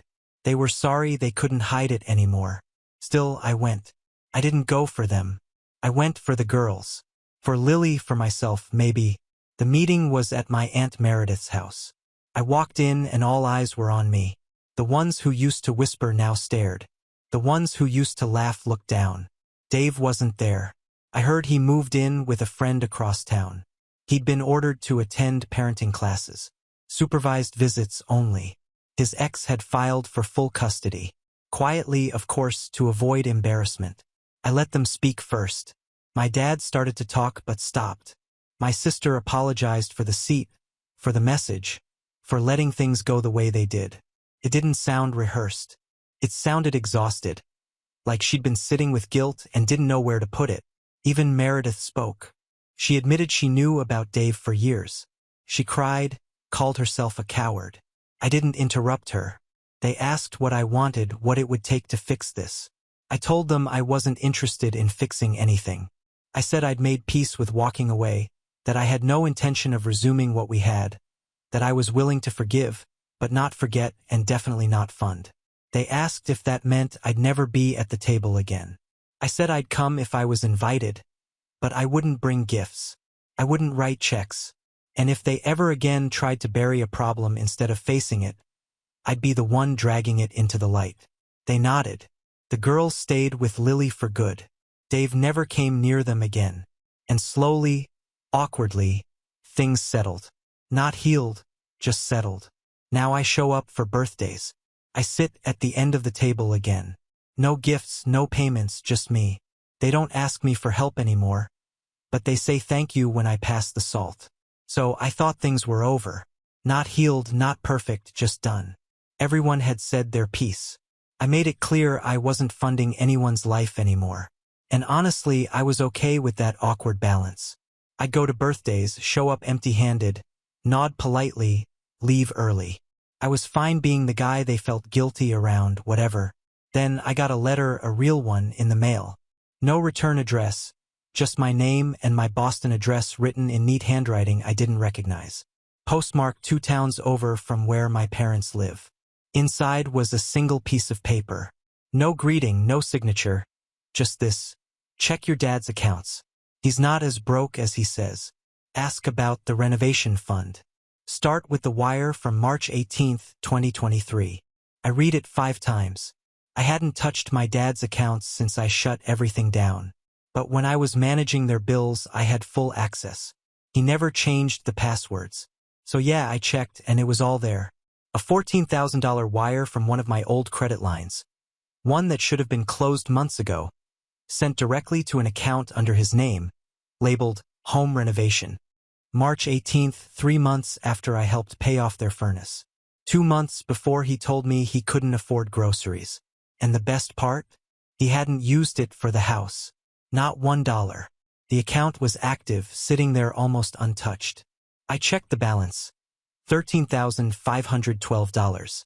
So, while I was skipping meals to keep them afloat, while I was paying off their overdue electric bill, my dad was stashing thousands in a side account. For what? In case his disappointment of a son ever stopped playing bank. I didn't say anything. Not right away. I made a copy of the transaction history, highlighted the wire, printed it out. Then I waited for the next family dinner and I brought a gift, just one. A framed copy of the wire transfer. No note, no explanation. I handed it to him in front of everyone and said, "Thought you might want this for your records." You should have seen his face. He didn't say a word. Just sat there holding it like it might catch fire. No one else spoke either. My mom looked like she wanted the floor to swallow her whole. And I just sat down, ate my dinner, left without dessert. They haven't invited me since. Now on to the next story. Story 7. My niece mouthed, "We don't sit with people like you." While everyone laughed, I shrugged, took my son's hand, and walked out. Dad pinged, "Payment tomorrow, right?" I typed back, "Not my problem." The next day brought a single message that turned their laughter into panic. I knew I shouldn't have gone. My gut told me not to, but I let my son talk me into it. He misses his cousins. That was the only reason we showed up at my sister's new house for the family dinner. She had just moved into the place a few weeks earlier, all thanks to a down payment that mysteriously came from a friend. That friend was me. She never said thank you. Not once. Just started posting like she earned it herself. Captions about new beginnings and hard work paying off. Meanwhile, I was the one who helped fix her credit, negotiated the lease, and wired the exact amount she needed to close. And I didn't do it for recognition. I did it because she's my sister, and I thought that still meant something. The house was staged like a model home. All beige and gold marble countertops, candles that had never been lit. She greeted us like we were guests at some open house, not family. Her kids ran past us. No hugs, no hi, just chaos. Mine stood there holding the little box of cookies he picked out for them at Target earlier. He asked me if he should still give it to them. I told him no. We walked into the dining room. My brother and his wife were already halfway through a bottle of wine. My dad was nursing his second glass of bourbon, and my mom barely looked up. The usual suspects. There was always this unspoken alliance among them, one I never got the memo for. I used to think I was imagining it, that maybe I was too sensitive. But that night made everything crystal clear. My son and I sat at the far end of the table. He opened up his iPad, showing one of the cousins a game he'd been working on. He's brilliant with tech, always building stuff I don't even understand. He was excited. You could see it in the way he talked. Then the cousin, my niece, leaned in. She mouthed the words slowly like she wanted to make sure I saw it. "We don't sit with people like you." Then she looked at the others and the laughter started. That kind of laughter that's not loud, but sharp, like they were all in on something. I glanced at my sister. She was sipping her wine, eyes straight ahead like she hadn't seen anything. But she did. She always sees. I didn't react, didn't ask questions. I reached for my son's hand and told him we were leaving. He looked at me confused. I didn't explain. I didn't owe anyone an explanation. The room went quiet when we stood up. I didn't look back. We walked straight out. We were in the car about to leave when my phone buzzed. A message from my dad. "Payment tomorrow, right?" I stared at it. The entitlement in those 3 words, like nothing had happened. Like they could humiliate me, treat my son like trash, and still expect the money to roll in like clockwork. I typed back, "Not my problem." No emojis, no punctuation. The next morning, I only sent one message. Not to the group chat, not even to my sister. Just one person. One message. That was all it took. That tiny sentence and everything started unraveling. They thought I would come crawling back. That I'd eventually cave, apologize, pretend like I misunderstood. They had no idea what I'd already been planning. The message I sent that morning was clean and final. Lease transfer starts today. No punctuation, no explanation. Just the kind of sentence that hits harder because it doesn't beg for attention. I sent it to my sister's husband directly. Not in the family group chat, not copied to her, just him. He saw it within 2 minutes. Read it. Nothing back.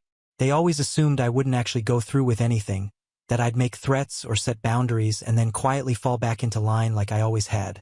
That's what people like them count on, silence from the ones they've used.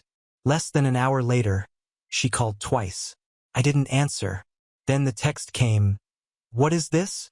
Why are you acting like this? We need to talk. This is over, a child. I kept my phone face down and made pancakes for my son. He was watching a coding tutorial on YouTube, completely unaware of the drama unraveling behind the scenes. I liked it that way. I wanted him to grow up knowing peace didn't come from pleasing people. It came from knowing when to leave the table. By noon, the dealership had called to confirm the transfer process. I told them I wanted to initiate it within the week. I could hear the smile in the rep's voice when he said the remaining payments would be shifted to the new primary signer. I asked them to mail the paperwork to the house directly. Let her explain that one to her husband. The group chat started buzzing by late afternoon. First, it was my brother, predictably. You really pulling some dramatic solo act again over what? A joke. I left the chat without a word. I knew they weren't used to that. Usually, I'd argue, defend myself, try to get someone, anyone, to understand where I was coming from. But this time, I decided to do it differently. Let the silence speak for once. That night, I took my son out for dinner, just the two of us. We got burgers and root beer floats and didn't talk about family. He asked if we were still going to Grandma's for Thanksgiving. I told him, maybe not this year. He said, okay, and went back to his fries. At 8:42 p.m., I got a message from my mom. Your father said his car didn't work for the utility bill again. Can you fix it before the shut-off? No question mark. Like it wasn't even a request. Like it was just something I needed to handle like always. Except I'd already shut off the autopay on his account that morning. I stared at the message, then closed it without answering. Let them feel it. Let them realize that the things they dismissed me for, being organized, being independent, knowing how to manage money, were the very things that had been holding their lives together. For years, I'd been the one quietly keeping everyone afloat, helping with deposits, co-signing leases, setting up payments, covering shortfalls, buying last-minute Christmas gifts for nieces and nephews so they wouldn't notice their parents forgot again. I never made a big deal out of it. I never even kept a list, but they did. Of my mistakes, my boundaries, my weird energy. The next morning, I got a voicemail from my sister. She was trying to sound calm, but I could hear the panic tucked between every word. She said they'd talked about it and maybe they should all get together soon, just the adults, to clear the air. They wanted a reset. It was happening faster than I thought. They thought I'd cave, that I'd break under the guilt, that I couldn't handle being the one who walked away. They had no idea I'd already been planning this for months, and I hadn't even touched my dad's insurance yet. By the time the lease paperwork landed in their mailbox, they were already unraveling. I didn't need to ask. I could feel it. The silence from my sister's end was different now, not smug or dismissive like before. It was the kind of silence people slip into when they're realizing the ground beneath them isn't as stable as they pretended. When the safety net is suddenly gone and they're trying to act like they're not falling. I wasn't rushing anything. I knew how this worked. You take away the structure quietly and let them feel the weight of it one piece at a time. First came my dad's text. My bank card's not working. Can you check what's wrong? He still didn't realize I'd taken my name off the account as the manager. It wasn't even malicious. I just didn't want my name tied to people who saw me as a walking wallet. The same man who couldn't be bothered to look at me during dinner suddenly needed my help to pay for his water bill. I didn't reply. That same day, my sister posted a photo of her daughters in their matching fall outfits. All smiles, pumpkin patch, apple cider, captions about family being everything. I scrolled right past it. An hour later, I got a Venmo request from her for $210. The note, for Halloween stuff. You said you'd help, remember? That's what hit me, that you said you'd help. No question, no if you're able. Just a cold invoice from someone who used to call me her best friend in family group text. I declined it and blocked her. No explanation, no dramatics, just done. Then came the email from my brother's wife. She titled it, "Let's clear the air." Like we were business partners in a bad merger. I didn't open it. She'd been one of the loudest laughers at that dinner. Now she wanted peace. Not interested. Instead, I opened my finance spreadsheet, the one I never showed anyone, the one I updated every time I sent money for someone's emergency or birthday or unexpected car trouble. The total was staggering. I sat there in my kitchen looking at the numbers and laughed out loud. I never kept it to hold over them. I kept it because no one else ever did. Groceries for my sister during her maternity leave. $1,300 over 3 months. My brother's dental surgery copay. $420. Dad's heating bill during that snowstorm in 21. $268. Toys, gifts, and clothing for holidays when they forgot. I stopped counting. They always made me feel like I was lucky to be around them, like I should be grateful to be tolerated. Meanwhile, I'd been holding the scaffolding for a structure that would have collapsed years ago. Sunday morning, I got a call from my sister. Not her phone, her husband's. I answered. She didn't even say hello. He jumped right in. Said she thought we were family. Said the girls didn't mean anything by it. Said I was making a big deal over something small. She even slipped in a "you've always been a little dramatic." Like that would soften me somehow. Like that wasn't the exact kind of thing I'd heard from her for the last 20 years. I asked her if she remembered exactly what her daughter said at dinner. Silence. Then, "She didn't mean it. They're just kids." I told her I didn't mean it either when I paid her car insurance or fixed her resume or pretended to believe the baby shower gift she said was from all of them wasn't actually something I picked out, wrapped, and paid for. She hung up. That night, my dad sent the longest message I've ever received from him. Paragraphs. Family doesn't cut each other off. Money comes and goes, but blood doesn't. You're teaching your son the wrong lessons. I read the whole thing once, then I turned off my phone. My son and I stayed up making caramel apples in the kitchen. It got messy. We used too much chocolate. He laughed. He told me that one of his cousins used to call him weird when they thought he couldn't hear. He asked if that's why we weren't going to grandma's anymore. I said yes. He said okay. And for the first time in my adult life, I didn't feel guilty for choosing peace over people. They weren't angry yet. Not really. Not the way they were going to be. That started when the insurance company called and told my dad his auto policy had been canceled because the autopay was under my name. It started with a call from a number I didn't recognize. I almost let it go to voicemail, but I was stirring pasta sauce with one hand, and my curiosity got the better of me. It was a man from my dad's insurance company. Polite, but clearly uncomfortable.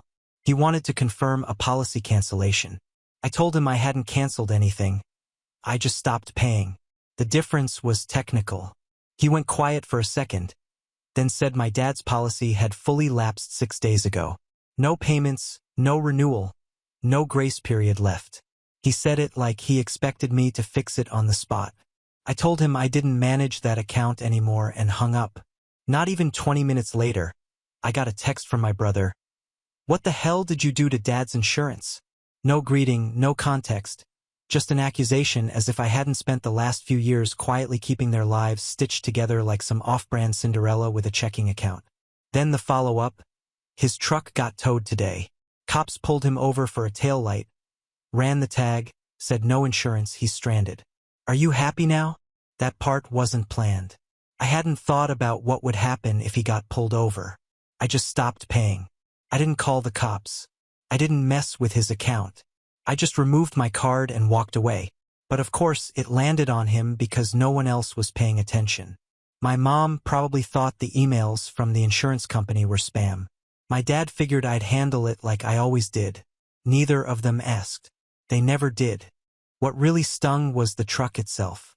They always made fun of it in the family. Said it was old, loud, ugly. But it mattered to him. He rebuilt the engine with a buddy back in the 90s.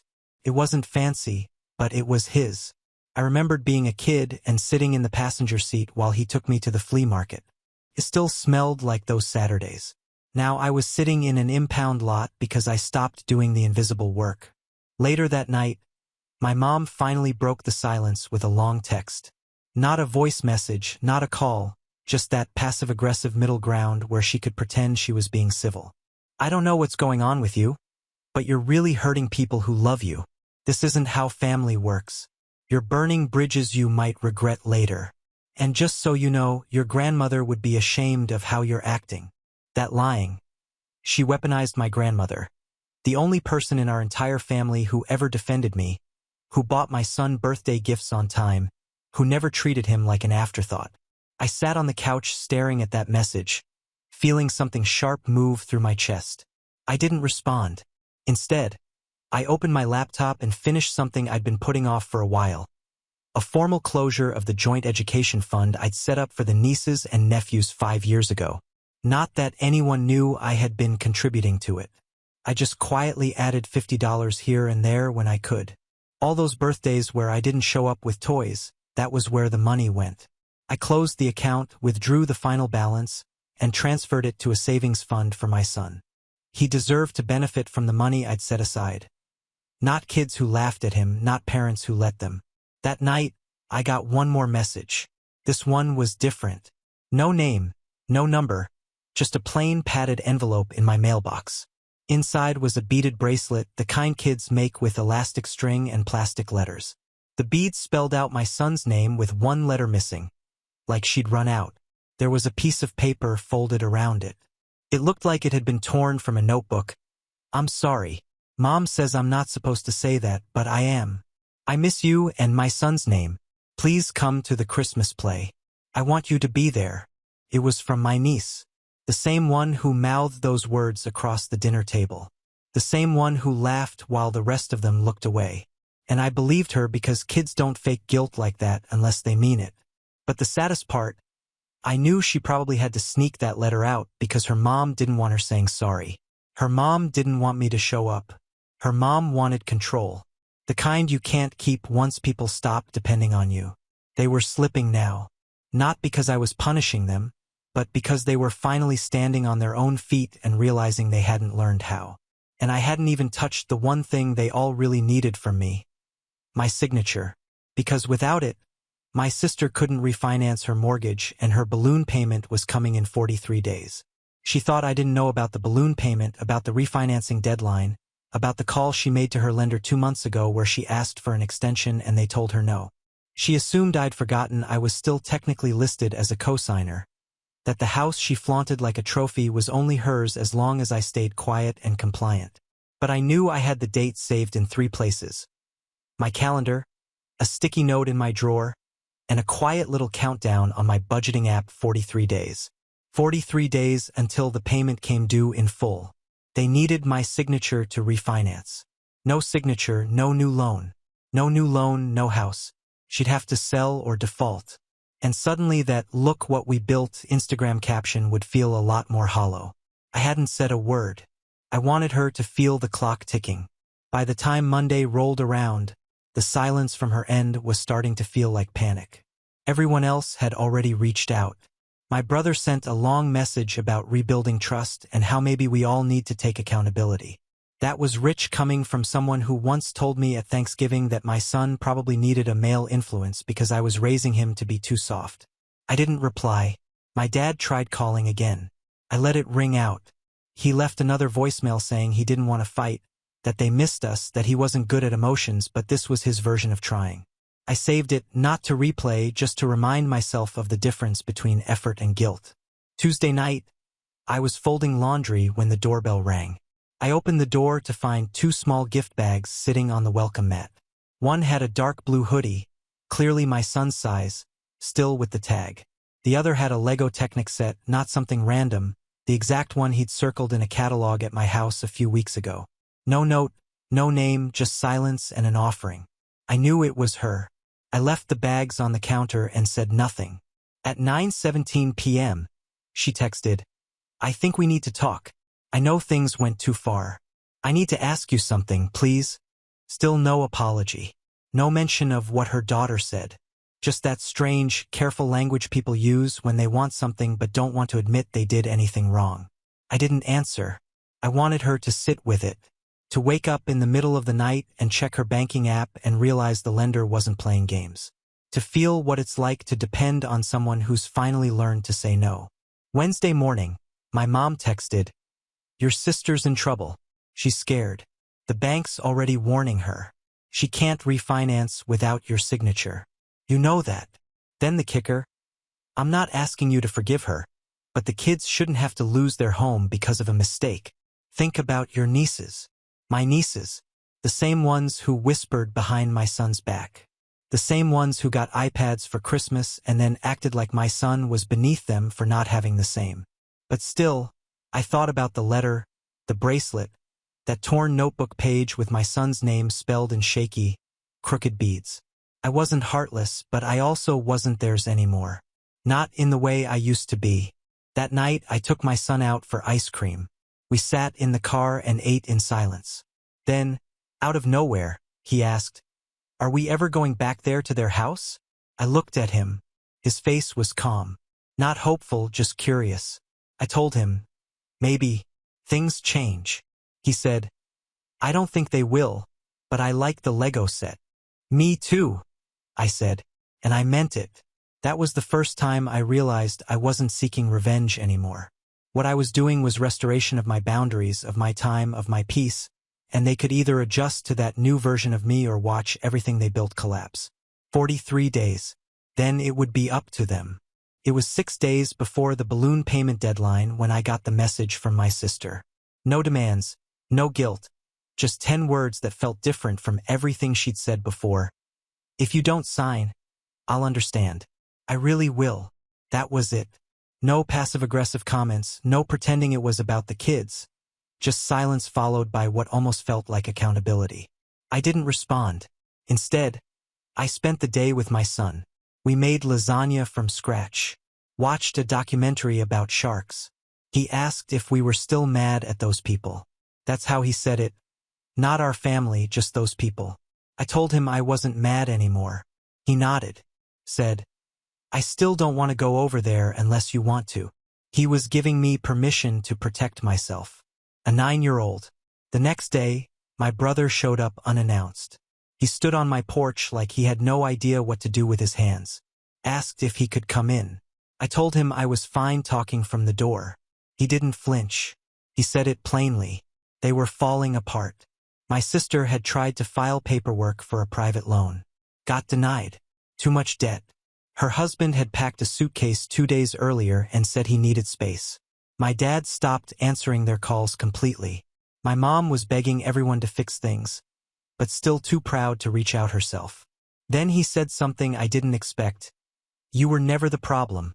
We just made you feel like you were because it was easier than fixing our own messes." I didn't say anything. He handed me an envelope and left. Inside was a folded piece of paper. A homemade invitation in purple marker and glitter written in crooked handwriting. "Family dinner. Everyone says one nice thing. Phones off. No laughing at the bottom. Please come back. I miss your hugs." My niece, the same one who mouthed those words at the dinner table. The same one who sent me a bracelet with my son's name spelled wrong. This time it had all the letters. I still didn't answer. Not yet. 2 days later, I got a message from an unknown number. It was my sister's husband. A single sentence. "If you ever decide to come, just know we finally get it. And I'm sorry for real." That night, my son asked if we could go to the bookstore. I said yes. He picked out a new hardcover Lego book. At the checkout, he turned to me and said, "I think we should go to that dinner. If they mess up again, we just leave, but maybe we give them one more chance." I stared at him, not because he said it, but because of how much older he sounded when he did. He wasn't doing it for them. He was doing it for me. The day before the deadline, I called the bank. I scheduled a meeting, signed the paperwork, didn't tell anyone. I let them sweat for 24 hours longer. Not because I was being cruel, but because I wanted to make sure they didn't mistake forgiveness for permission. Then Saturday came. We showed up at my sister's house just before sunset. I was expecting tension, a quiet room, maybe some awkward attempts at small talk. Instead, I walked into something I didn't recognize. The table was full. Real food, not just appetizers. A printed place card with my son's name. 2 gifts in front of his chair. One wrapped in newspaper comic strips, the other in gold ribbon. No one reached for their phones. No one made jokes at anyone else's expense. Everyone listened. Everyone spoke once. When it got quiet, my sister stood up. She didn't cry. She didn't perform. She just said, "I forgot who you were. And I forgot how much of this family was only standing because you held it up." Then my mom, who hadn't looked me in the eye in 2 years, finally did. She said she was sorry for not stopping things when they were small, for letting years of little disrespect turn into something unforgivable, for forgetting I wasn't just a helper, I was her daughter. And then slowly, like they'd all rehearsed it separately, each person said something true. Not flattering, not dramatic, just real. My son was quiet the whole time. At the end, he said, "Thank you for the Lego set. It was my favorite one." That was it. That night, we stayed longer than I thought we would. We left with full hands and no tension in our chests. And for the first time in years, when I looked at that table, I didn't feel like a guest at a performance. I felt like a person who finally got to sit. Not because I was useful, but because I was wanted. Because this time they met me at eye level. And this time we walked in on our own terms. As we got in the car to leave, my son buckled in, clutching the small card his cousin had made him. He didn't say anything until we pulled out of the driveway. Then he looked at me and said it felt different this time. And he was right. Something had shifted. Not perfectly, not completely, but enough. Enough to see that the cracks in our family had finally let some light in. And maybe that's how healing really starts. Not with dramatic apologies or grand gestures, but with quiet moments where no one pretends anymore. Just honesty, just presence, just people. We have reached the end. If you enjoyed this video, please be sure to like and subscribe to the channel for more videos like this, and give us your thoughts about the stories in the comments section. Thank you and see you in the next video.